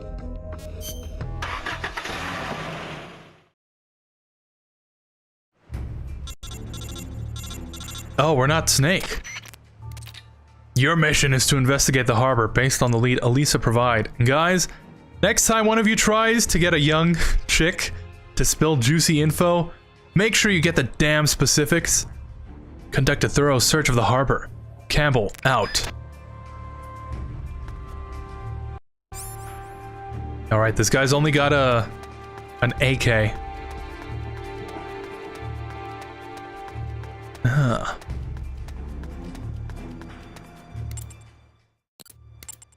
Are we... Oh, we are Jonathan, okay.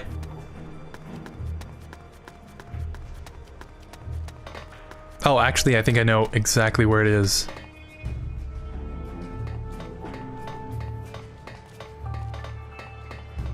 Not there. That's the door I'm looking for. Who's that?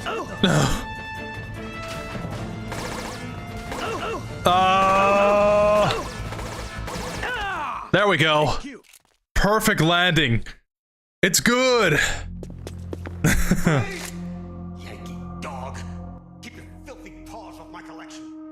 Well, if it isn't Colonel Skaronsky. I'd heard you were on the run. But to think a base commander such as yourself would be caught hiding in a place like this. Shut up! You think you scoundrels can just do as you please on my base? As soon as my reinforcements arrive from Russia, we will crush you like the vermin you are. We will teach you whose base this really is. The same goes for that bastard Gene as well. Pathetic. Is it hard being an officer that is when no one follows your orders? Silence!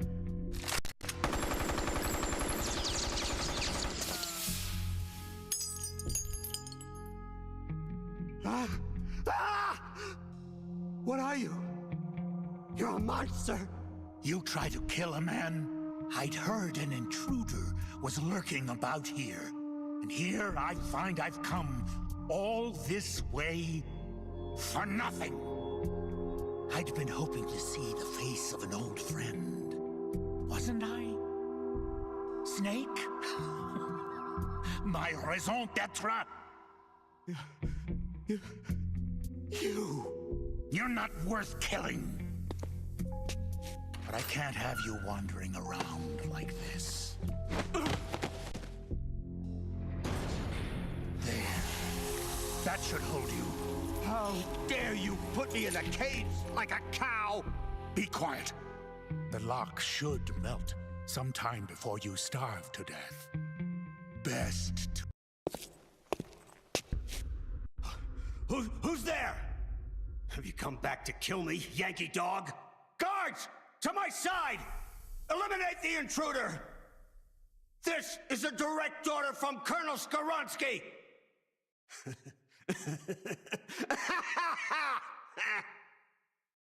You're not the same man as before. Do not worry.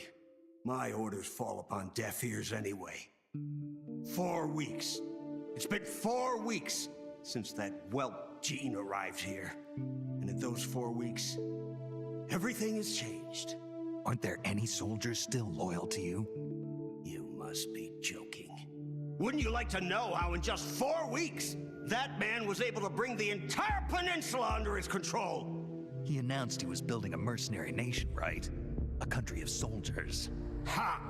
A mercenary nation? Preposterous! This piper has them all dancing to his tune. But I won't be fooled. His methods are simpler. His tools lie deep in the hearts of all men. greed, and that which lays beneath it. Fear. He simply reaches beyond the impenetrable wall that guards men's hearts, and then strikes at their most vulnerable point.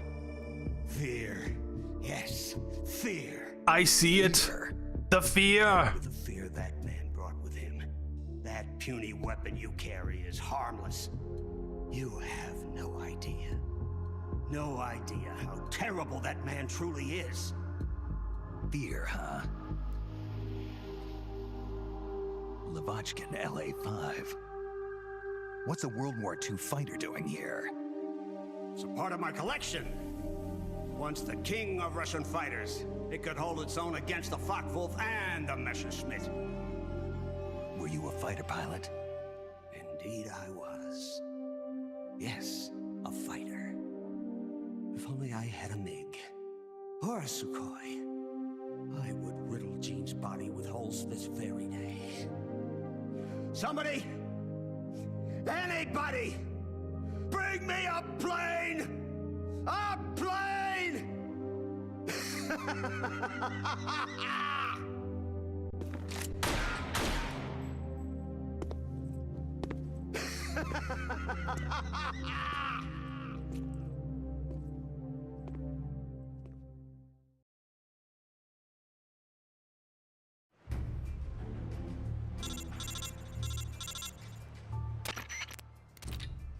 What a weirdo. Well, forget about Skoronsky. Let's continue the search. Somehow, I don't think that drunk was the thing Elisa wanted us to find. Ah.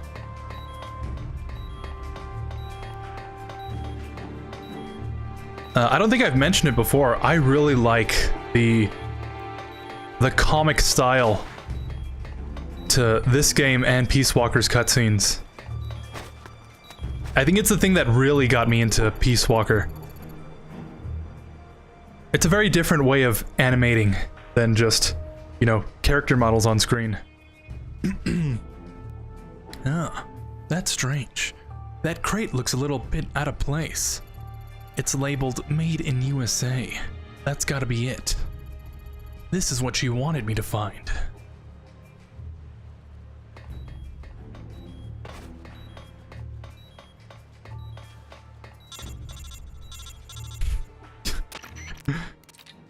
This is Snake. I found the crate they were keeping the prototype weapon in. How can you be so sure? It reads Made in USA on the crate. They must have disguised it to make it look like it's headed for Vietnam. Interesting, so what's the problem? I just checked some of the crates and they're empty. The contents must have already been shipped out of the harbor. What? Are you saying this was all a wild goose chase? Looks that way. But there's one other thing that caught my attention. What? It's gotta be the... What? It's got the Babe of the Month centerfold taped to it? No. This isn't your bedroom we're talking about. They left a bunch of spare parts behind. Heat rounds for a recoilless cannon. Spare barrels from M1919. And bulletproof armor close to 5 inches thick. Whoa, Snake. Those sound like parts for a tank or an armored vehicle. There's gotta be some mistake. The new weapon the US was developing was supposed to be able to hit every major city in Russia, right? It's got to be something along the lines of a ballistic missile or an aircraft. I know that.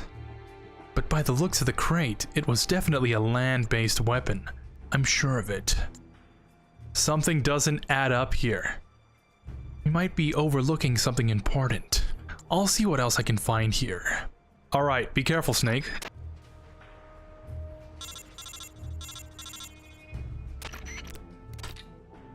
Campbell?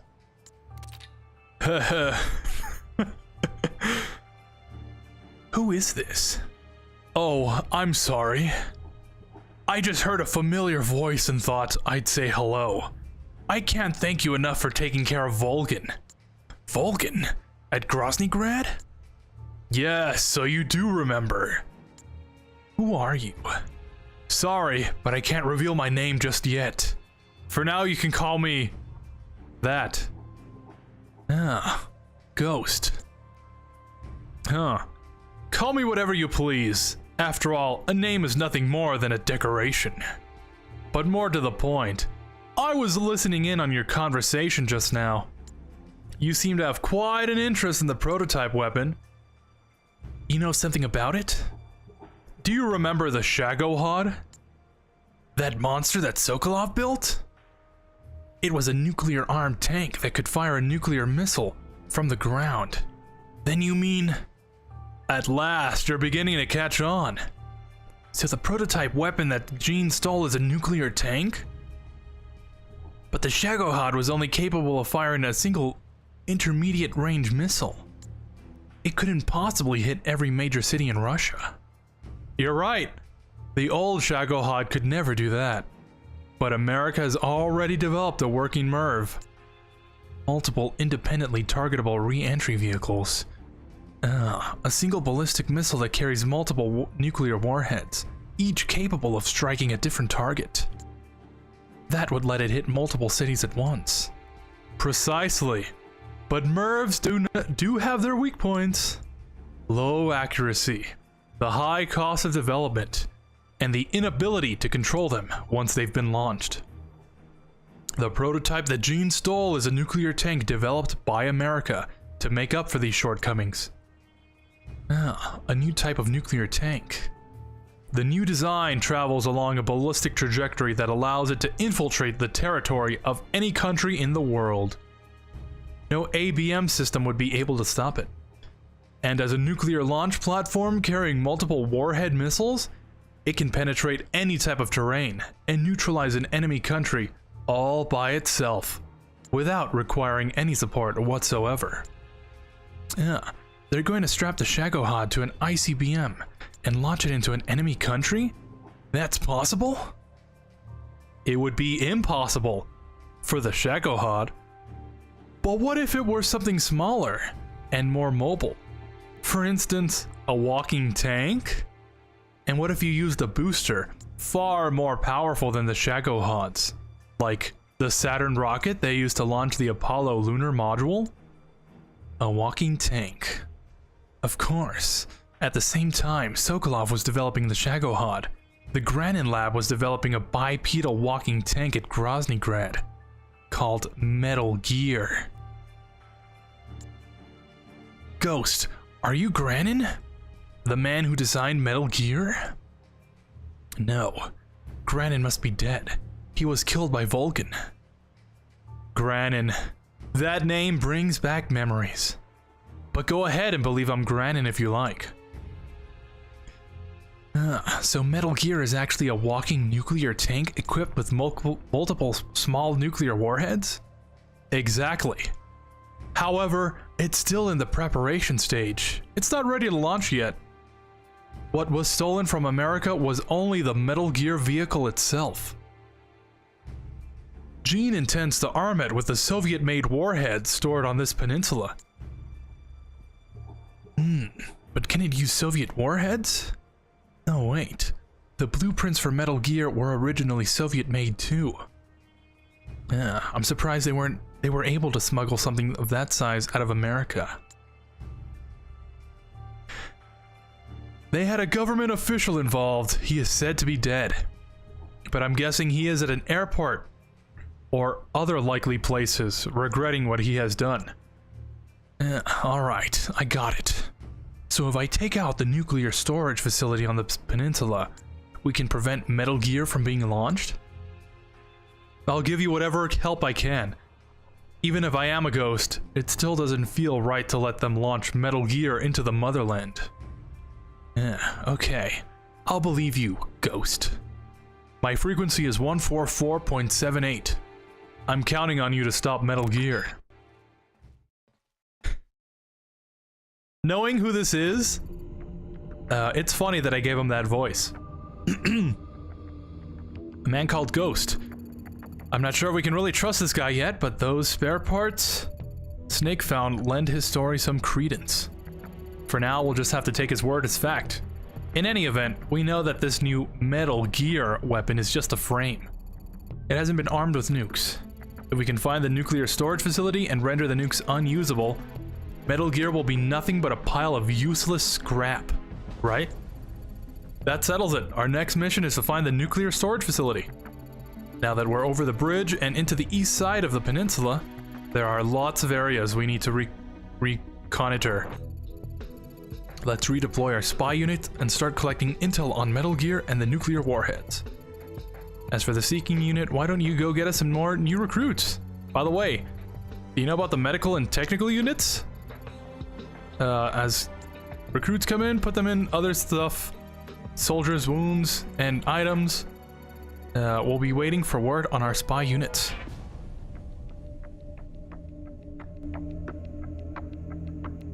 Oh. Ugh. Lots of reading was always my strong suit. Where were we? Oh, that's right. What's also cool right now is that Tower of Fantasy, the game's story quest right now, is Evangelion. Since the studio of Tower of Fantasy and the creators of Evangelion got together and merged both the game and the anime. Wow.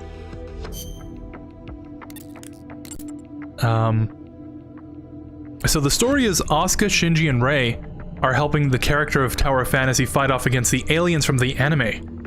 And Asuka's on the banner right now, so I'm gonna try and get her in the game, if I'm lucky, and play as her in the game. Good luck. So I'm guessing it's kind of like a gacha. Oh, you said it was like Genshin. So...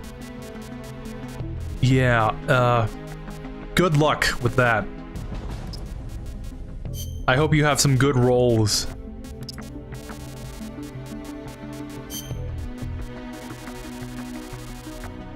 But that's cool.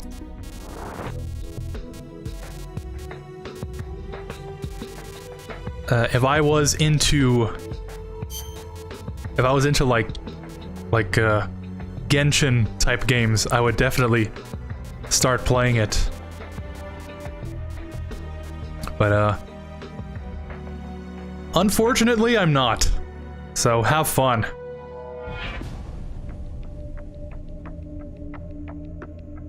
So in this game, basically, it's what gives Snake the idea of creating the base he makes in Peace Walker, and forming as a group.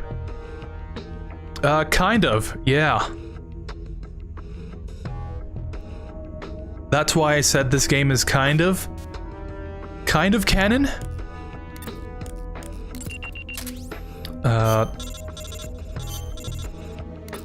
From what I can tell, Kojima in an interview when this game came out was like, I didn't really work on the story, I let the staff handle it because I was working on Peace Walker, which at the time was known as Metal Gear Solid 5. No, he was working on Metal Gear Solid 4, yeah, sorry. Because Peace Walker came after that.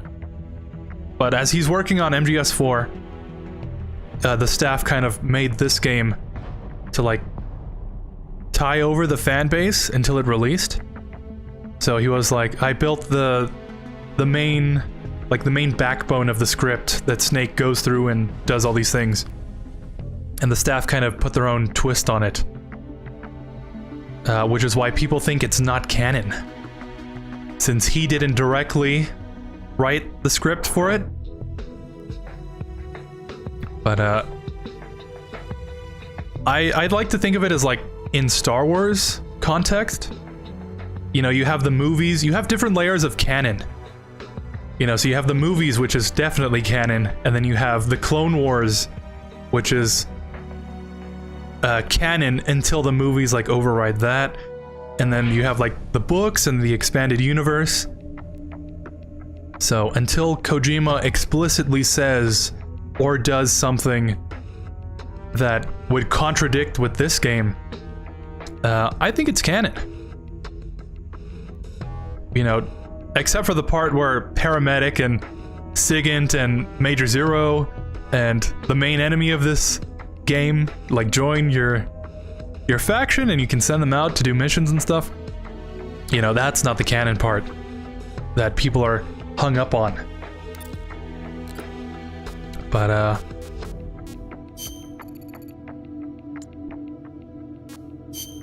it is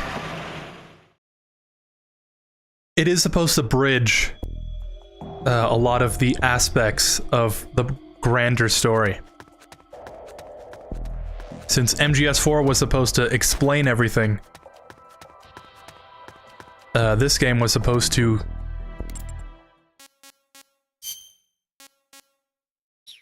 Yeah, I don't know why I'm not Big Boss right now.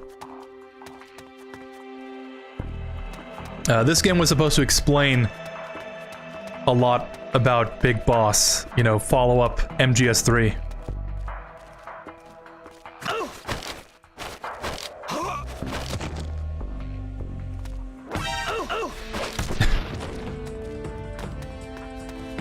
And, oh!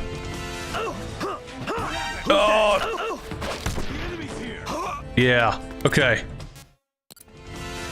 Do I have enough time to capture this guy?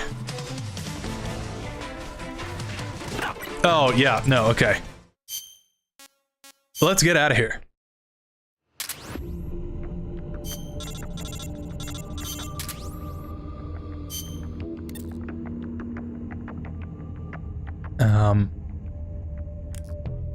I was gonna say something else. But, like, I think after... MGS4 was supposed to be the last game, you know? Every game after 2 is the last Metal Gear. And when they were making this game, they were supposed to... Well, the idea was they were, like, cutting off Big Boss here. And being like, oh, you see, this is where he got the idea for Outer Heaven. And Campbell and everything. Like, he met Big Boss. And then that leads up to the first Metal Gear. Since MGS4 would, like, tie everything in a nice bow. But we all know that did not happen. So, absorb the story in that context, that this was supposed to be Big Boss's last game. M16. Oh, M37, we need that. At the rail bridge, okay.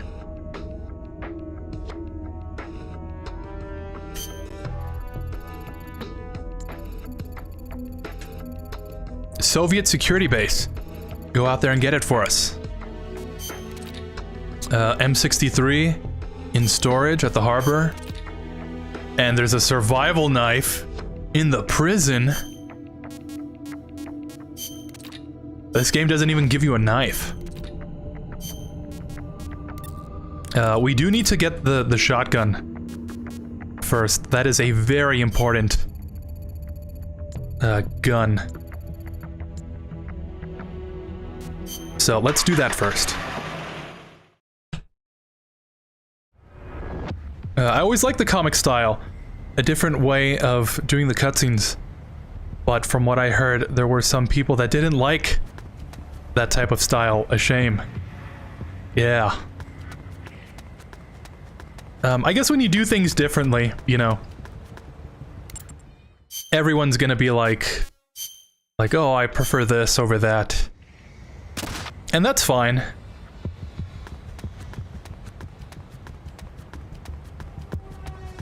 Personally, I always really liked comics. And I thought the characterization of using the comic style to tell the story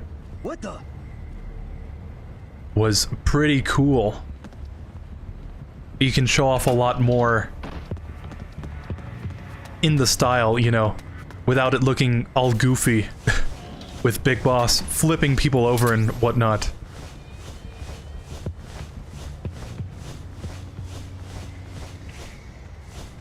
But I think they should have done it for another game, at least.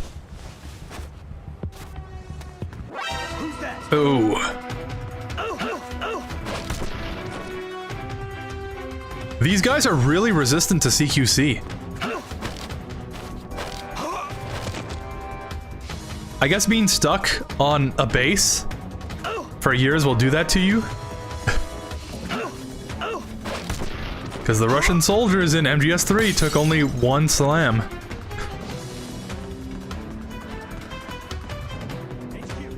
This is HQ. Oh! Acknowledged. Sending reinforcements.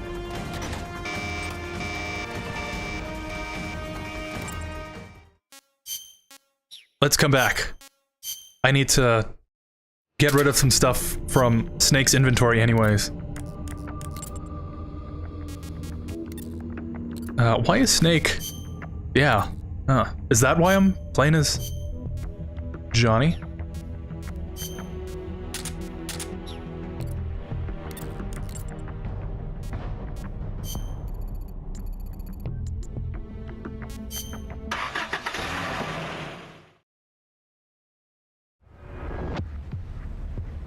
So what exactly isn't canon in Star Wars, since I haven't seen much of Star Wars?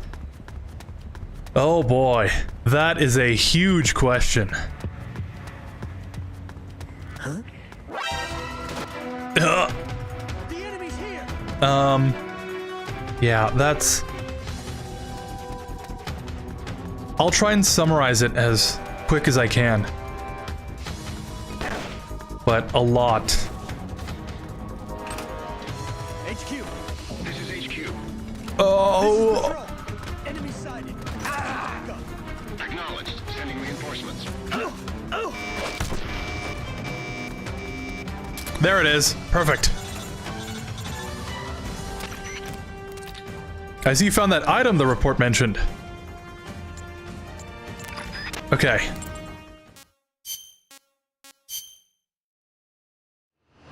Yeah, the shotgun is very useful for the boss fight. So I'm glad we have it now, at least.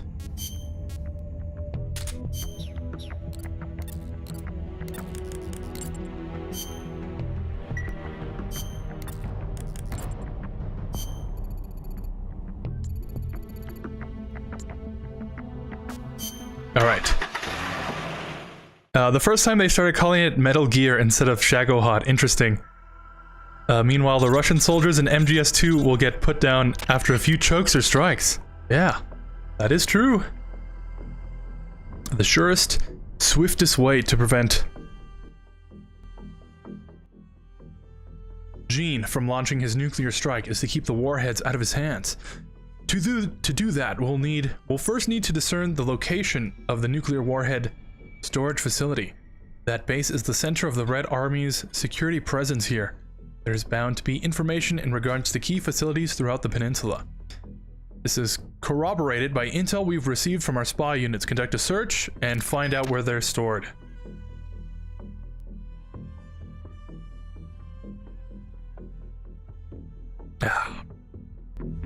Okay. Yeah, in lore. We say that a lot, don't we? In the story of this game, depending who you ask, canonically, this is the first time this is the first time there's a real Metal Gear.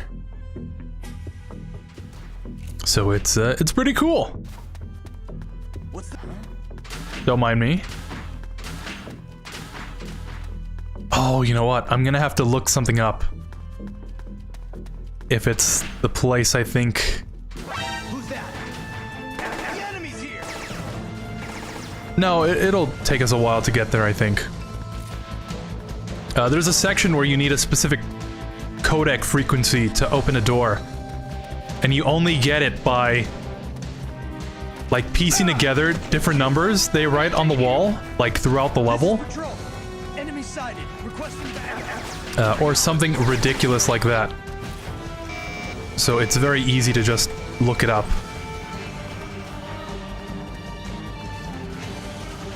But I just remembered about it now.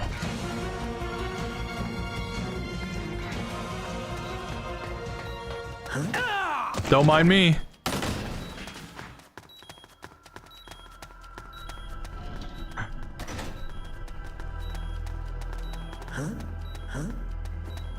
Not here.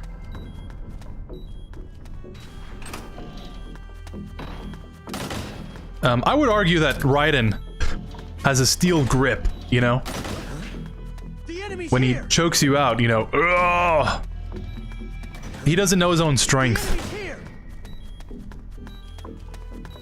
That would explain the reason why I accidentally snapped that guy's neck once. We've lost sight of the enemy. Commence alert formation. Acknowledged. The enemy is still nearby. There it is.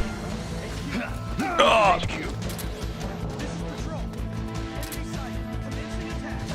Acknowledged. Eliminate all enemies. Return to base. Make sure that the enemy doesn't detect you. Good thing Snake is a stealth master. We were right. The document you brought back was a map to the nuclear storage facility. In order to stop Gene from using Metal Gear, we have to prevent the nuclear warheads from being transported out of that storage facility. Here's the bad news. We don't know which part to destroy, or how. If we stuck to protocol, we'd first gather some intel and form a plan. But with reports of a transport team arriving, time is not a luxury. Let's do this by the seat of our pants. Hurry and infiltrate the facility. I know it sounds suicidal, but it's our duty to interrupt the transport of the nukes. Let's do this. Yeah. I think this is the part, exactly.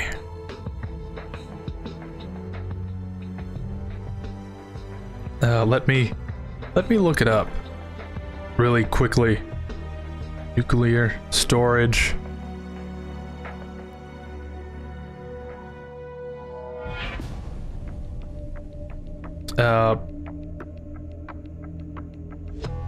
A specific codec like MGS3. The MGS3 cell, huh? By the way, I've been wanting to ask you since I started to watch your streams again. When you were playing Metal Gear Survive back in October or something.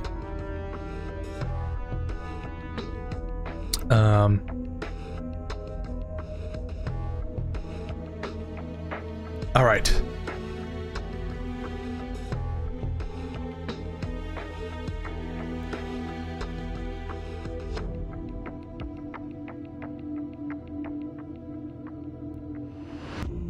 I'm all my attention is on that. Okay.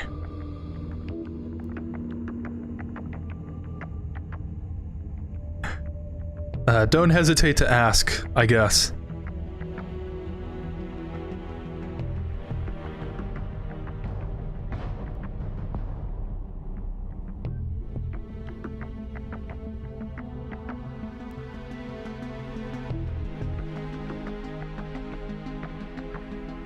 Oh, that's not what I'm looking for. But yeah, to answer the earlier thing of what's canon in Star Wars or not, while you type that out.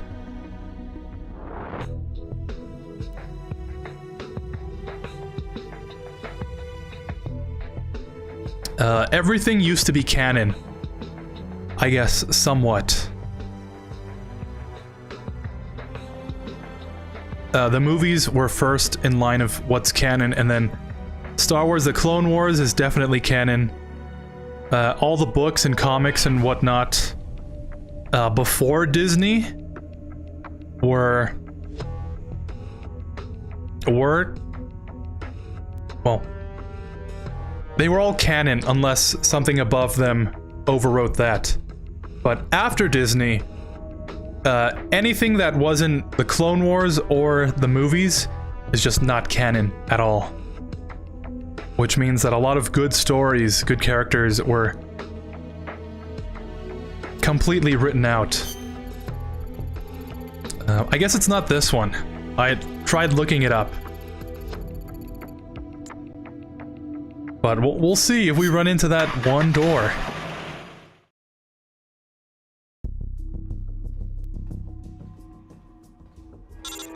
It might not even be this one. Maybe one like further down the line. We've confirmed the presence of a transport team. They're here to carry the warheads away. Good luck.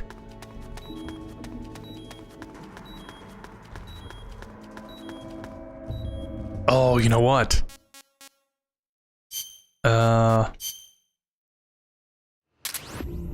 Yeah. I have a hunch, okay.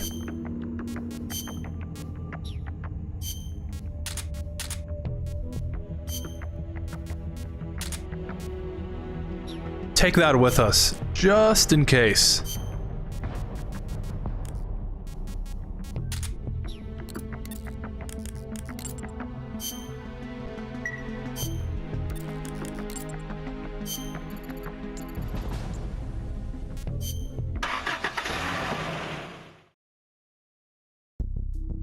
But all that used to be canon, now it's not. Comics and books and anything that was made after Disney, that's canon.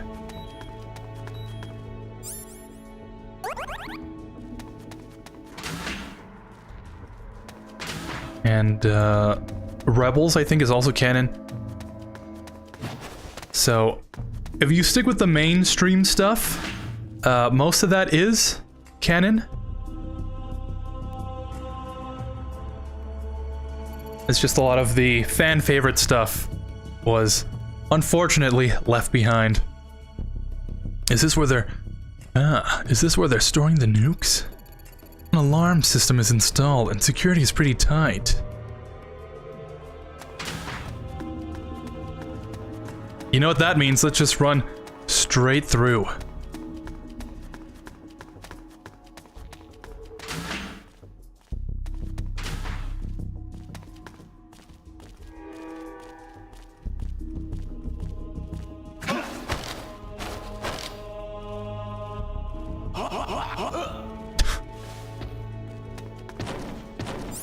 That's an easier way of taking care of the guards than just slamming them onto the ground.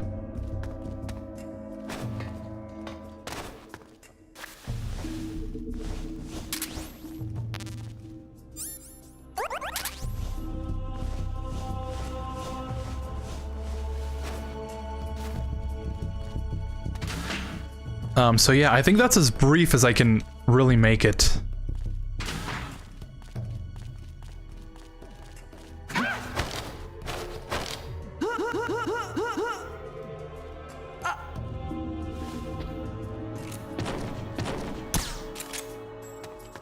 I missed.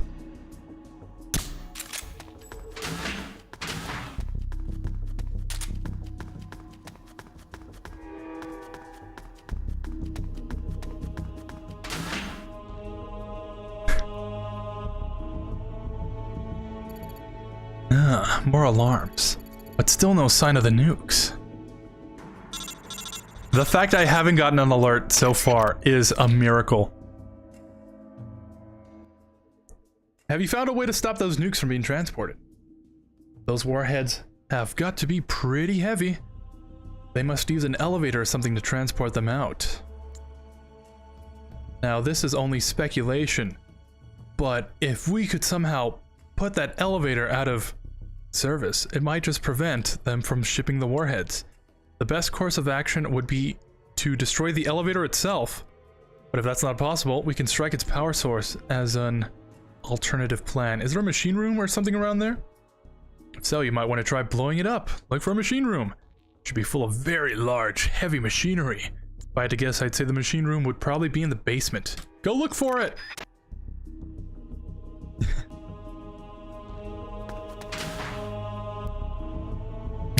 Security system, huh? What's that? Huh? The last thing you'll ever see.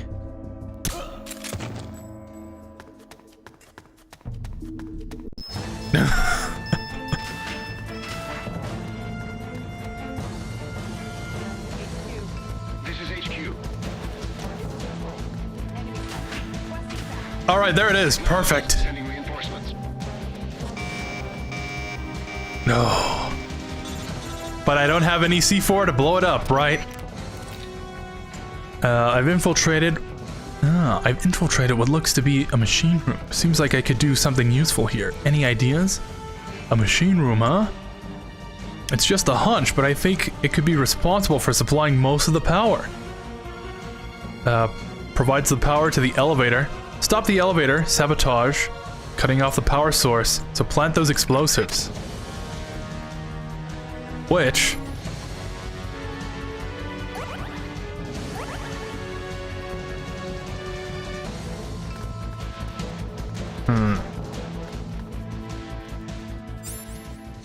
Could I possibly...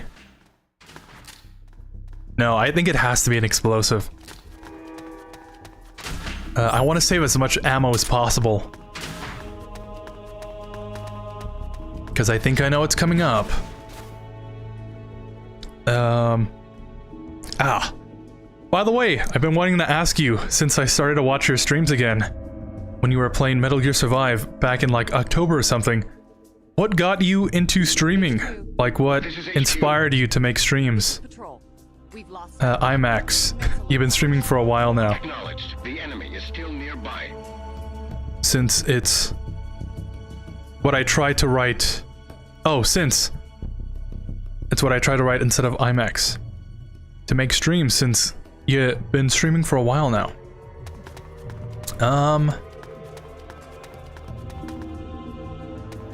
I don't know.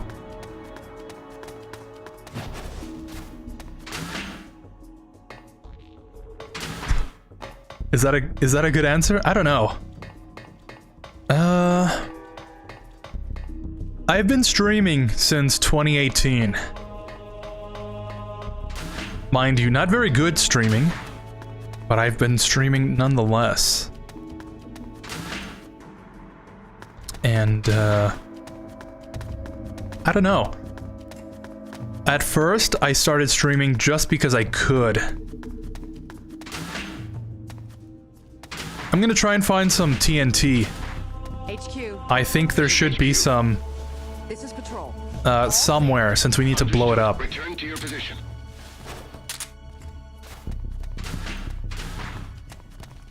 But, if you want to hear the whole story, I won't go into it. Yeah, it's actually kind of a long story. Streamed because I could. I had an account to stream on Twitch. I thought, why not? What's that? Used to just play with my friends. Here. What's that? What?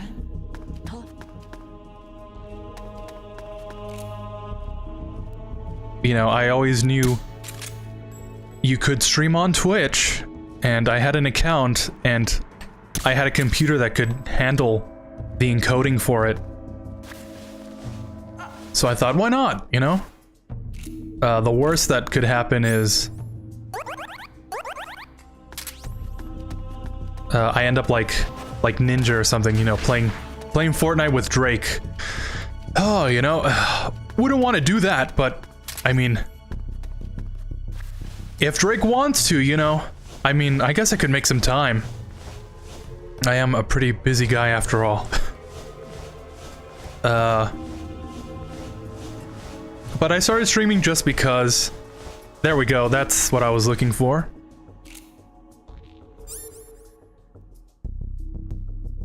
Who?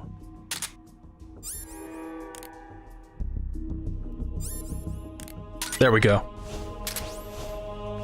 Sorry, thermal goggles. And that's pretty much where I stood on the fact for a while. Just streaming because I could. You know, I was gonna play games with my friends anyways, might as well stream it. We were always kind of big into the gaming culture, the technological side of it, you know? And you know, why not? Why not try it out?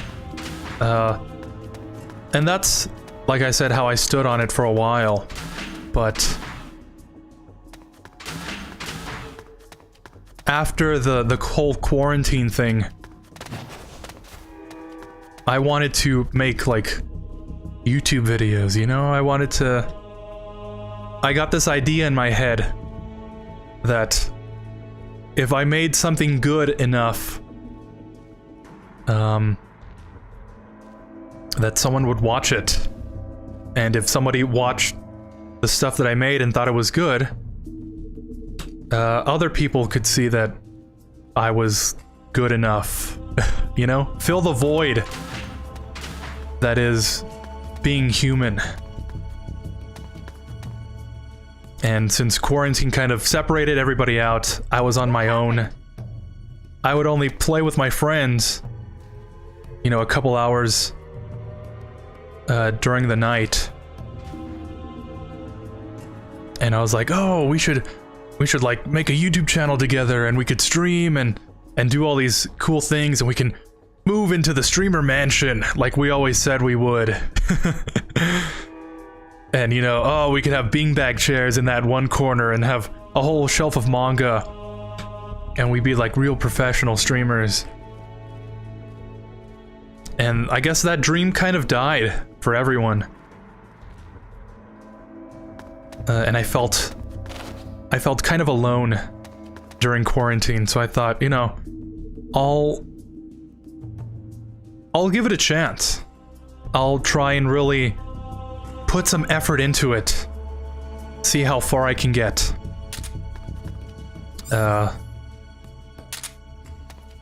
So in 2021, I think is when I really started streaming the way I do.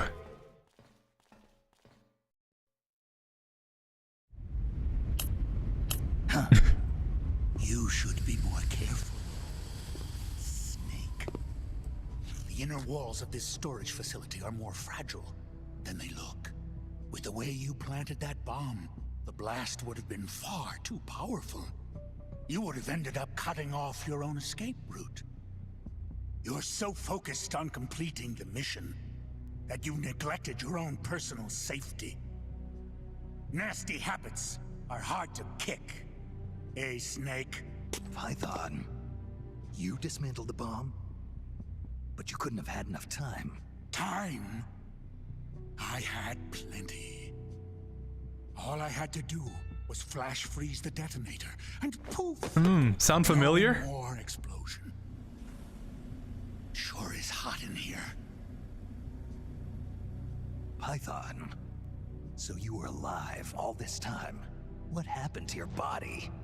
It has been a while, Snake. How long's it been since our last mission together? Nearly 10 years? We were both so very young back then. Yeah. When the boss vanished, and I didn't know what the hell I was doing, you were there to save me. You were one of the few people I could always count on in battle. But I thought you were dead. You were wounded on that top-secret mission in Vietnam.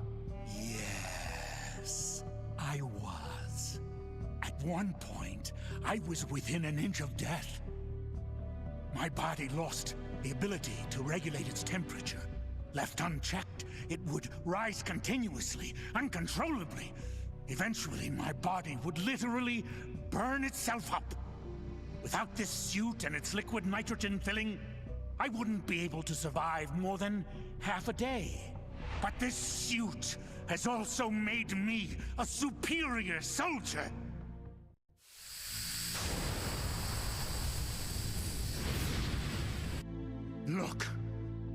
Look at this stage I control. Not even your famous CQC will work on me. But Python, why? You're a good man. Why join Gene's rebellion? It's my salvation, Snake. Do you have any idea why the CIA let me live this long? They're afraid of you, Snake. You're a legend, a hero. You bested the boss. The CIA knows it. So they searched for a soldier strong enough to take you down if you ever betrayed them. They chose me. I'm the anti-snake. And I'm the one man who can break you! Ever since I came back to Fox, I've been sent to do nothing but wet works, so as to keep my assassin instincts nice and sharp. Can you recall those you've killed in battle, Snake? I do. I have nightmares about them, nearly every night. They won't leave me alone. But I've spilled far too much blood by now to ever make amends. The nightmares end today! Python, don't! I've been waiting for this moment. The moment when we could meet each other face to face on the battlefield as enemies. Snake, after I've killed you, my purpose will be fulfilled.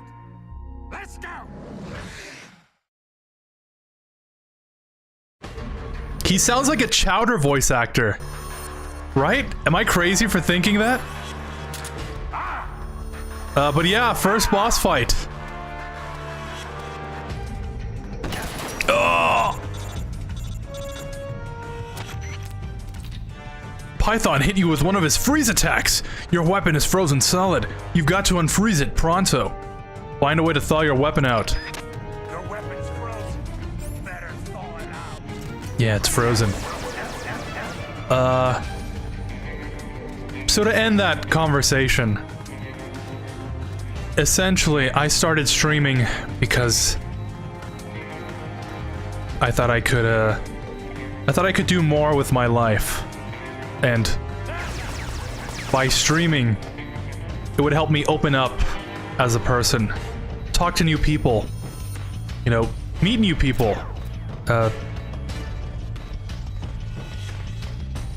find some greater purpose in life. And, I don't know, do something fun. Not just do the thing that my parents wanted me to do, you know?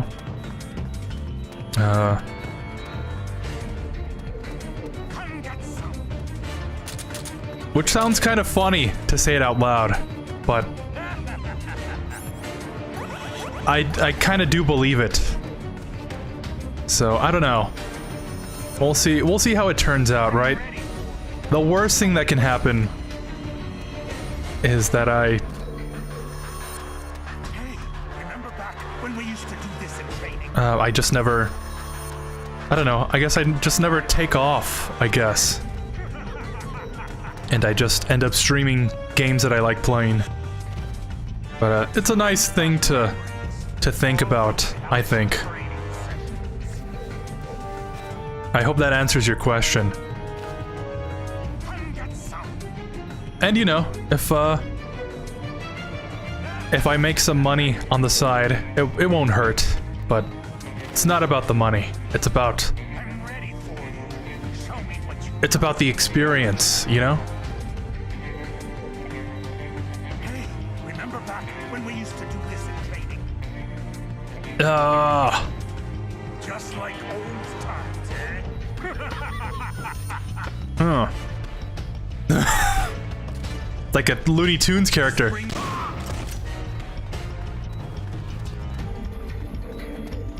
I've got to learn how to shoot from the corner again.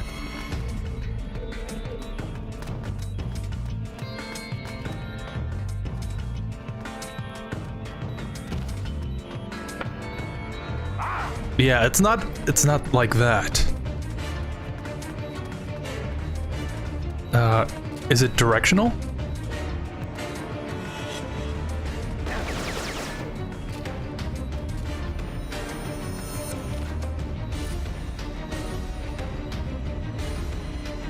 Don't think so.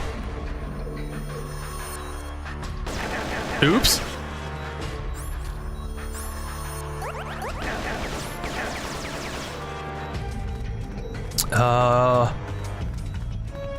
There's a really easy way to kill him. And you take cover against the wall and you pop out and shoot him. But there's a specific button you press for that? And it's not like that. But the anti-snake. Are pythons anti-snakes?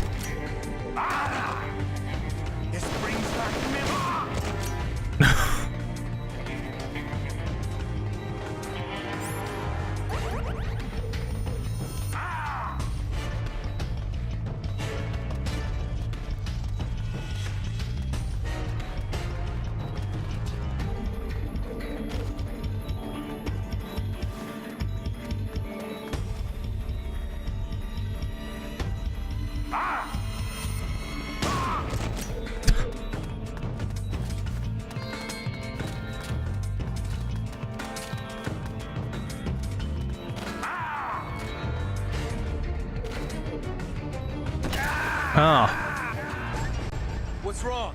Your circuit's And that's essentially a reset. We don't have the hardware necessary to... Oh, that works.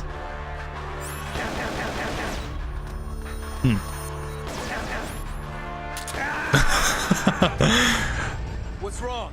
Your circuit's gone dead. Give me a status report. We don't have the hardware necessary for the other soldiers to defeat him. So we kind of have to do this.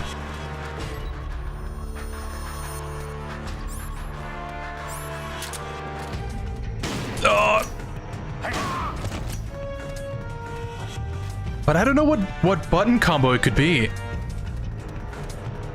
I know you like angle yourself out here. Yeah, and as he's turning, you kind of like pop out and shoot him.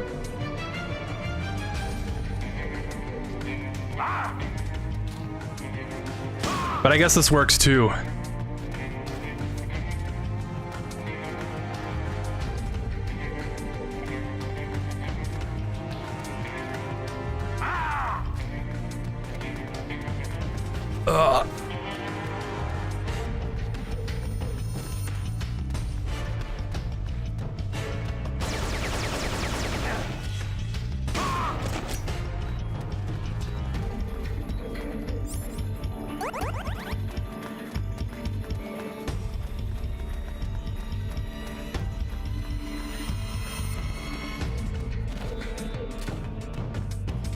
No.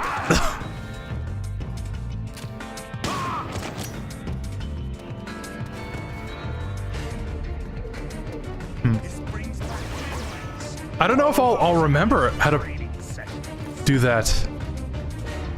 I'm pressing like every button I can. But if I can't figure it out, just shooting him works well enough.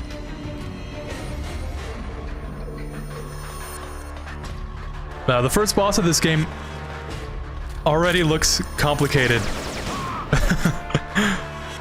It sure does. But anyways, I gotta go. Take care, man. Have fun with the game, even if it's your least favorite Metal Gear game. It seems, but still, I'm gonna play it someday, and good luck. Alright. Thank you for watching.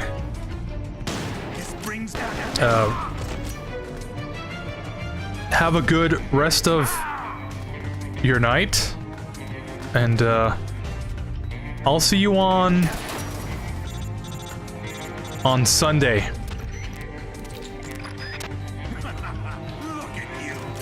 So yeah, thank you for stopping by.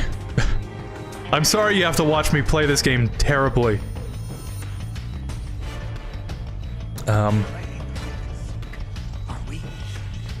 I wouldn't necessarily say it's my least favorite, but I wouldn't say it's my favorite either. So, well, let's just leave it at that.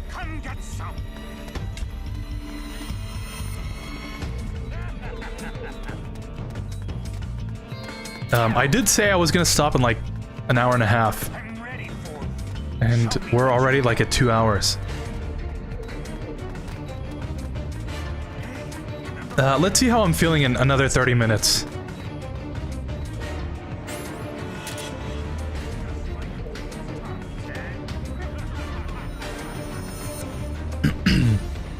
if I'm not feeling well enough, if I'm like feeling tired and stuff,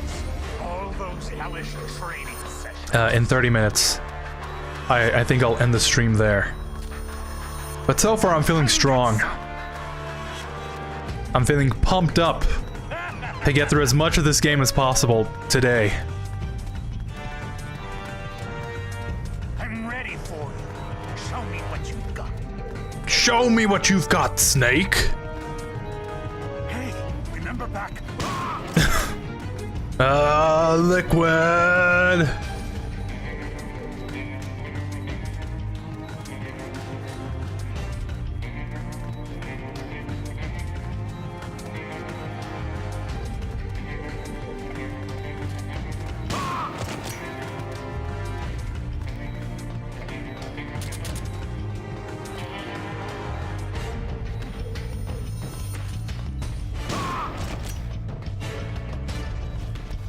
I guess when you don't let him hit you,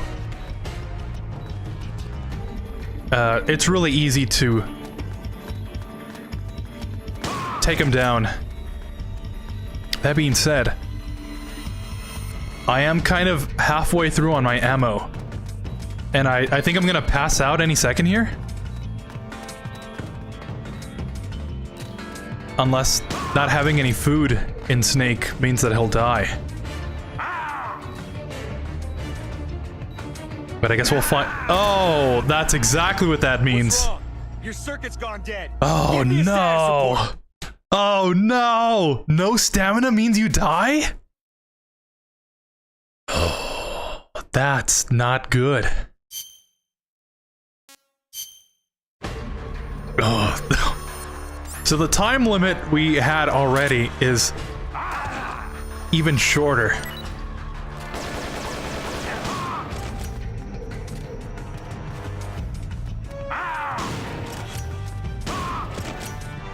All right, let's just see if this works. Show me what you've got. Show me what you've got, Snake. Yeah, I feel like this is even worse than running around. Play someday, I mean. Yeah,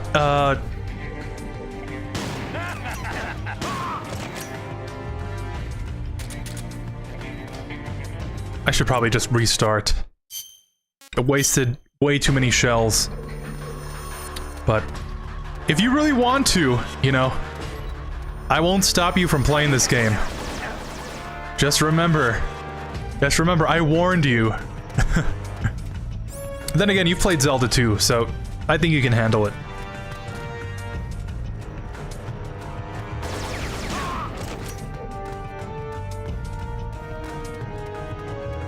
Show me what you've got. Reminds me what Vamp says to Raiden. Now show me what you've got.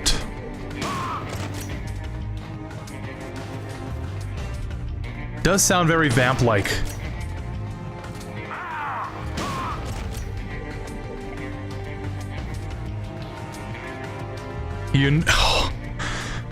Oh, I only had to read that one word to know where you were going with that.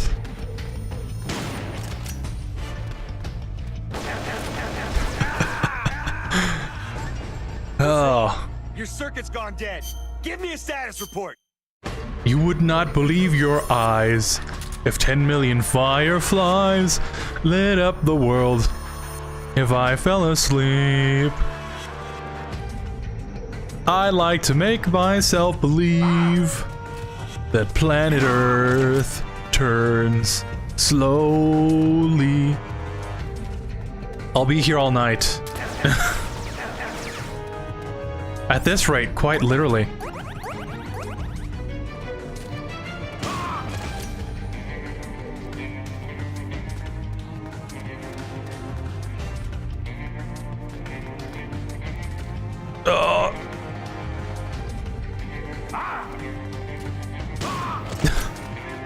Still works. Looking at that, the sneaking suit up close.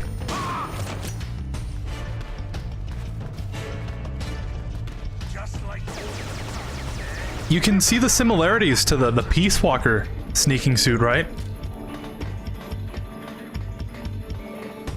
You can see how the design was influenced by it. Which is another reason why I think this game is canon.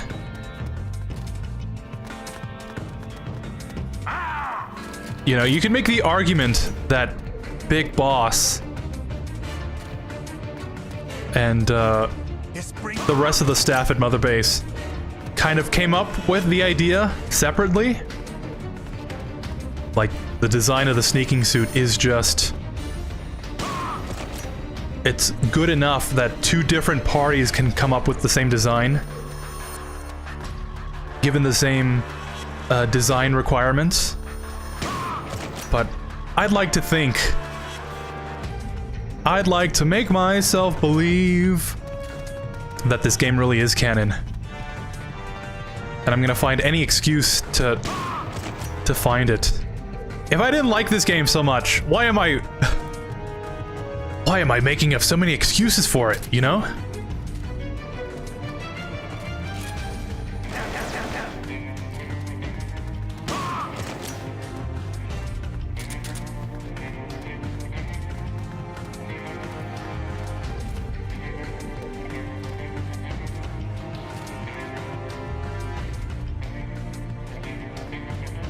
This seems to be the strat that I've defaulted to, and it does seem to be working.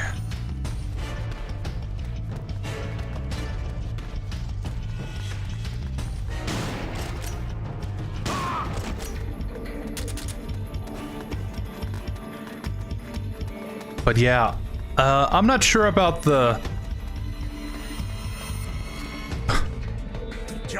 I'm not sure about the leg design, you know?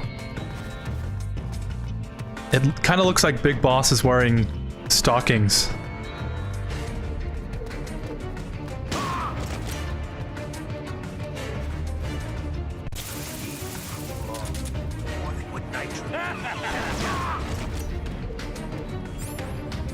Nothing wrong with... let me just get out in front of this, now that I thought about it. Nothing wrong with Big Boss wearing stockings, if that's your sort of thing. But, I think the design looks a lot better in Peace Walker. You know, the straps and whatnot look kind of weird, just being at the top.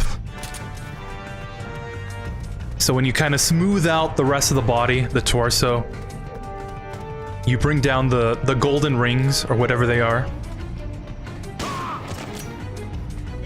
Or at least introduce the straps down to the legs. I think that's an iconic look.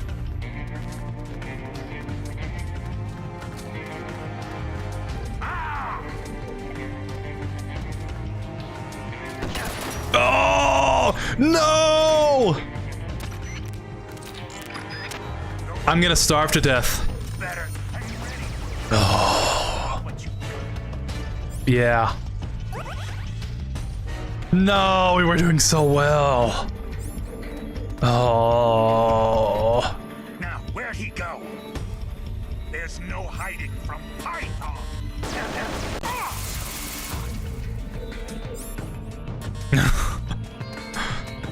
Okay, well at least that's the strat. You know, if we can avoid getting frozen, we can definitely pull this off. Pull this off. You ever just add Z's to the end of things and make it sound very cool and gamer-like?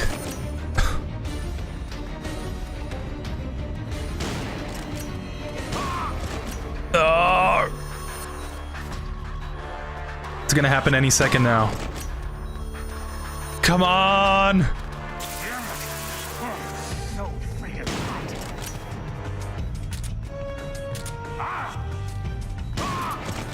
Oh! What's wrong? Your circuit's gone dead. Give me a sec. Do I really need to, like, bring rations with me?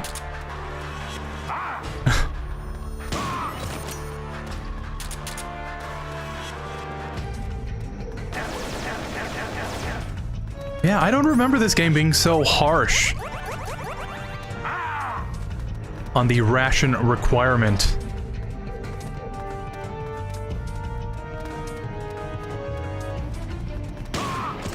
Then again, maybe that's a mechanic from MGS3. Do you just die if you run out of stamina in MGS3? I'm usually like super topped off on food. But if it is, I mean, it would make sense. Tell me what you got.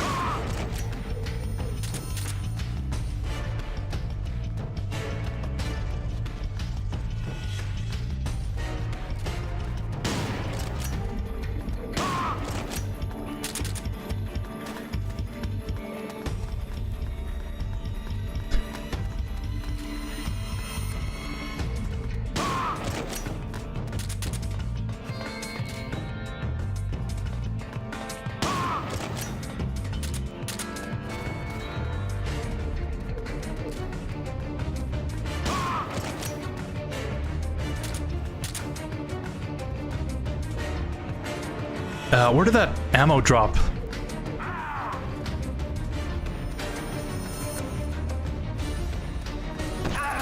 Oh! Okay, that's a reset. Okay, avoid the grenade launcher. It's got those nitrogen rounds from Resident Evil. Show me what you've got, Snake. Oh, that's what it reminds me of. Show me what you've got. You know, as a very high IQ individual.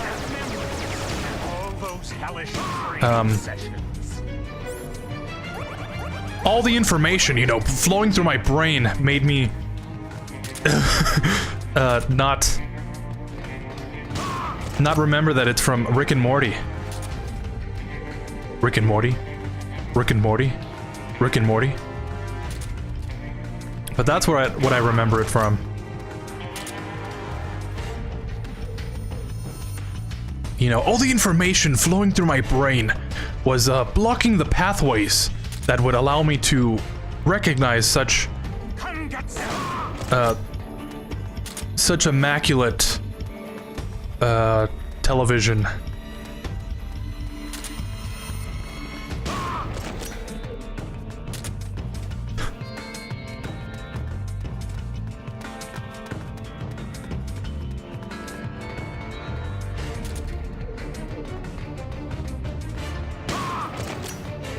Yeah, we're just gonna be doing this for the next 10 minutes. I was gonna talk a little bit about All Quiet on the Western Front. I think it won an Oscar the year it released. And usually I'm like, I kind of hate award shows, you know. I don't get the hype around somebody telling me it's good. You know, if I want to watch something, I'll watch it. Yeah, okay. That's a reset. If I want to watch something, it's because I think it's good already. You know, I don't need a bunch of people telling me, oh no, you know, it's actually really good, you need to watch it. And I know the award shows aren't for that purpose. I think originally they were supposed to, like, you know, award people for doing good work, recognizing the amount of effort and talent that goes into making movies. But I think over the years, that idea has kind of been twisted. The only reason to get, or at least the only reason to really want an award like that is to sell more tickets, sell more whatever it is, you know?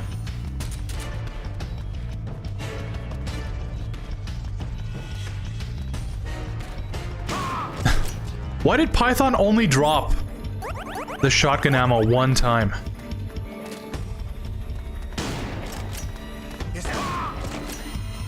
But, I watched it the other day. Because I saw a meme on Instagram about it. And I thought, oh, I've seen this before. I want to know what's the context behind that scene. And I watched it.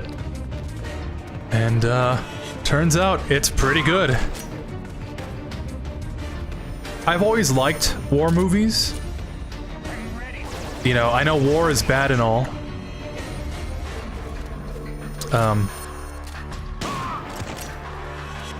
But I think it makes for an interesting movie. If war was only contained to fiction, I think that would be good. I don't think I need you to tell me. I don't need to tell you that. You know, considering the type of game we're playing. But, the way that that movie makes you feel about the whole conflict, you really understand that nobody really wants to fight in a war. Whenever war happens, it's usually because the people at the top are angry about something, and not because the country itself has been attacked or needs to defend itself. And that movie really captures the feeling of being just another guy in the trenches, not really being forced to fight, but being sold the idea that you should fight. And I've always liked the kind of war movie that's not afraid to tell you,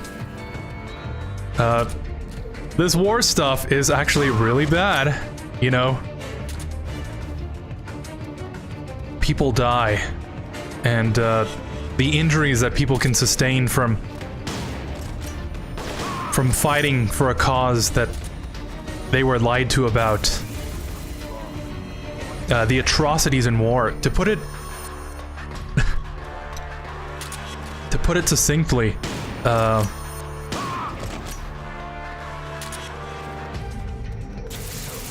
you forget what a sin is in the middle of a battlefield, to bring it all the way back.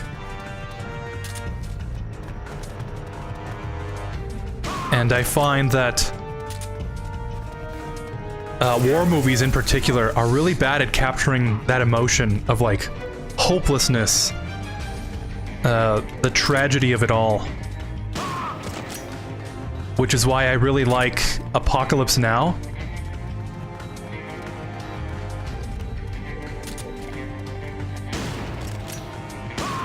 That movie and All Quiet on the Western Front, I think, really capture that feeling of, like, oh, this is really bad. You know, I feel terrible for watching this. And I think that's the best way to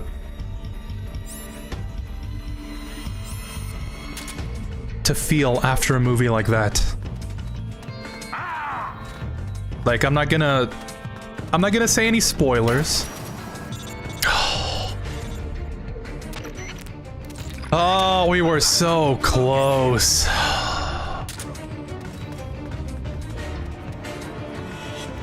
That sucks.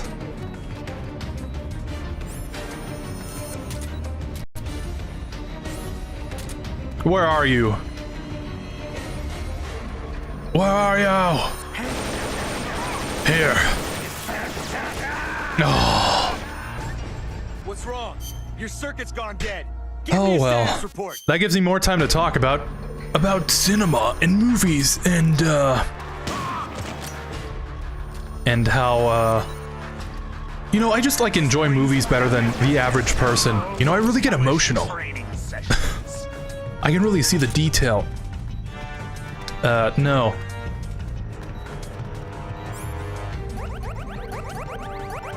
Usually war movies? War movies are really bad at capturing the feeling of knowing it's bad. which I guess isn't necessarily a bad thing. You know, the 80s were built on action movies with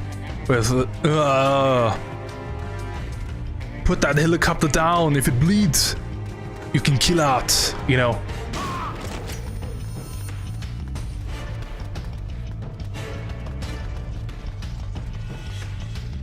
But I feel like only this movie and Apocalypse Now have captured the feeling of like terribleness.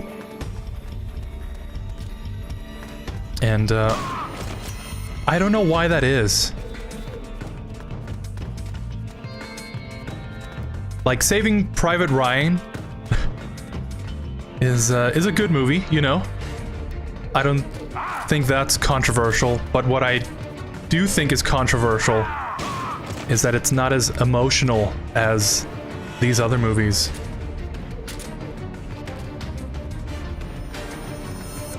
You know, there's no heroic feats in war in reality.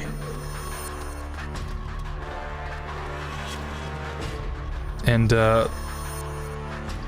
Saving Private Ryan is like, oh, we need to save this guy from the war. And all the bad stuff that happens around the characters are kind of like inconsequential to the overall message.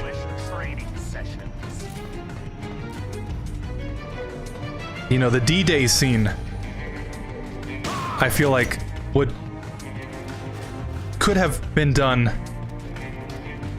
a lot more impactful nowadays. You know, granted, at the time that they made that movie, I'm sure there was limits to what they could do and like the budget and whatnot. But I think if you were to do like a Netflix style Apocalypse Now type thing, you could really show the horror of what happened that day.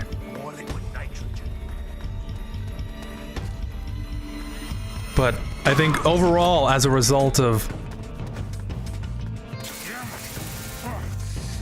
what the movie actually takes place about, you know, Saving Private Ryan, the tragedy of being in war is kind of lost to most people. Which I guess isn't really the point of that movie. But if you surround a piece of media around a specific historical event like that, especially a war zone, you can definitely at least make it seem like war is not something you want to be a part of. You know what I mean? But then again, that is just an American point of view. I'm not sure about other countries, but I know for sure here in the US, it's kind of a good thing to serve, which you know is up to you. I guess that's the whole point. And like, you know, thank you for serving and whatnot. But I definitely feel like it's pushed onto the younger generation. Like, if you want to be a real man, you gotta serve in the military. And I'm not sure if I really fully agree with that. You know what I mean? That being said, I know some people who serve and are really happy about it. So I guess it's really all up to you. There we go.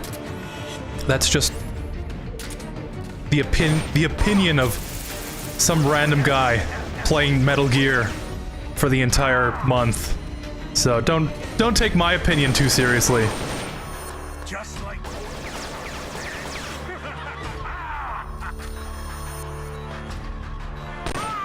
But to sum it up, really liked All Quiet on the Western Front. Very sad, very emotional. You should watch it. Snake. I can see why. The CIA was afraid of you. Now I'll never have to take another life. Looks like I got my salvation after all. Remember this, Snake? I followed Gene because he promised redemption. But soldiers like us won't find redemption in the good of a nation or the hatred of an enemy.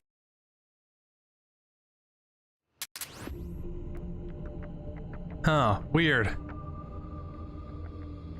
I don't know why the cutscenes are playing really fast and desyncing from the audio.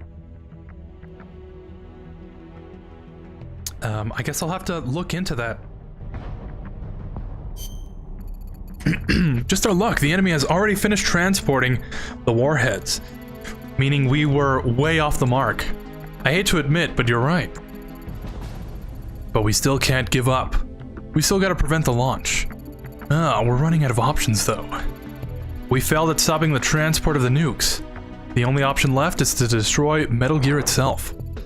I know that's a tall order, but in a way, you could say it has made our job a tad easier. Compared to transported warheads, Metal Gear is a much larger, more prominent target. There are only so many places it can be stored, and more people are likely to know its location. We need to find someone who was involved in the Metal Gear operation. A high-ranking officer, or maybe a maintenance crew guy. No doubt they'll have more information. I see your point, but... I know. Assuming they've got information controls in place, it's more likely they don't have anything useful to tell us. But right now it's our only lead. Come to think of it, Ghost mentioned a government official involved in the transportation of Metal Gear. Something about a guy who was stabbed in the back by the army and is reportedly dead. You sure he said that? No matter how charismatic Gene is, he'll never get away with activating this state-of-the-art weapon inside another country's territory on his own. He'd need to pull a few strings first, don't you think? And this official who helped Gene and then got tossed aside, if he's still alive, he'd probably know where Metal Gear is. Incredible, Snake, of course! If anyone's got info on Metal Gear, it's Gene's silent partner in the government. How'd you figure it out?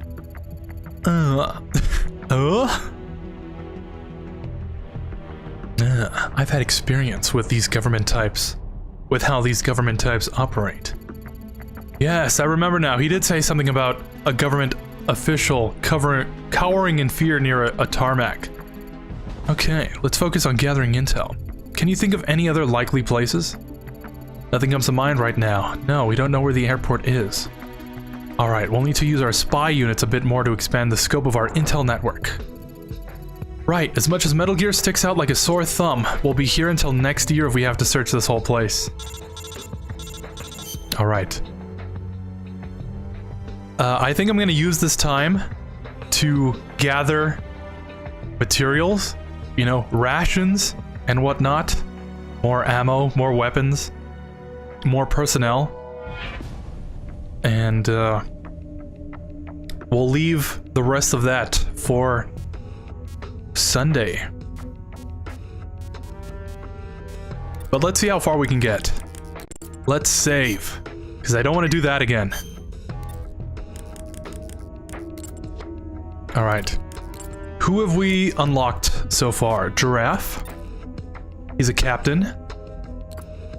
Not very useful, but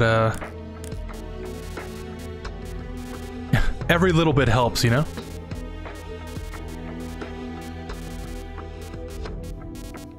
Warhead storage. Ravine. Let's put that guy there. And let's find some more people. All right.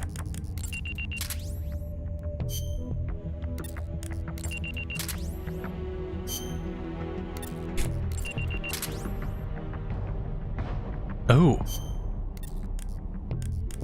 What I do need to find is a rocket launcher.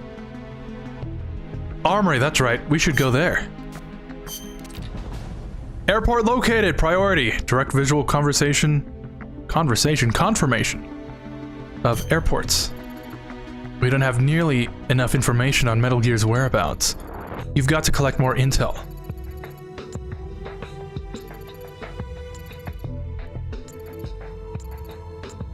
Alright. There's a armory on the security base, but there's also one at the patrol base. Oh, let's go there first. Alright. Don't need this. Yeah.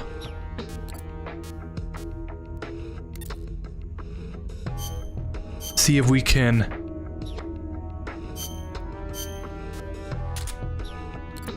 get a few more supplies here.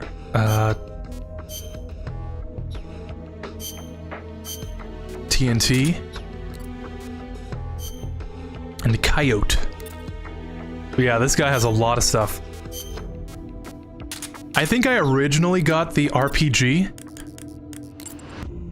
because some guy had it. Like, I ran into him fighting, and he was shooting at me with an RPG. I was like, oh, if I take this guy, he'll have an RPG. And sure enough, he did, and I stole it from him.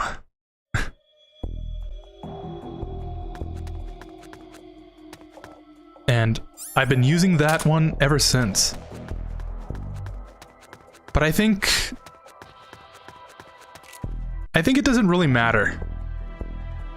The game drops one for you during the fight with the Metal Gear.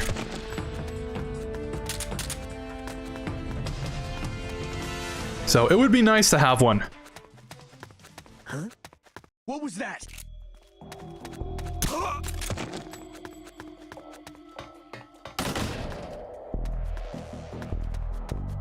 Grenades.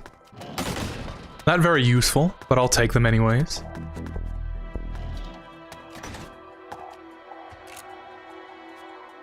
Oh, you know what? We should go over to the research facility. Why did this guy climb on the table? Who's that?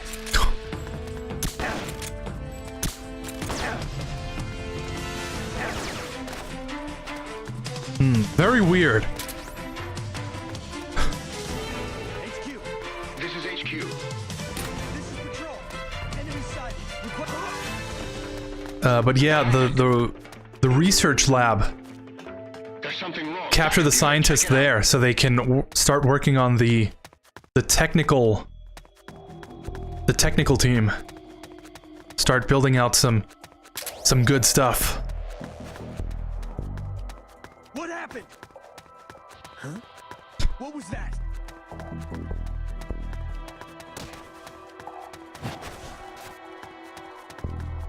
What happened? HQ. This is HQ. This is patrol. The enemy is attacking from an unknown position. Acknowledged. Keep your eyes open. Okay, if I was an armory, where would I be? What happened?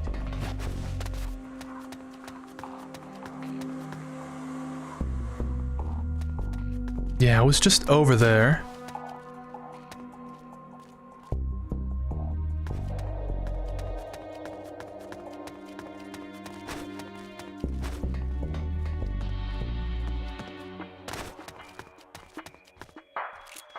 Huh? What was that? Nothing. I think Campbell's gonna call us if we find the thing we're here for. Huh? What was that?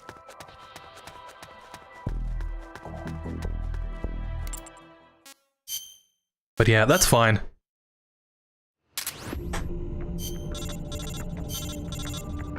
What have you got for me? Warhead storage? Mosin Nagant. Ah, warhead storage. What is all this for? Research lab, we've got to go there. Hospital, the claymores and stuff, I remember that. An M16A1. Oh, I see.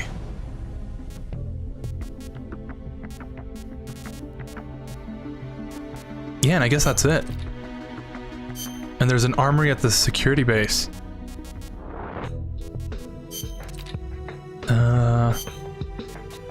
Let's go to the research lab, capture some guys, then we'll go to the hospital. Pick up some more stuff.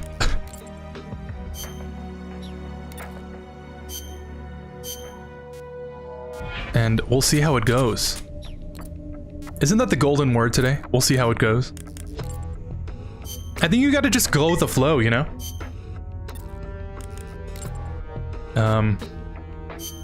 If you kind of plan out everything, you will definitely find out that life does not go to plan. So it's nice to just be spontaneous once in a while, you know? Speaking of which...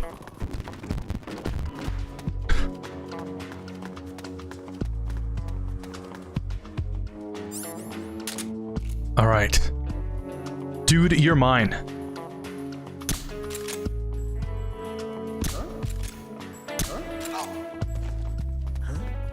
What was that? What the? HQ. Great. Just what I needed. There's something wrong. Check it out. Slowly shimmy our way over here.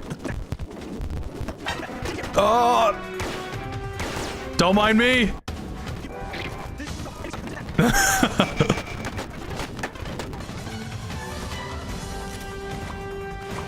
At least one thing with this game that I like is that you can just abort the mission right then and there, and you still get all the stuff. So that's pretty cool.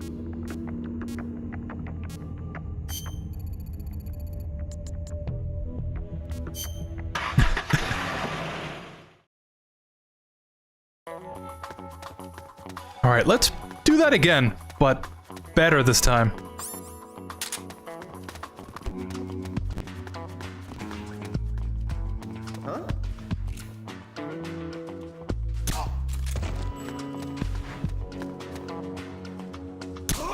There we go. Yeah, there's another guy in here. Take this guy first. Explore around a bit.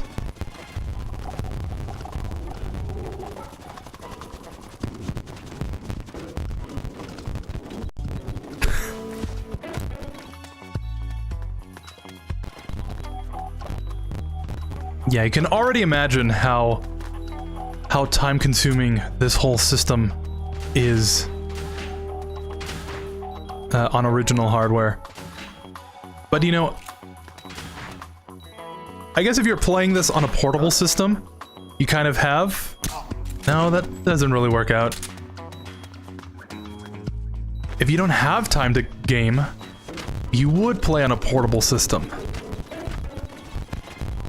So the fact this whole system exists at all is kind of a big time waster, if anything. So I guess by that logic, is that why aborting the mission just gives you everything? Have I been playing Portable Ops Plus wrong this entire time? Is that what I'm learning here on stream?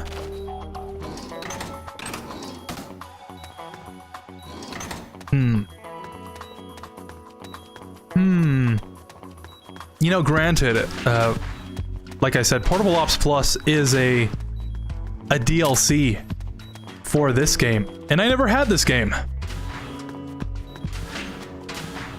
It was only recently, like when I was in high school recently, that I got a copy of this game. So it would make sense that all the stuff I was doing in Portable Ops just made no sense. Yeah. Alligator. Goodbye, alligator. No, it's goodbye, crocodile. See you later, alligator.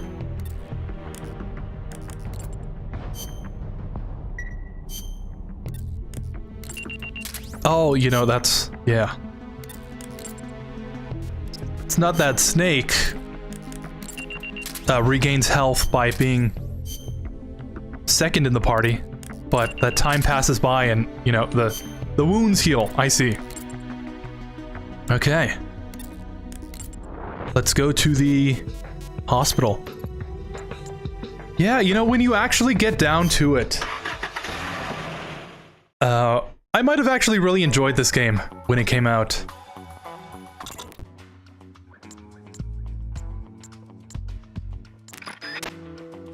There's claymores all over the place. I might have really enjoyed this game when it came out, or when I was still playing on a PSP. Because I'm really big into the whole building your army, one man at a time. You know, procurement on site to use in different levels. You know what I mean? Collecting weapons and whatnot to use with other people. All the guards are gone, which means that there's claymores.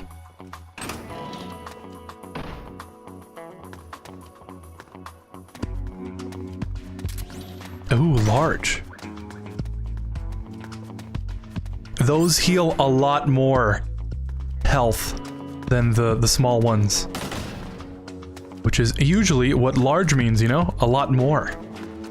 Oh!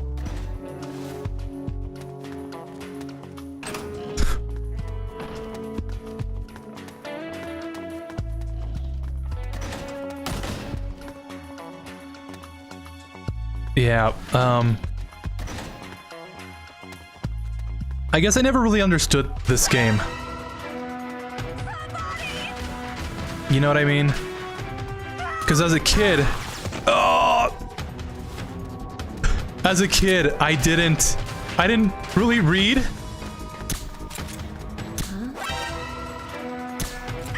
No! You're gonna get blown up. Okay. Now I have to make sure I don't get blown up.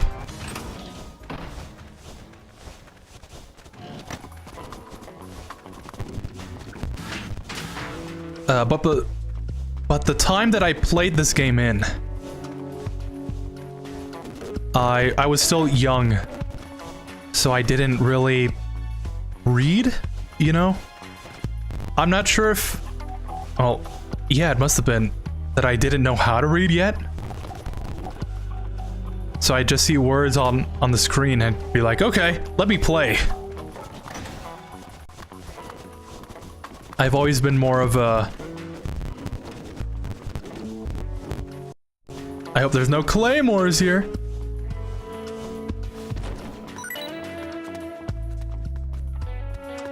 Ooh.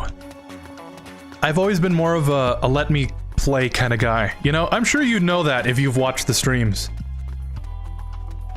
When I play games, I like to play them and not like watch or read a whole bunch of text.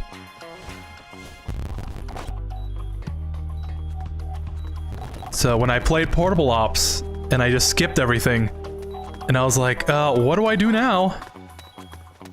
You know, I think that makes a lot more sense that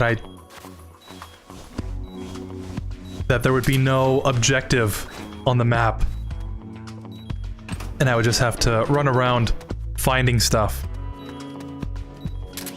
Which does make more sense now.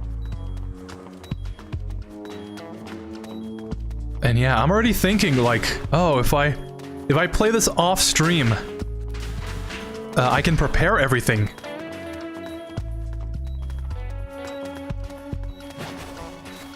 I can like just farm a whole bunch of soldiers and whatnot, and we'd be fine and dandy.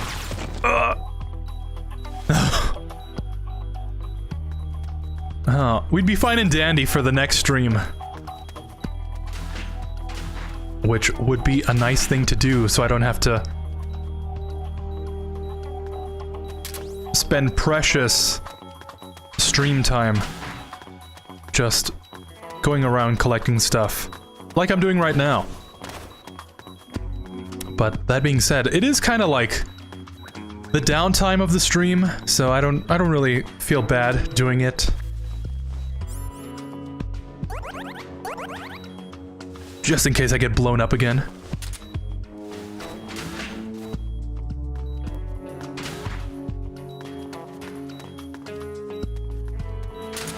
But yeah, I only really played this one time. Oh, ration. Large ration. Okay. I'm full on space. No place to hide. No place for Hideo? Oh?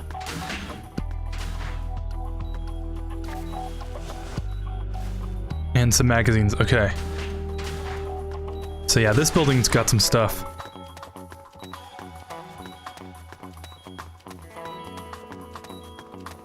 And the one time that I did play it, you know, I was in class. It was kind of the end of the year anyways, you know, our teachers would just let us use our phones and whatnot.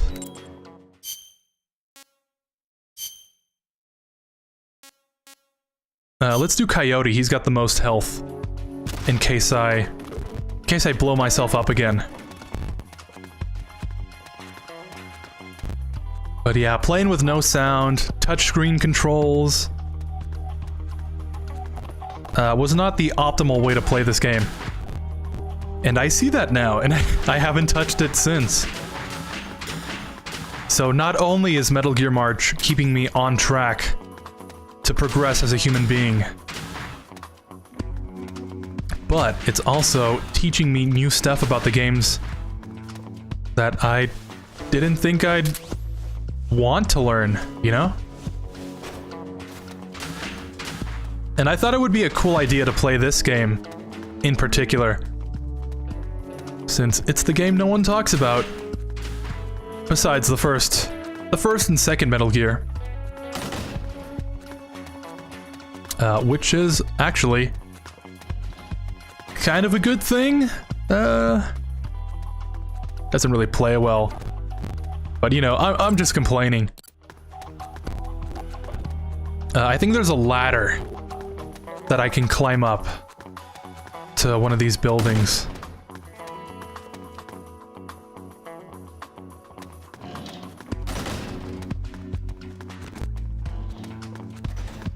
There it is. Yeah, I remember that from the first mission of Portable Ops Plus. Because the goal was up here.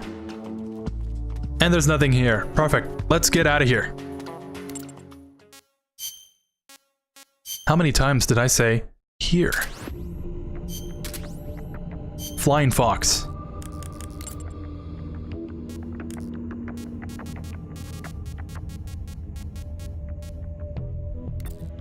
Alligator. Elite Engineer. Greatly enhances weapon dev. Very good.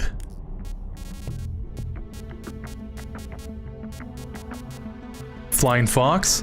Elite.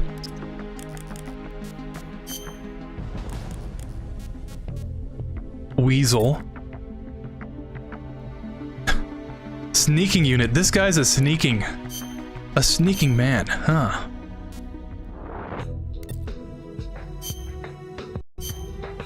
Get rid of this pentazamine. He doesn't need it. Before I do that, what kind of... He's an A in medical. So why not put him in that? Yeah. It makes sense to me. Let's go to the supply depot. I kind of like that place. I don't know if you can tell.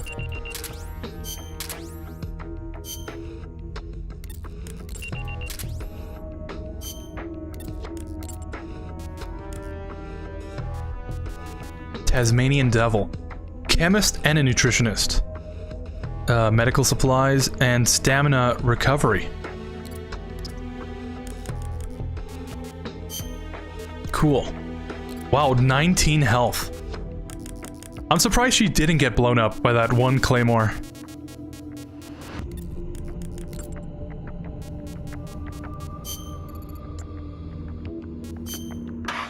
Yeah, at least with the supply. Oh, I didn't get rid of the items in his inventory.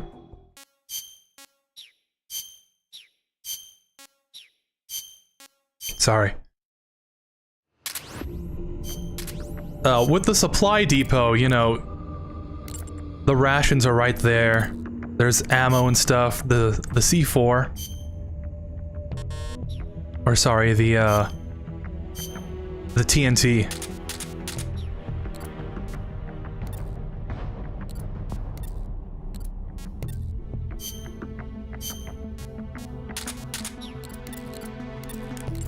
All right.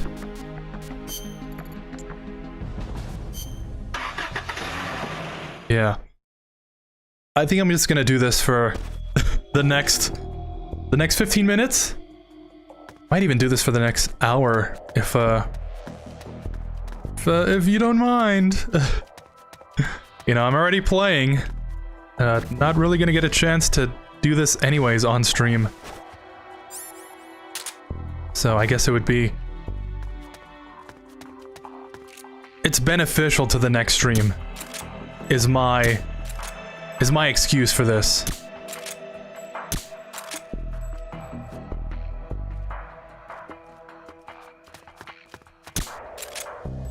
Oops.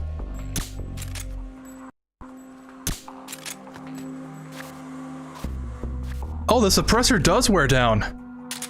I did not notice that. At least you don't have to, you know, collect more of them, is my main thing. Alright, more rations. I remember there being heat rounds on top of here. But I guess not. See if we can steal this guy and we'll go back. Who's that? Ooh. Freeze. Perfect.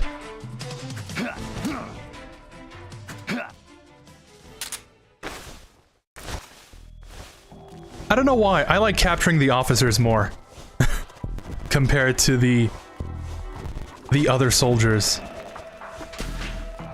I guess because you don't really see them.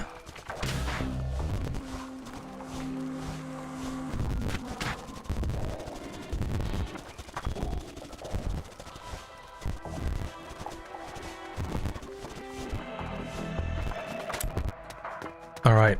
And I just remembered there's the wall in there that we can blow up with C4. That would be cool to try out. Sorry, I keep saying C4. It's TNT. TNT. It's dynamite. TNT.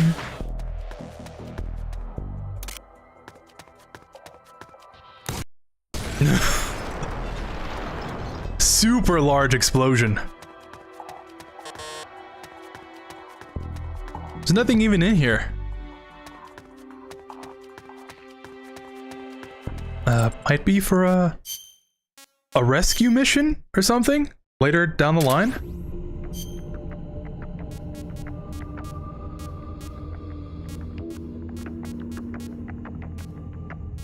It's...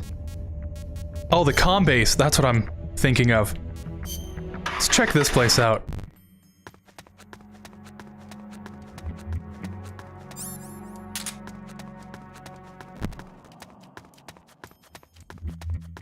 Already got some rations.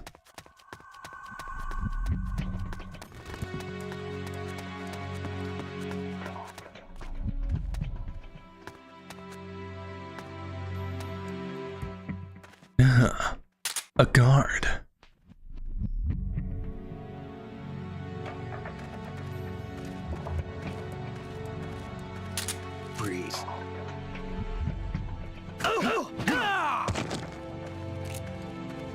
breeze.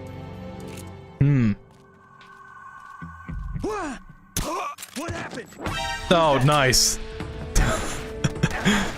What is this? I'll take it anyways. Okay. Yeah, not a good place to go, apparently. Ooh, thermal goggles. Okay.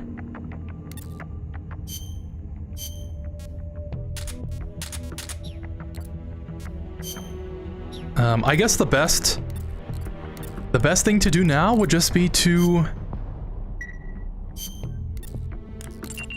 go back to the research lab and the hospital. Just keep recruiting the scientists and the doctors so we can, yeah, we can start producing a whole bunch of stuff.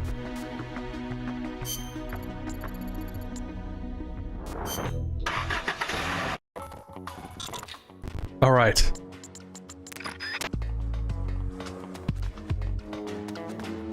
Let's take the long way around. And I'm guessing, due to the fact that there's still claymores around, it would be a bad idea to get rid of them.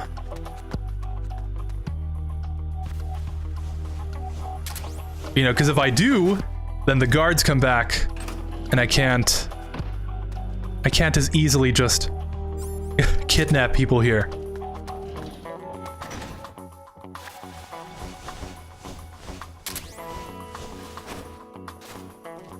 Or at the very least, I can't just walk in and grab the medical supplies. Ugh.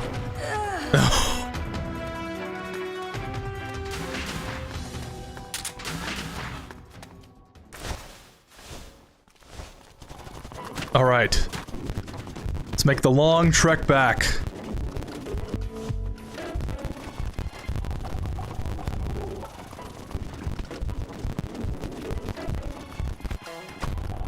I remember when it used to be a lot smoother. You know, the fast forward. I'm just talking about anything now.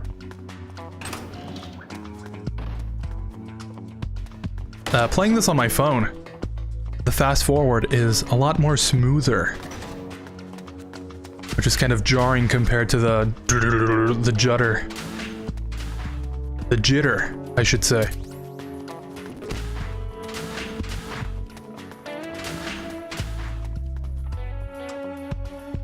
Those are magazines? Yeah. I think what I'm gonna do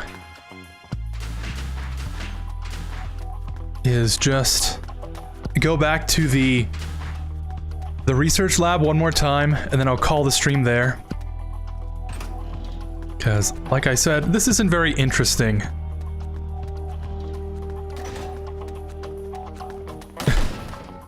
This isn't very interesting to watch, just going back and forth through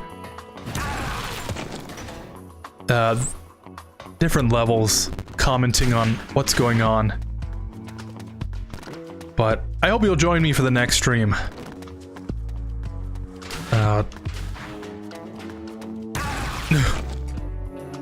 Given that we're already at Python, I think we're more or less halfway through.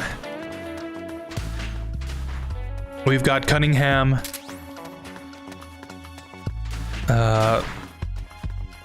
We've got the Metal Gear fight. We've got Jean. And after that, I think that's it. Wolf. Oh, that's right, we have... Speaking of Wolf, we have the Wolf fight. Hey, Happy New Year! January 1st, 1971.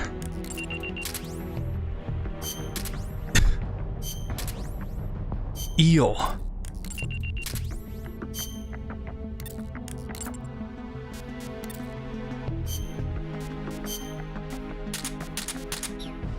It would be nice if I could carry more than 4 items.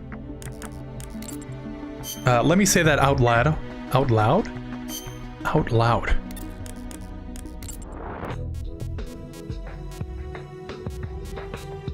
Research lab. Cool. A valuable item is here. That being the... Oh, the pentazamine. Okay.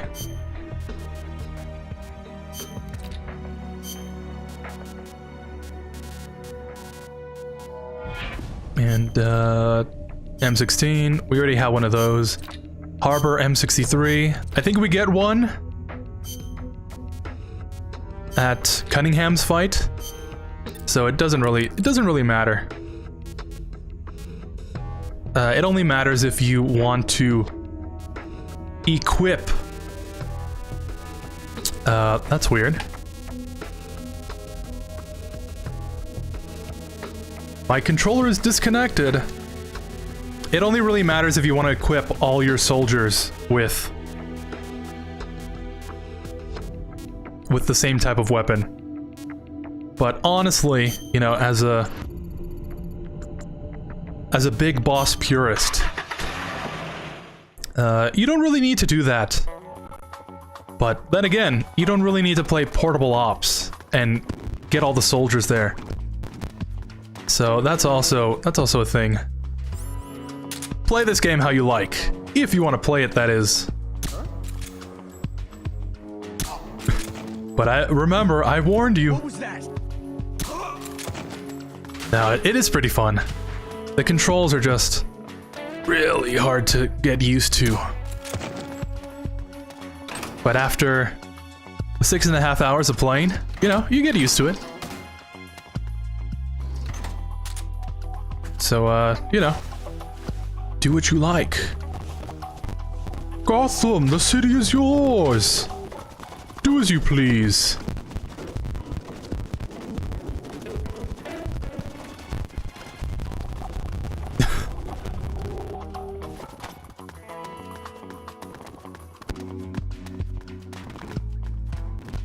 God, this really is a time saver.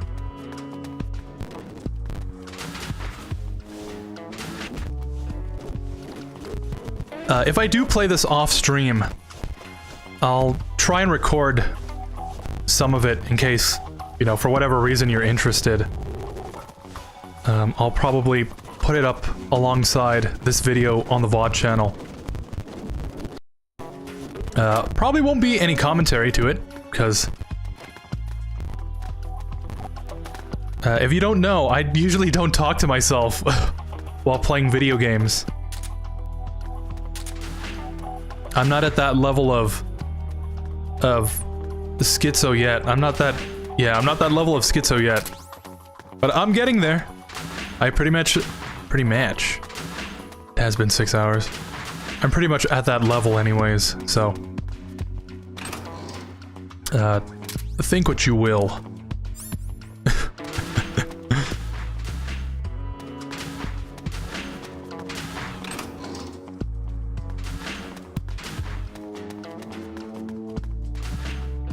Oh, that's right, I got caught here.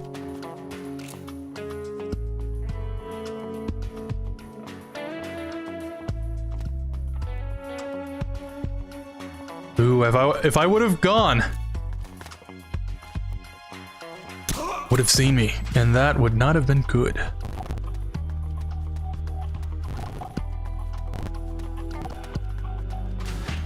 This guy's gonna wake up. Pentazamine.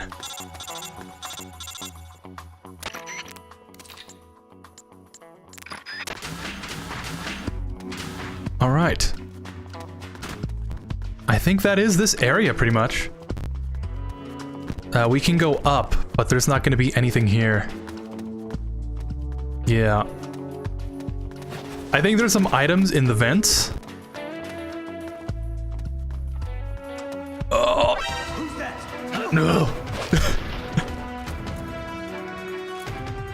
Freeze.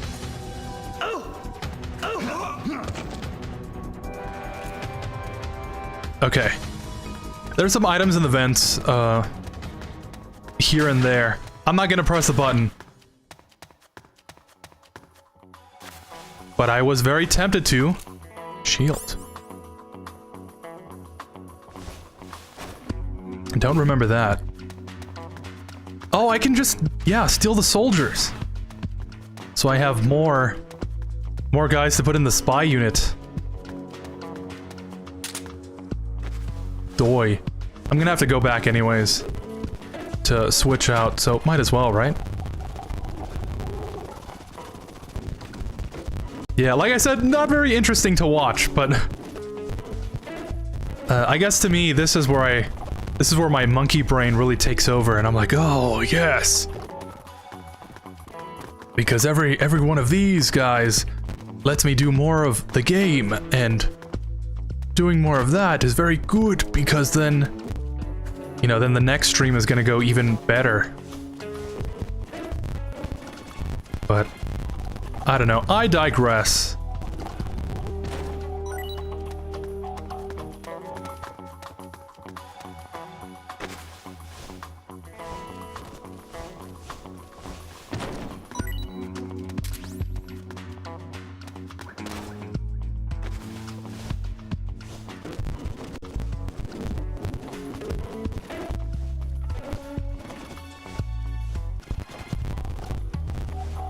I guess our last topic is going to be Metal Gear in general. I think that's a good last topic. Oh, that guy's awake.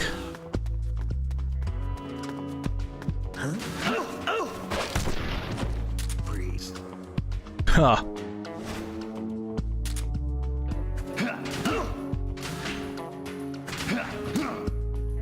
Yeah, go to sleep. Metal Gear... Oh my god. Metal Gear in general is, I think, a very cool franchise. And that's very controversial.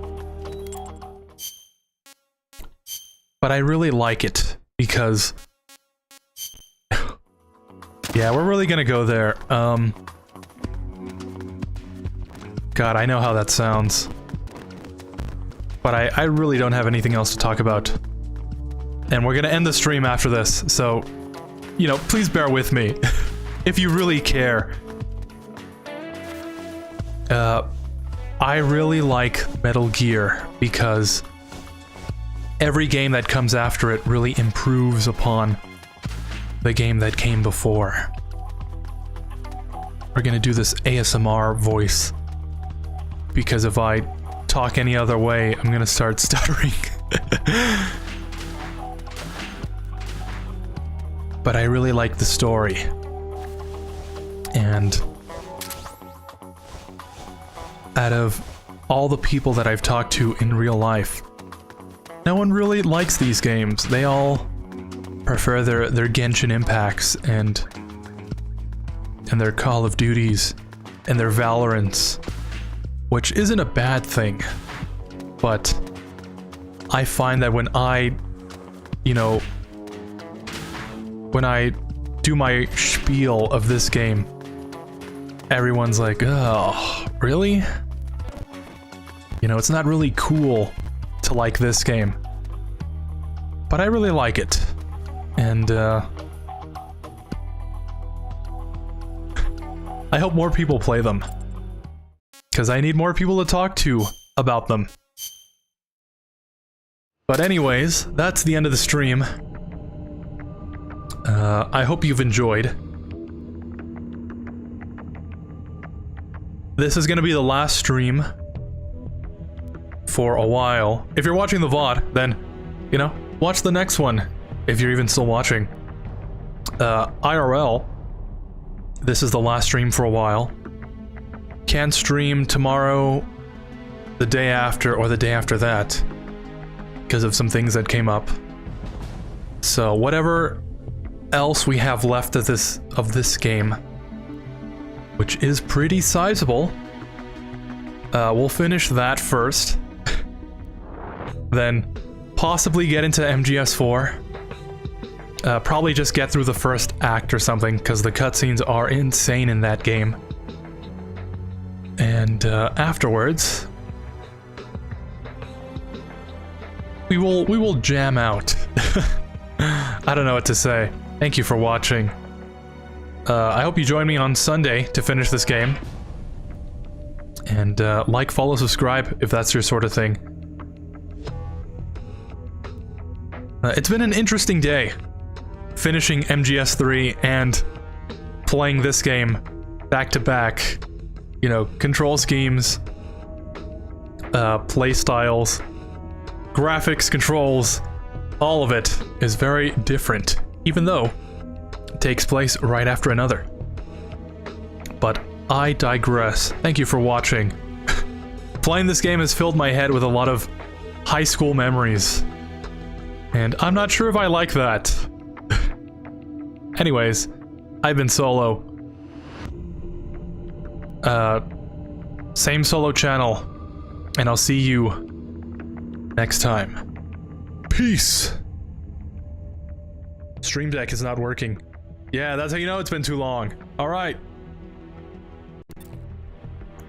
There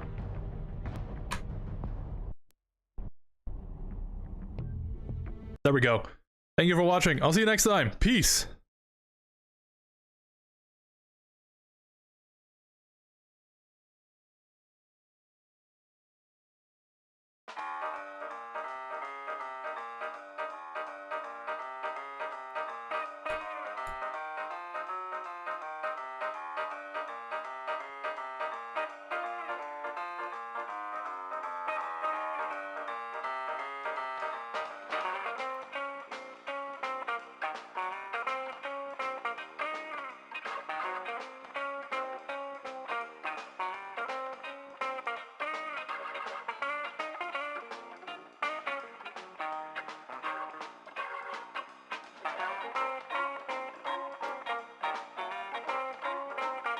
This is a terrible song to end the stream on. But I guess it fits. Why don't we do this? Yeah, alright. See ya.